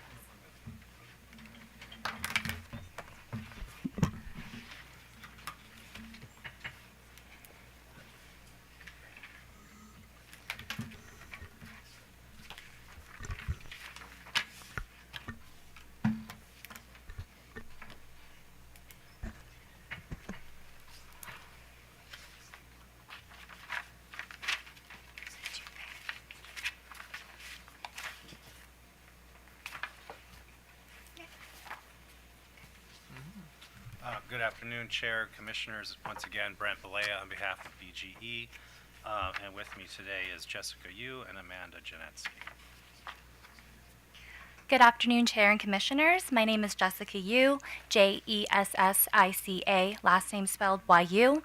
I'm a senior manager at BGE. I lead our energy efficiency and beneficial electrification teams. Amanda and I are happy to be here today to provide you with an overview of BGE's EmPOWER revised plans for program years 2025 and 2026. So I won't spend too much time on the policy context since it's already been covered by some of our peers, but I do want to state that our revised plans are designed to meet the approved BGE lifetime GHG reduction goal of 1,720,338 metric tons of CO2 equivalent for 2025 and 2026. Also, this revised filing is directly responding to two commission orders. The first, directing utilities to submit supplemental plans for demand response programs, including plans for winter peak reductions and to showcase innovation through flexible options, and the second, directing utilities to file revised plans to comply with the new GHG goals. I'd like to take a moment to go over BGE's goals for this revised filing. Each time we put together a filing, we want to bring together our teams to develop a list of goals that we hope our filing will achieve. For this revised filing, first and foremost, we want to make sure that we are designing a portfolio that meets BGE's new EmPOWER GHG reduction goal by introducing electrification incentives that can be implemented in the next 2 years, while optimizing the overall portfolio to rebalance costs and to create more equitable outcomes for our customers. Secondly, we want to continue to emphasize the importance of energy efficiency programs and make load management enhancements to reduce peak demand in the state of Maryland. These long-standing EmPOWER programs, which reduce peak demand, are still extremely important in today's environment, taking into account imbalances between supply and demand, where we are forecasting increased electricity demand from both the building as well as the transportation sectors, as well as other industries such as data centers potentially moving into the state. Lastly, our central goal is to deliver a world-class customer experience that is focused on equity, education, and increased customer participation across all of our EmPOWER programs. We are proposing a handful of program modifications and enhancements mid-cycle to program years 2025 and 2026. BGE's revised filing is $143 million less than our previously approved filing. This is mainly driven by budget and forecast reductions in residential and commercial energy efficiency programs. This reduction was enabled by the inclusion of beneficial electrification measures that we plan to deliver through our existing energy efficiency program channels. We prioritize longer life measures with higher GHG potential over measures with shorter lives. This new lifetime GHG goal structure enables incentivizing fuel switching for the first time under EmPOWER. We found that fuel switching is highly cost efficient under a GHG paradigm, meaning the dollar per metric ton of CO2 is less costly than energy efficiency measures. Therefore, we were able to displace more costly energy efficiency savings with more cost efficient electrification savings. Furthermore, guided by our goal to create more equitable outcomes for our customers, we are proposing increased incentives for space and water heating measures for customers that live in environmental justice census tracts as identified by the Maryland Department of the Environment. These census tracts are geographic regions defined as being historically underserved and overburdened. Lastly, we are driving new innovations through more flexible and year-round enhancements while maintaining our megawatt capability through our load management programs. With the transition to a lifetime GHG reduction goal, we are pleased to propose incentives for beneficial electrification measures with the primary focus on residential space and water heating. We are proposing higher incentives for heat pumps and heat pump water heaters for customers who are fuel switching from natural gas or delivered fuels to electric equipment. Electrification measures yield higher GHG savings than energy efficiency measures, accounting for about 11% of our total GHG goal for this cycle. We designed the inclusion of these incentives with our customers and our contractor partners top of mind. Our existing energy efficiency programs have been well established and have been promoted in the Maryland market for many years. We are aiming to cause very little mid-cycle market disruption by delivering these electrification incentives through our existing programs, such as HVAC rebates, appliance rebates, and the home performance program, using our existing contractor and distributor networks for customer ease. We will focus on educating contractors and customers about the benefits of electrification and heat pump technologies while looking for opportunities to cross-promote electrification measures with energy efficiency and load management offerings. One of the goals of the revised filing was to find ways for our programs to produce more equitable outcomes. It is important to us to address the issue of environmental injustice. According to Maryland law, environmental justice is defined as equal protection from environmental and public health hazards for all people, regardless of race, income, culture, or social status. We want to emphasize that environmental justice is not simply income-based. Thus, our proposed EJ offer is not income qualified and is intended to serve customers who are not eligible for DHCD programs. The reality is that there are many customers that live in these environmental census tracts that are not considered low-income customers. Thus, they would not be eligible for DHCD programs. We would like to fill in the gap for these customers in EJ areas. BGE conducted data analysis using MDE's EJ screening tool, which uses demographic and socioeconomic data coupled with MDE-specific elements, such as proximity to high air emissions facilities or wastewater treatment facilities to calculate an EJ score. Our analysis shows that about 1/3 of BGE's customers are in greater than the 75th percentile of statewide identified as overburdened and underserved communities, and therefore experienced reduced access to both economic and environmental investments. Customers within census tracts at or above the 75th percentile of total EJ score, according to the tool, and who are not eligible for DHCD's EmPOWER programs will be eligible for an increased incentive for space and water heating measures, such as heat pumps and heat pump water heaters, through our residential programs, such as HVAC rebates, appliance rebates, and home performance. Say this one. Commercial customers like restaurants, nonprofits, laundromats, and convenience stores who reside in EJ census tracts are critical members of these communities. We understand the importance of these businesses staying open in these environmentally overburdened communities. They provide critical local jobs and services. Therefore, BGE proposes to add dedicated field representatives to focus on these commercial customers with the goal of building trust and guiding these customers through our application processes and how to participate in the programs.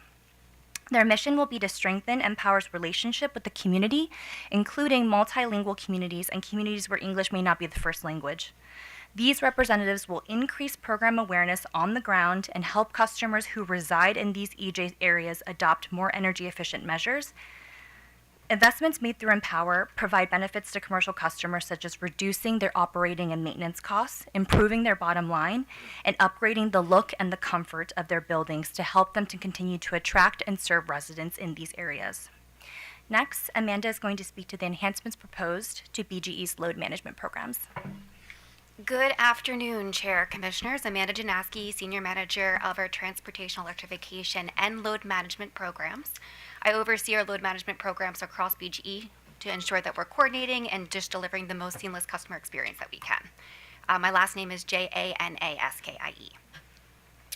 So since 2008, BGE has launched 3 demand response programs designed to alleviate pressure on the electrical grid during peak periods. These programs over the years have better evolved to meet our customers' needs, embrace a lot of technology changes, and really effectively meet and educate our customers on the program benefits and their impact to the grid. Looking ahead, we're committed to innovating our strategy by shifting from traditional demand response to a proactive load management approach. Our revised load management proposal aims to balance grid supply and demand, focusing on 3 key goals: reinforcing grid reliability, reducing energy costs, and advancing conservation as Maryland pursues its clean energy initiatives. To meet these goals, we're proposing to consolidate our 3 demand response programs into a single initiative known as Connected Rewards, offering a range of opportunities to our customers under that single program. The first opportunity being to introduce a year-round load management program for all electric customers. All electric customers will be able to access annual incentive dollars for the first time ever for participation, while those using non-electric heating will still be able to access summer incentives. We also propose to phase out non-operational one-way devices in our program, and we'll also continue to explore new technology devices in the future. Our primary focus for this transition will be to successfully transition to a year-round program, which will involve implementing IT changes and, of course, managing that customer transition to ensure customers are coming along with us for the load management transition. All while doing so to ensure that we meet our PJM commitments through 2026, minimizing our compliance risks, and again, ensuring customer satisfaction in our programs. We're also proposing to expand eligibility beyond residential customers and to include a focus on small and medium business customers in our proposed Connected Rewards programs, which brings a new commercial opportunity for our customer base.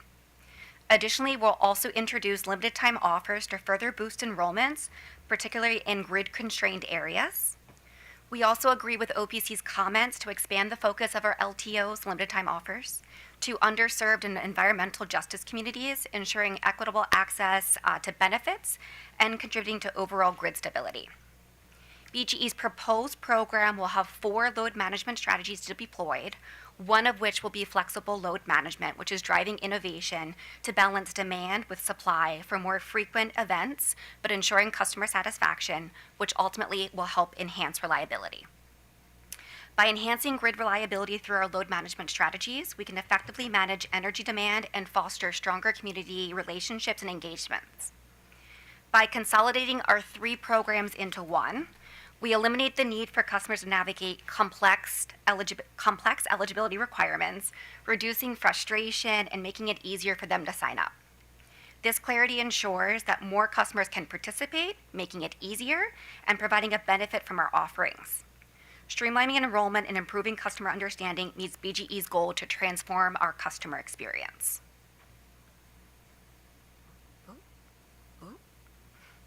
Our focus on customer experience is vital for seamless participation in not just our load management program, but for our entire EmPOWER portfolio. We'll be focused on implementing holistic education strategies that promote EmPOWER initiatives, drive greater program participation across our portfolio, and really empower our customers on their energy transformation journeys. We'll be employing ongoing marketing and education research aimed to enhance how we communicate with customers about GHG reduction, decarbonization, electrification, and the overall energy transformation, which I think we can all agree in this room is very complicated.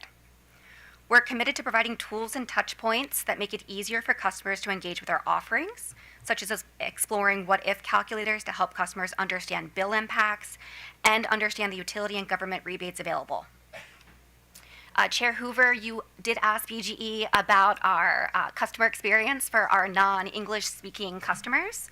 We do run multilingual campaigns and have materials in Spanish, Chinese, and Mandarin to reach a broader audience of our customers. And our contractors are also speaking to customers in Spanish. So we're always looking to figure out how to communicate with our customers' preference of their language. As a trusted partner, BGE will support customers in achieving their decarbonization goals, and we can foster a sustainable future to benefit both our customers and the environment. Thank you for your time today. Jess and I are available for questions. So, thank you for your presentation. And Swoo, I think this is your first time before us? This is my second time. Your second time. Second time. First time with BGE. There we go. That's a good point. I wanted to talk a little bit about the budget. And you mentioned that you'll be spending $143 million less. Yes. And does that include so in terms of the environmental justice incentives that you're going to be offering, those increased incentives are also reflected in the fact that you're going to be spending $143 million less. That's correct. Okay, and is that $143 million over the 2-year period? That's correct. Okay, so what's going to happen to that money? So that money, if we are to get approval for the reduced budget, I think we would make a change in potentially the future surcharge filings. But again, for any money regarding the program that we don't spend, we would not recover on it. So if we haven't spent the money, it would not be reflected. Okay, but if you're collecting money if you've already collected money in the surcharge, you would ask for a reduced amount in the surcharge. We would true it up. That's okay, correct. And that would come after the program? That would come in our next surcharge filing, which I believe is the beginning of next year, but I would need to confirm when that would happen. Okay, exactly. so the changes in the program presumably will have issued an order by then. Yes. Okay, and then in your surcharge filing, that will be reflected in that. That's correct. Okay, that's all I have. Thanks. Commissioner Barve. Not that much, except to say it's so wonderful to hear you use the term fuel switching so enthusiastically. And I do just have one trivial little question. What is a one-way device? Oh, yes. So those are our tips. So in our demand response program, Peak Rewards specifically, that's our oldest demand response program. When we first started implementing utility-owned devices, it was one way, so it's via paging. So it's less ideal, right? Because in terms of validating if the signal was received and how the device is actually operating, so that's why we're looking to retire those devices. Okay, thank you. Of course. Well, actually, on that same topic, since you're going to be switching away, are you going to go to smart thermostats like PE's talking about, or? Yes, so Connected Rewards is currently a BYOD program, so it's smart Wi-Fi thermostats. In our Peak Rewards program, we did offer two-way Wi-Fi thermostats as well for utility own, so that is an option moving forward for our program for Connected Rewards, continuing BYOD, so two-way thermostats. Okay, so just so I'm straight, if somebody who's currently a member of the Peak Rewards program, yes, and has one of those One-way. devices, are they going to have to change something, or is that? Yes. So ultimately, we're going to do a soft transition because we still have to ensure our PGM commitment goals. So our programs are bid into the capacity markets. We don't want to make sure we want to make sure that we maintain our participation in the program.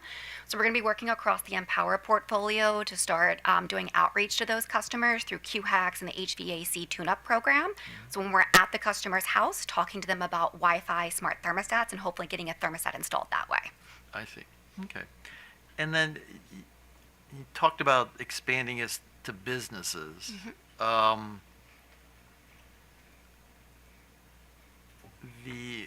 I guess it's going to depend on sort of what the business does, about how sensitive they are to power reductions, correct? 100%. So ultimately, at the forefront of these programs, customers have to opt in. Right. We would never force a customer to be a part of our load management programs moving forward. So the smaller medium business would have to make the determination that it's in the best interest of their business.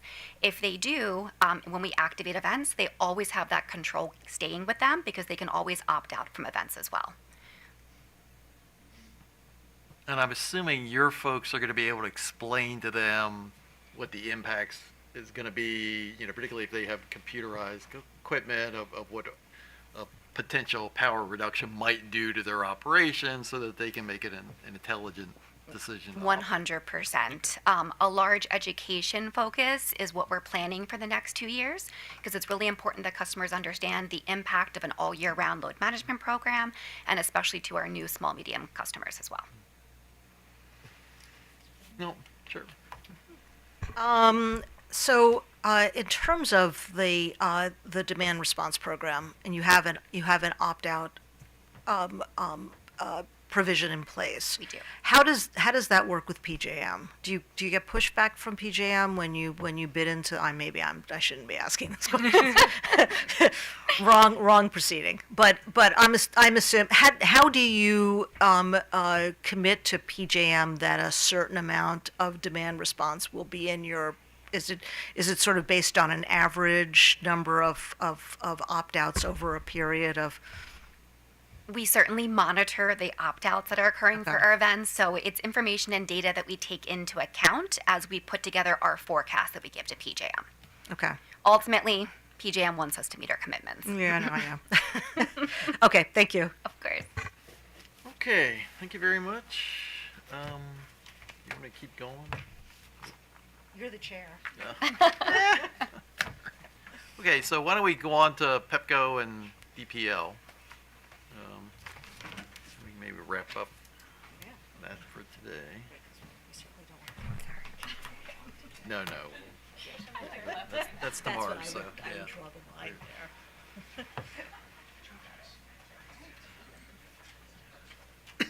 Don't want to have too much fun. Yeah. Then we can actually finish tomorrow. Yeah, I think so. I'm assuming all these other people know. Do you like me to be? Drive? Audio visual?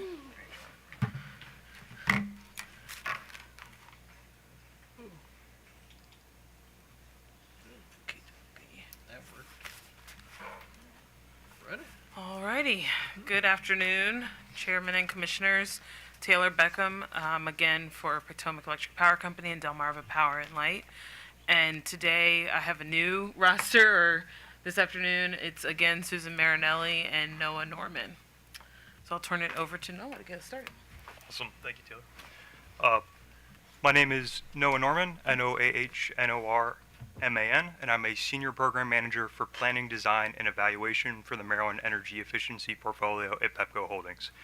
I am pleased to join you today to highlight Pepco and Delmarva Power's revised EmPOWER program plan filings.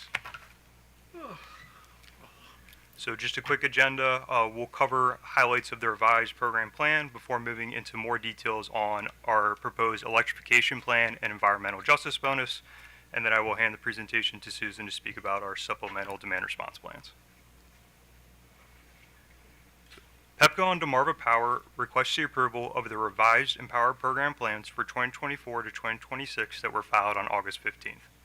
Many of the programs remain unchanged from the previous program plan filing, with Pepco and Delmarva Power making changes where necessary to account for EmPOWER's shifts towards a life cycle greenhouse gas goal and the introduction of electrification measures into both the residential and commercial portfolios. So on this side, I want to highlight some of the key takeaways from our revised plans, again before moving into more details on electrification and the proposed environmental justice bonus.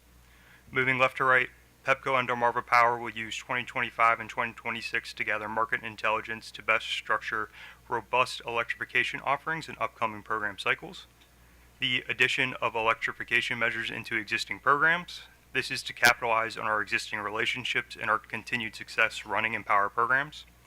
The inclusion of winter demand response, flexible load management, and locational demand response programs. Combined heat and power is being sunset beginning in 2025 as it does not support the EmPOWER directive to reduce greenhouse gas emissions.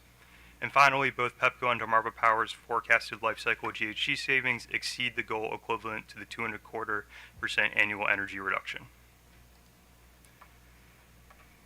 So some details on our electrification plan. Pepco and Delmarva Power are proposing the addition of electrification measures into both the residential and commercial portfolios utilizing existing programs. So on the residential side, this includes HVAC, appliance rebates, and the Home Performance with Energy Star program, with HVAC being viewed as the primary vehicle for electrification. For C&I, the C&I midstream will now include incentives for electrification measures, targeting HVAC and water heating heat pump technologies for small to medium-sized businesses.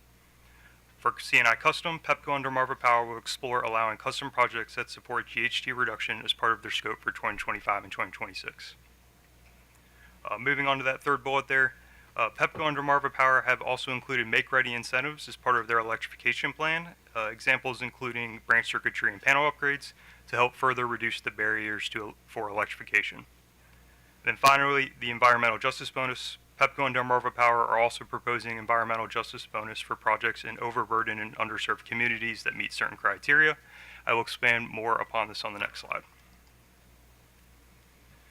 Pepco and Delmarva Power believe that the environmental justice bonus promotes equity as part of the energy transition. The environmental justice bonus would be for electrification projects that are completed at a residence at or above the 75th percentile environmental justice score as defined by MDE's screening tool. MDE identifies 4 factors that help to calculate an environmental justice score. These are pollution burden exposure, pollution burden environmental effects, sensitive populations, and socioeconomic and demographic indicators. Participants residing in these overburdened and underserved areas would receive an additional incentive for installing eligible electrification measures.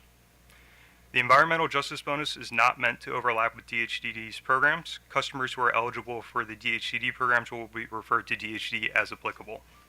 Pepco and Delmarva Power are committed to coordination with DHCD to make sure that customers are being referred to the appropriate programs, noting that this is something that we are already currently doing with our existing programs. I'll now hand it to Susan to talk about our supplemental demand response plans. Good afternoon, Chair and Commissioners. Susan Marinelli, Manager of our Demand Response and Tech Programs, last name spelled Marinelli. In our supplemental demand response plans, I would just want to highlight that we have our current demand response programs that we are continuing. Our direct load control program has been offered since 2009. As we spoke of this morning, we have about 278 megawatts of load control currently available through are air conditioner loads that are controlled through a variety of device types. We have some of those one-way communicating devices. We have Wi-Fi communicating devices. We have AMI communicating devices in our program. So we do offer customers a lot of options, including the cycling level that they want to participate in, and of course, offer customers rich incentives for participating in that program. We're going to continue our Bring Your Own Device program, and this is our smart thermostat program that we've offered since 2017. We are constantly enrolling more devices in this program. The customer engagement and interest in BYOD is high, and we continue to promote it through our appliance rebate program as well as other energy efficiency channels. One item that I wanted to note is our flexible load management program, which was approved in our 2024 filing that we submitted in 2023. This program we did pledge to initiate or get at least started at the end of this year. However, we have had some delays with IT integrations, and unfortunately we will not be starting this program by the end of this year, but will be rolling it out in Q1 of 2023. So while it is listed as a current demand response program, really it will start in the new year. Moving on to the programs that we're adding to our demand response portfolio is our locational DR program. This at a high level will be to demonstrate how we can use demand response in a locational way to delay the need for utility system distribution upgrades and test the viability of demand response as a non-wire solution. This program will be offered to customers who will control AC loads June through October, and we'll look at for certain locations on our system that are nearing capacity constraints. Once we identify those areas, we will target customers to participate in the program and recruit customers who are not already enrolled in demand response to join the program and receive additional incentives that are above and beyond our current demand response offer. We will evaluate this program for future design solutions and look to use locational applications in the future. Our other supplemental program is going to be a winter demand response program. This program will focus on customers who have all electric heating and cooling loads, and we will, all electric heating, and we will use smart thermostats for controlling these heat pumps in winter months. Customers will also receive an incentive for participating in this program, and we will target those customers specifically that we know are using heat pumps. We'll use our AMI data to identify customers who might be interested in this program. Last but not least, we are interested in looking at new technologies. And so throughout this year, or throughout this next program cycle between our locational DR, winter DR, and our more traditional programs, we'll continue to think about other technologies that might be applicable for demand response. And that concludes our remarks, and we'll open it up to any questions that you may have. Commissioner Barve. Thank you. So with respect, could you go back to the slide that had to do with justice communities, environmental justice, right, EJ. Let me just quickly look at what you've written here. Yeah, that's, so you're going to use the tool, the MDE tool for identifying communities that are, and, okay. That is correct. And single family heat pumps with water heaters, okay. I guess I'm forgetting the question I was going to ask you about that. Except let me ask this. So when you're talking about bonus programs, that is basically an additional bump up in the incentive for the adoption of energy saving technologies. Is that what you mean by that? What do you mean by that? And not a bonus program, but a bonus incentive. So an adder on top of, in this case, for an electrification project specifically in one of these zones. So, a customer would receive, instead of the typical incentive of X dollars, X plus Y, Y being the EJ bonus in this case. Okay, and that would include every program that you ordinarily provide. No exceptions, right? I believe this is targeted to go through the HVAC and appliance, the appliance programs to start. Okay. Okay, great. That's all I have. Thank you. Commissioner Sussman.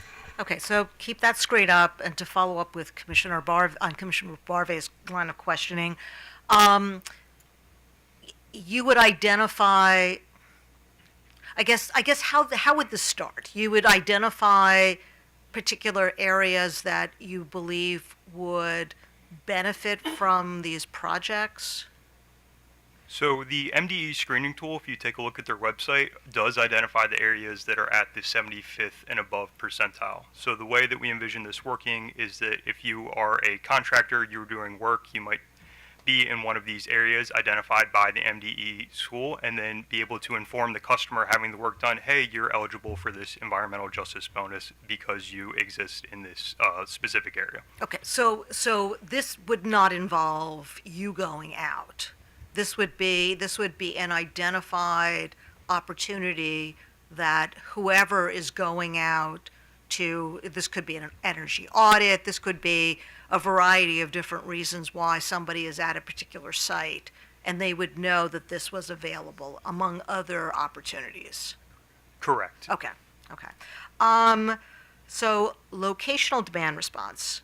How extensive are you thinking about this program? Are you thinking, 2 feeders, 5 feeders? I mean, I because you could identify a number of feeders that are constrained. How extensive are you thinking this program would go? Yes, substation level. So depending on how the loading at different substations looks, we would be identifying various substations to which feeders are supported by those substations. So it would depend on how those substation loadings appear in our 10-year capacity planning forecasts.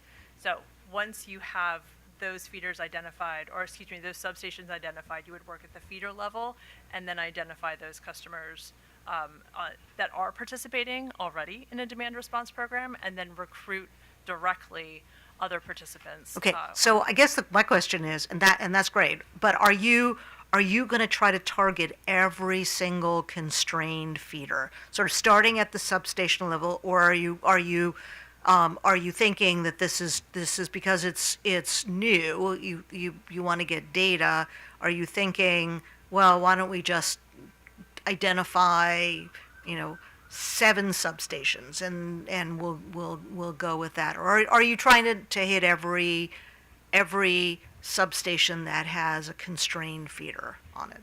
Because this is a demonstration, probably within each service territory, we're looking at 2 to 3 substations. Okay.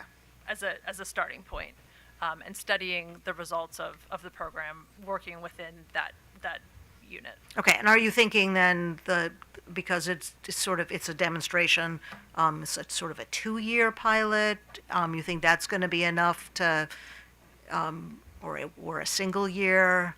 At this point, within just the within the program cycle, we're looking at this concluding at 2026. Okay. However, could there be a continuation if we found success in a particular area, if it worked out well, if it was evaluated to serve the purpose, it could be continued. I think that's probably a bit of a bridge too far, but I think we're going to, one of the reasons we identified this as a demonstration is because we want to have very specific evaluation metrics that we're setting up on the front end to prove out this technology and prove out the way the program would operate. Okay, and so it'll start next summer. So you'll have everything in place to start. So you'll have identified the substations and the constrained feeders. You'll have talked to the residents in that area, and you'll have everything in place ready to go. Correct. Okay. Correct. Thank you. So I have to admit, I have not looked at the MDE maps, but for the Delmarva service territory and some of the shore counties, are they fairly extensive areas that are included in this environmental justice?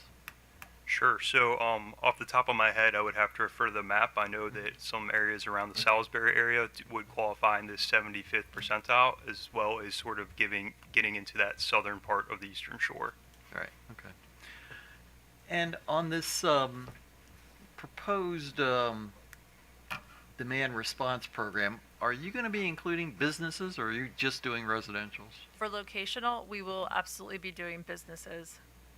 For the winter demand response, I'd have to go back and double check. I think we did include businesses in the winter demand response, but I'm certain that we have businesses for the locational. Okay. And I assume you do the same sort of discussion with the customers, that the discussion I had with the BG&E folks about sort of the particular energy demands of the business and why and how this thing could affect their operations so that they don't inadvertently do this. We have had a commercial demand response program or direct load control program since 2013. Wow. Pretty much the types of businesses we see enrolling in these programs are surprisingly like mom and pop restaurants, barbershops, congregations. There is a term that you want to kind of look for those, churches or other things that might have programming that go on, throughout the day. So we have a wide variety of participants from the commercial space in this program.